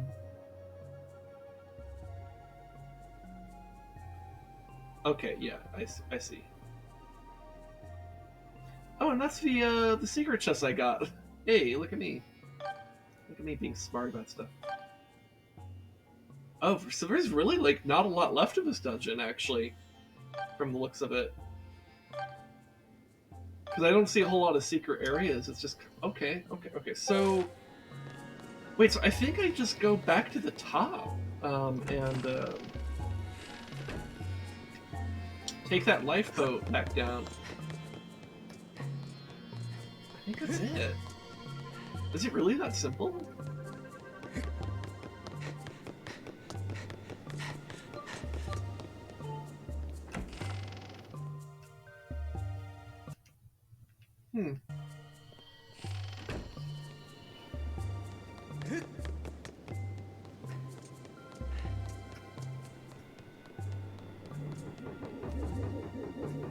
Oh wait, no, but there's all this area. Oh. Wait, okay, so before we go back up... Actually, is this the floor they're talking... This is the floor we're talking about. Okay, no, alright, so we're not going to go all the way up. We're going to... set this room back to the past. Okay. I understand everything we need to do now. God, what a cool dungeon. Because what I need to do... set this back to the past, or to the future, actually. It's weird, because the future... The past is where the technology exists, but it's like futuristic technology, so it feels like we're going to the future. But we're actually going to the past. It's weird. Alright, so what? So now that this fan is no longer rotating, I can shoot that. You know, if I had better aim. There we go.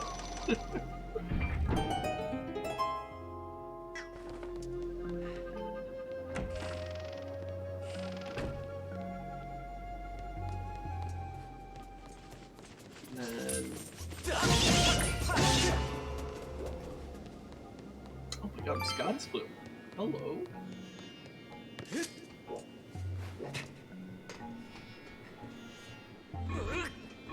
We can move this out of the way.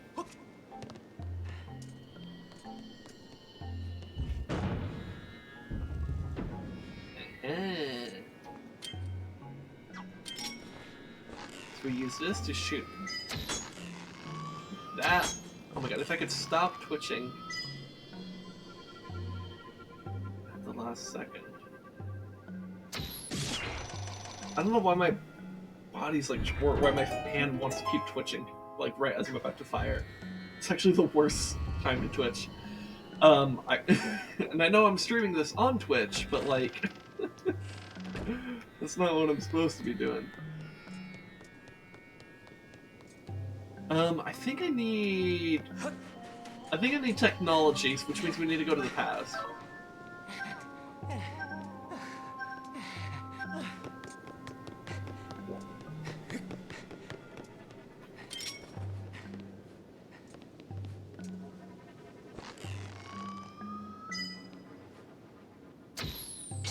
There we go.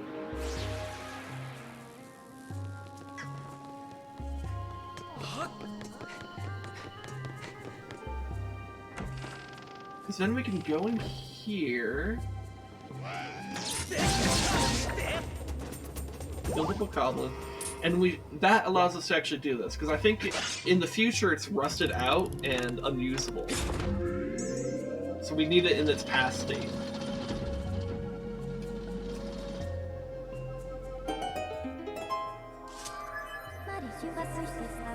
Master, I can confirm that as mentioned by the crew, the engine room is now fully operational. But the corridor to the brig will not be passable until you activate the other power generator. I suggest hurrying to the power generator, second power generator. I can't fucking speak sometimes.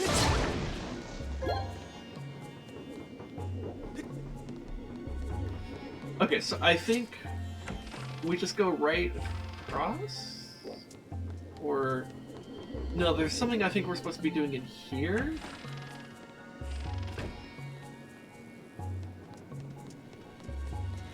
Oh, wait, yes, okay. This is where I need to be heading back up to the top. Okay, now I know. So my initial instinct was still correct, but I didn't need to do it right away.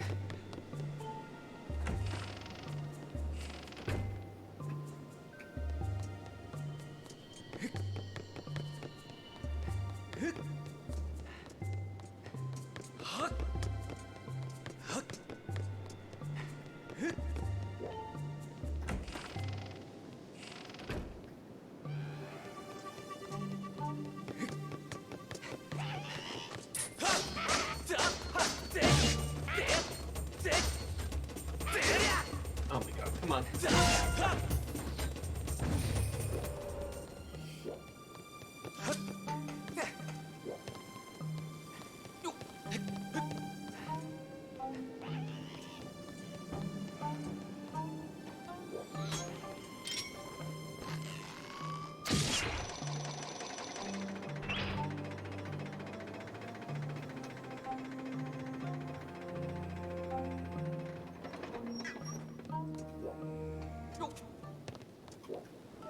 Oh, wait. So what I need to do first, though...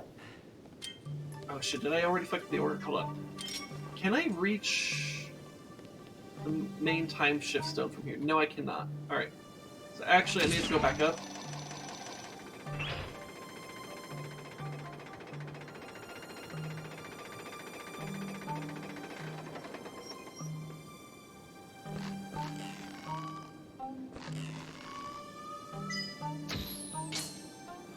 So we need to transition it to the past, take the lifeboat down,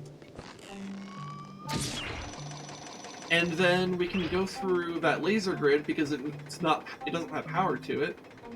And then I think we need to go in there, set the power or set the time back to the past.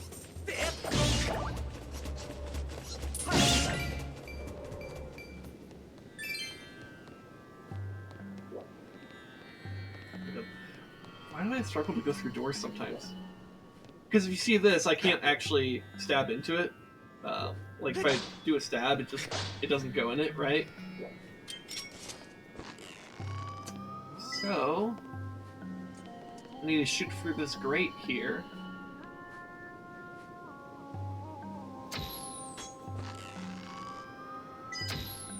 There we go.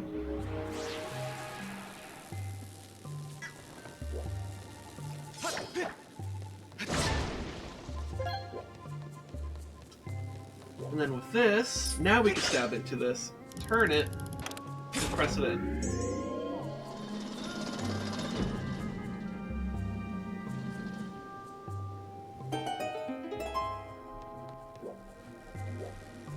Oh, and I guess I,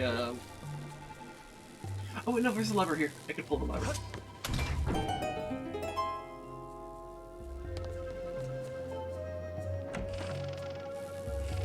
Because what we want to do is keep the... We want to keep the time shift stone activated so that we could take this ladder down to the engine room, and the engine room will actually have power to it, so it will be doing stuff.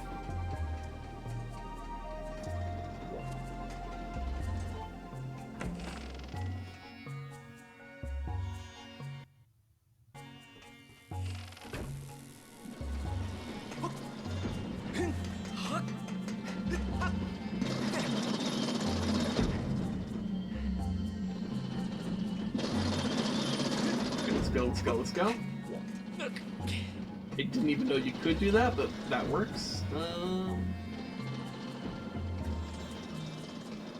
Oh, shit. Whip time. Hey, yo! Dude, I love it when Zelda dungeons utilize items from previous dungeons. Like, it makes things so much... It fleshes out mechanics, makes them much cooler, and... Oh, hey, it's a treasure room!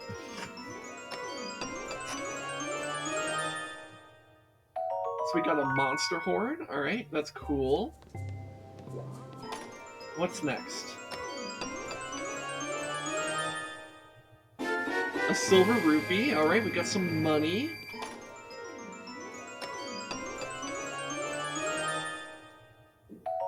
An evil crystal. Alright, alright.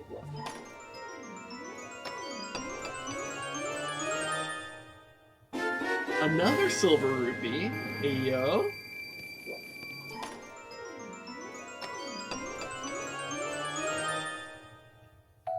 And a monster horn.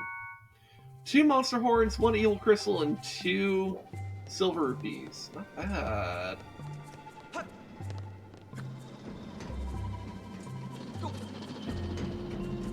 Okay. Go, go, go, go, go, go. Yeah. Ooh. Can we whip ourselves on top of this? I think we do.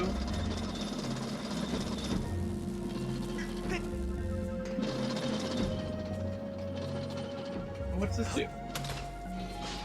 Okay, it lowers that. Excellent.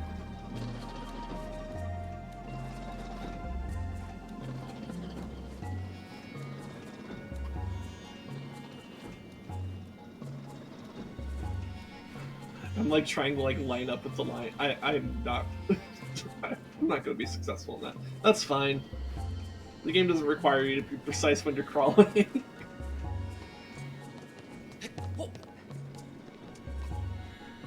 And I guess we flip this switch.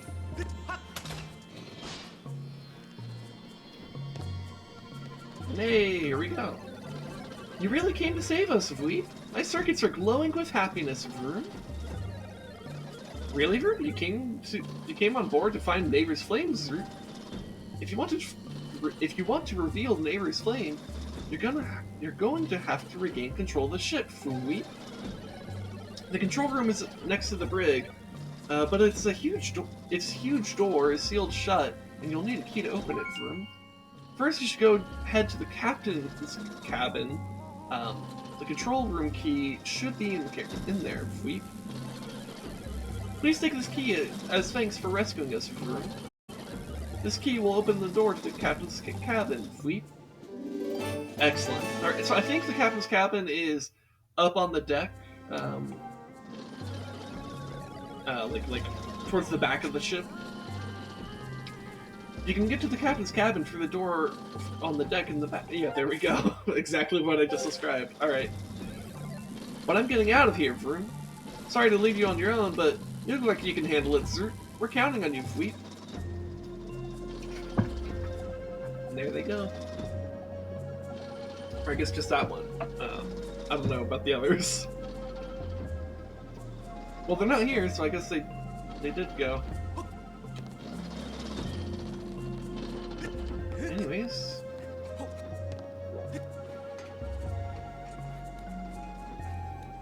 So crawl back through here.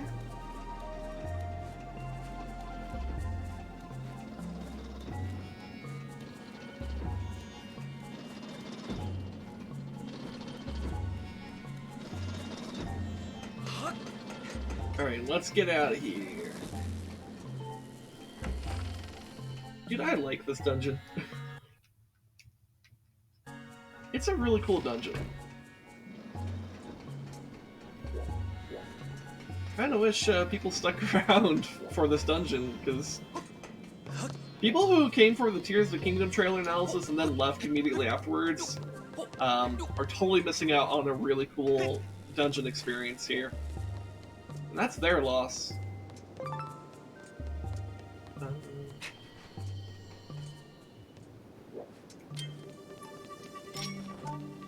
God, it's a cool dungeon, man.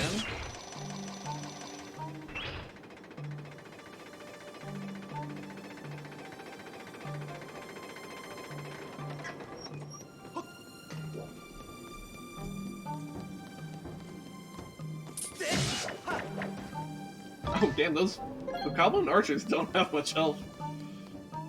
All it took was one sword hit.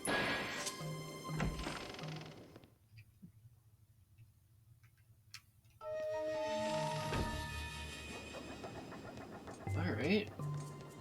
So what have we got here? Ooh. Got a whole other area? Ooh. Okay. Well, let's go ahead and make a quick save.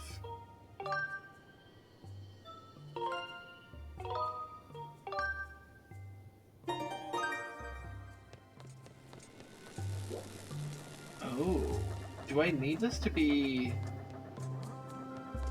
Yeah, I need this to be, I need the time shift stone turned off. Okay, so let me go back outside.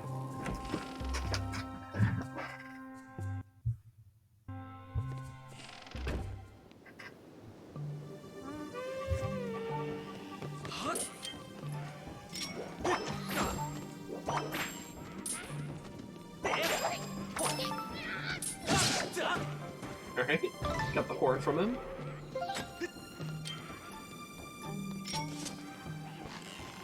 And...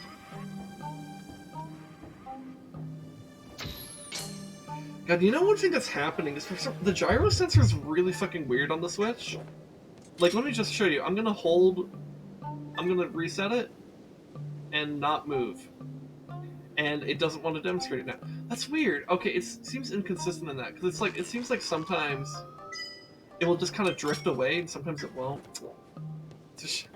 And of course, right when I want to demonstrate it, it just doesn't want to do it. Which, like, I guess I would prefer it doesn't do it, but, ugh, whatever. Moving on.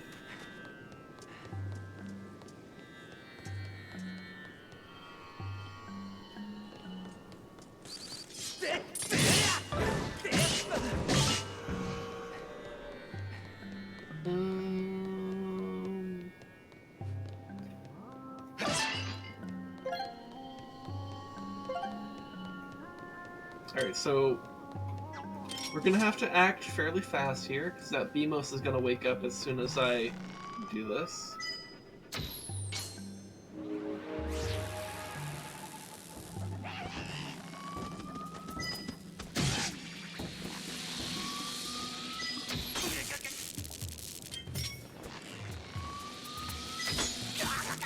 Can I not actually shoot it in the eye?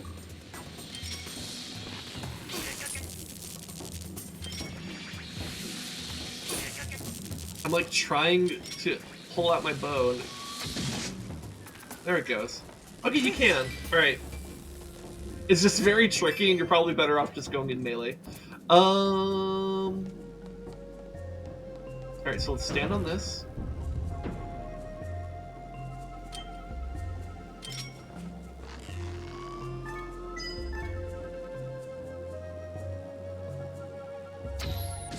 There we go.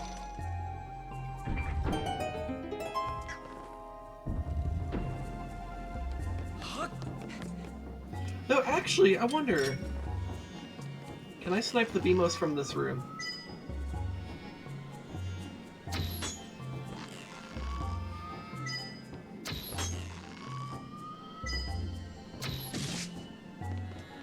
I can. That's pretty good for me, actually.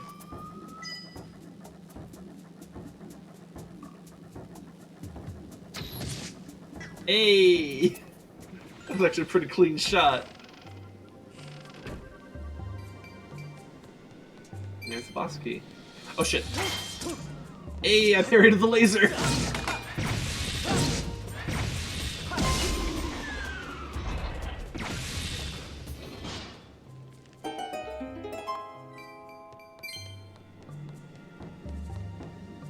Okay. Alright, so we got the boss keys. I think we just head straight to the boss. I don't think there's anything left to do. I don't think there's any secrets or any treasure or anything. So we got the squid carving. It's a squid-shaped statue studded with intriguing suction cups.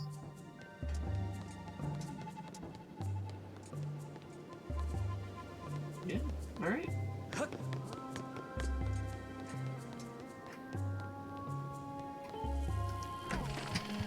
Alright, so let's go to the boss room then. And then we'll be done here.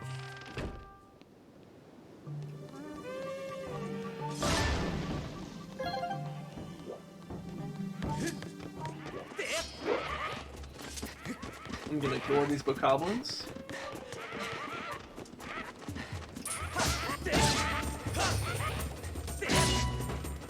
I do kind of want to check what's in here. Is it just arrows? Okay.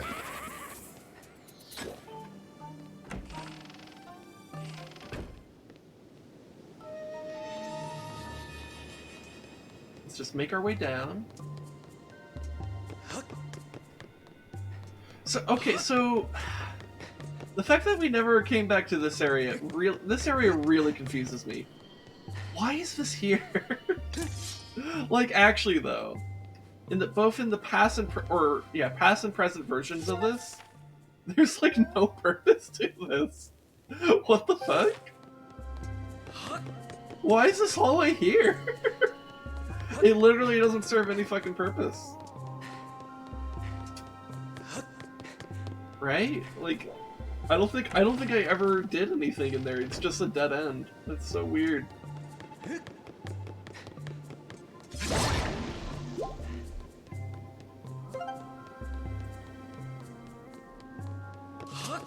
Alright, well, let's just continue making our way to the engine room. Or not the engine room, the control room, I think is what it's called. I think that's what they call the boss room.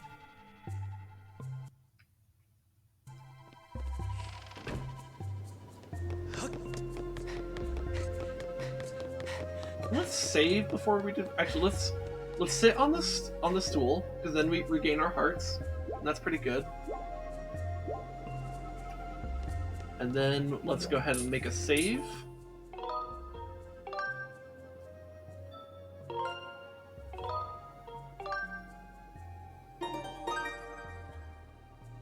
And then let's go do the boss.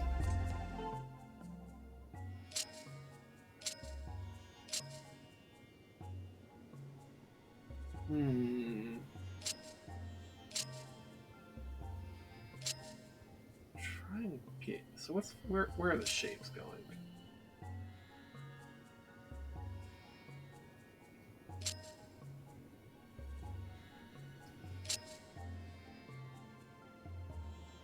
Okay, so I think I need a flip from that. Oh god. Like that? Yeah! Oh. Alright, I got it. Oh, because I needed the eye facing me. That makes a lot of sense. Okay. That's actually pretty clever visual design on the key, as weird as the keys are in this game.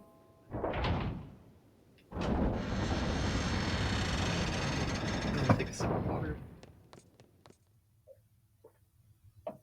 Okay.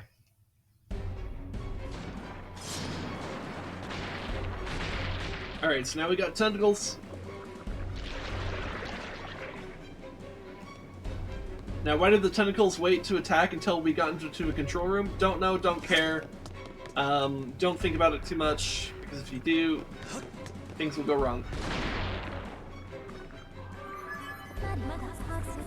A report, Master!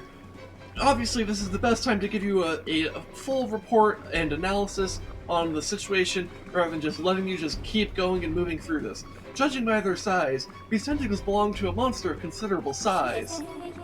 Really? What tipped you off to that? The current situation is difficult to determine with complete accuracy, but signs indicate that the ship is under attack. Oh, really, Fee? I couldn't tell. If we do nothing, there's an 80% chance the ship will capsize. I recommend forcing it back with sacred power, then exiting to further assess the current situation. Okay, so I actually need to use Skyward Strikes here.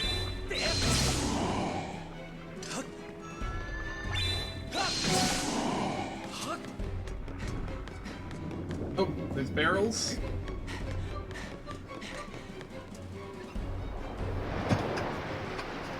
Water's catching up to us, because that's how sinking ships work.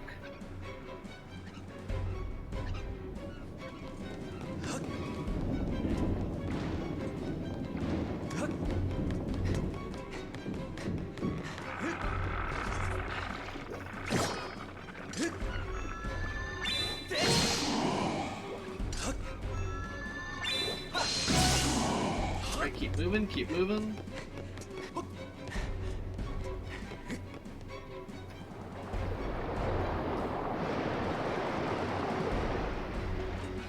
I feel like this section would have worked a lot better if the water was more constantly catching up to you, rather than just kind of like in these like scripted sections, but that may have been too awkward to or difficult to code for pretty minimal outcome. So, I sense an evil presence on the other side of this door. There's a 90% chance it is the primary body mass of the creature whose tentacles are destroying this ship. I suggest making all necessary preparations before exiting to outside the ship. I think what that means... Well, what's the whole point of saying, oh, make sure you've made all preparations? Like, it's a little bit too late to make preparations, Fee. We have to go.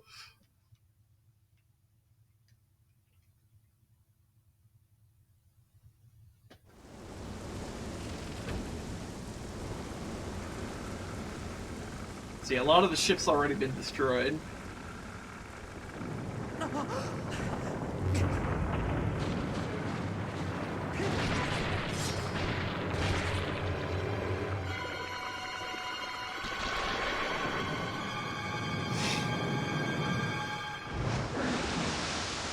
The big squid lady monster thing.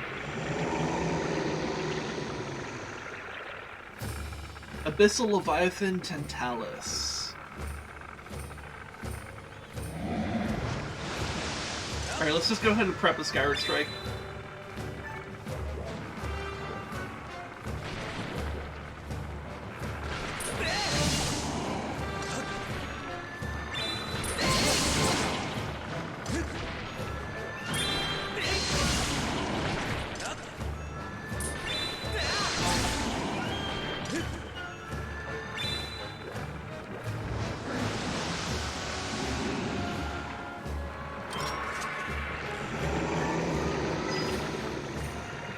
Shoot her in the big eye. There we go.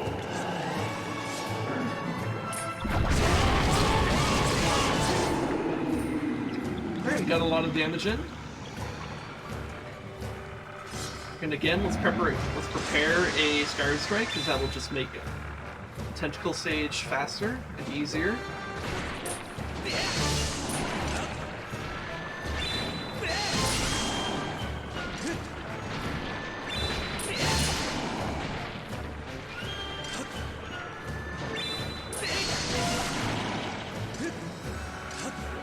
Okay, oh,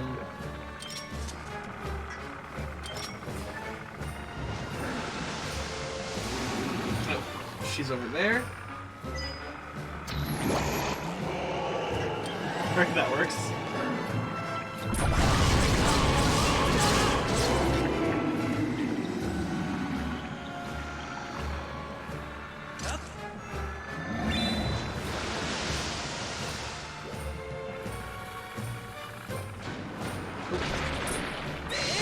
Standing.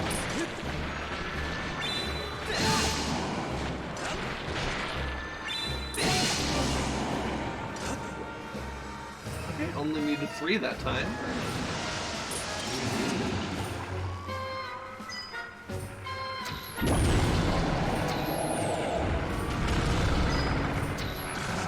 There we go.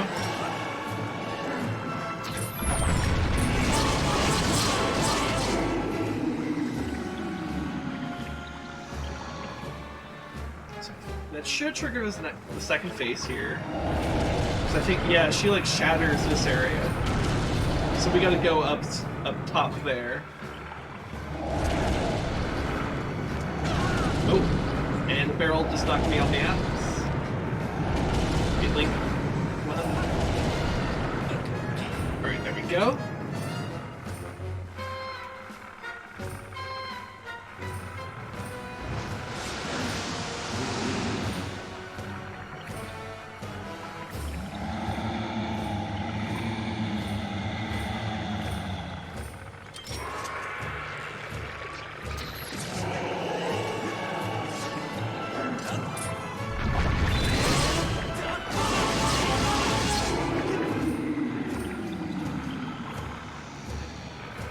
Oh shit, did I cut one of her hair tentacles? Oh, yeah, I did, didn't I? And, okay.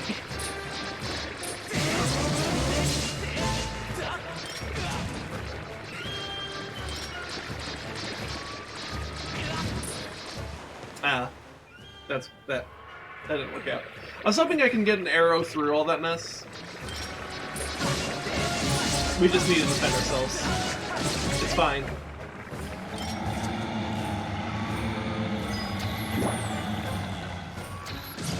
There we go.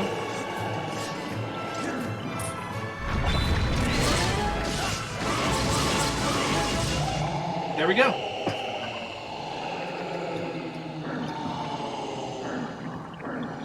Oh, I like that the tentacle hair that I cut off actually remains cut off in the dying animation. That's kind of cool, actually.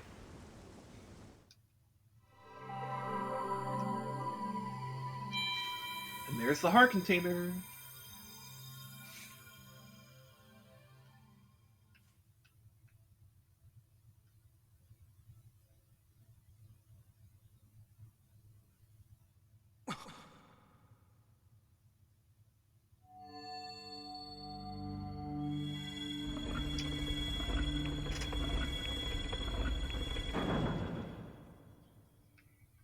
Alright, let's get the heart container first.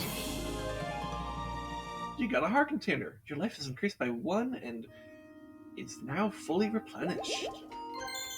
Yay. Okay, let's stab this one in.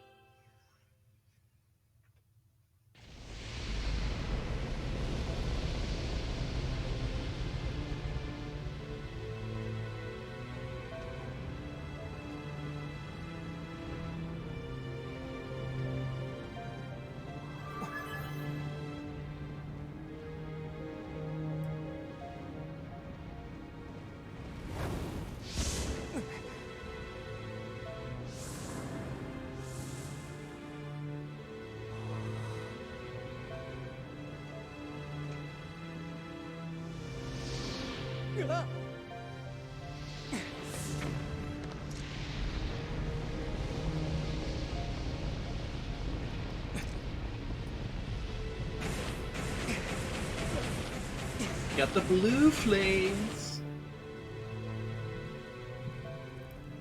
I forget what the blue flame does, because green flame made our sword a little bit longer and does more damage. Like, it did, like, double damage. And so, like, what does it do now?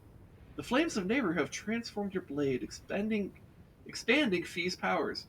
She can now help you use your dowsing ability for more things, I think is what it just said.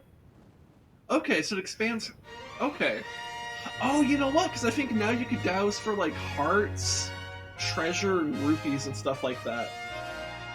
Which is... It's okay. It's not that great, to be honest.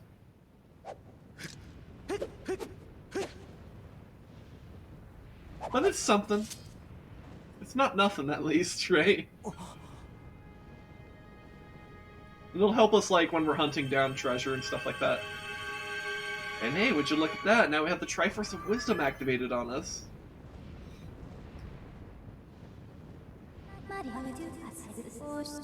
With your sword enhanced, you can now learn a new melody. I recommend we return to the Isle of Songs. Alright.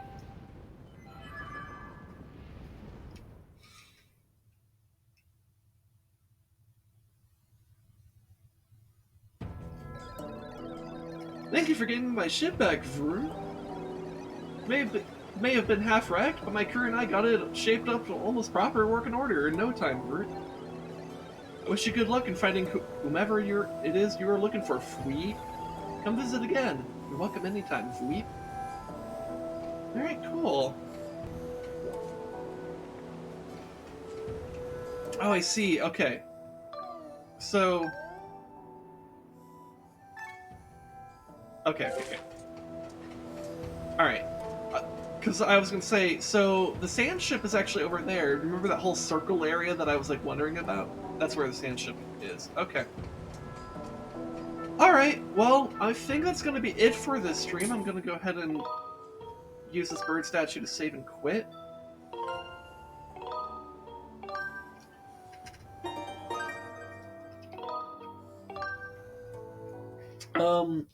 Alright, so thanks to everyone for watching, both here on Twitch and in the future on YouTube. I really, especially like those of you on YouTube, if you watched all that Skyward Sword section, you're like the people who actually watched that, because like so many people dipped out on Twitch after I finished the Tears of the Kingdom trailer analysis. And like, look, let me put it this way: Tears of the Kingdom trailer analysis is going to be short term in terms of like how relevant it is, whereas like doing the Sandship here, it's going to last longer. So for those of you guys on YouTube, I hope you guys value that, and I really appreciate all the support you guys do, both here in the present and in the future.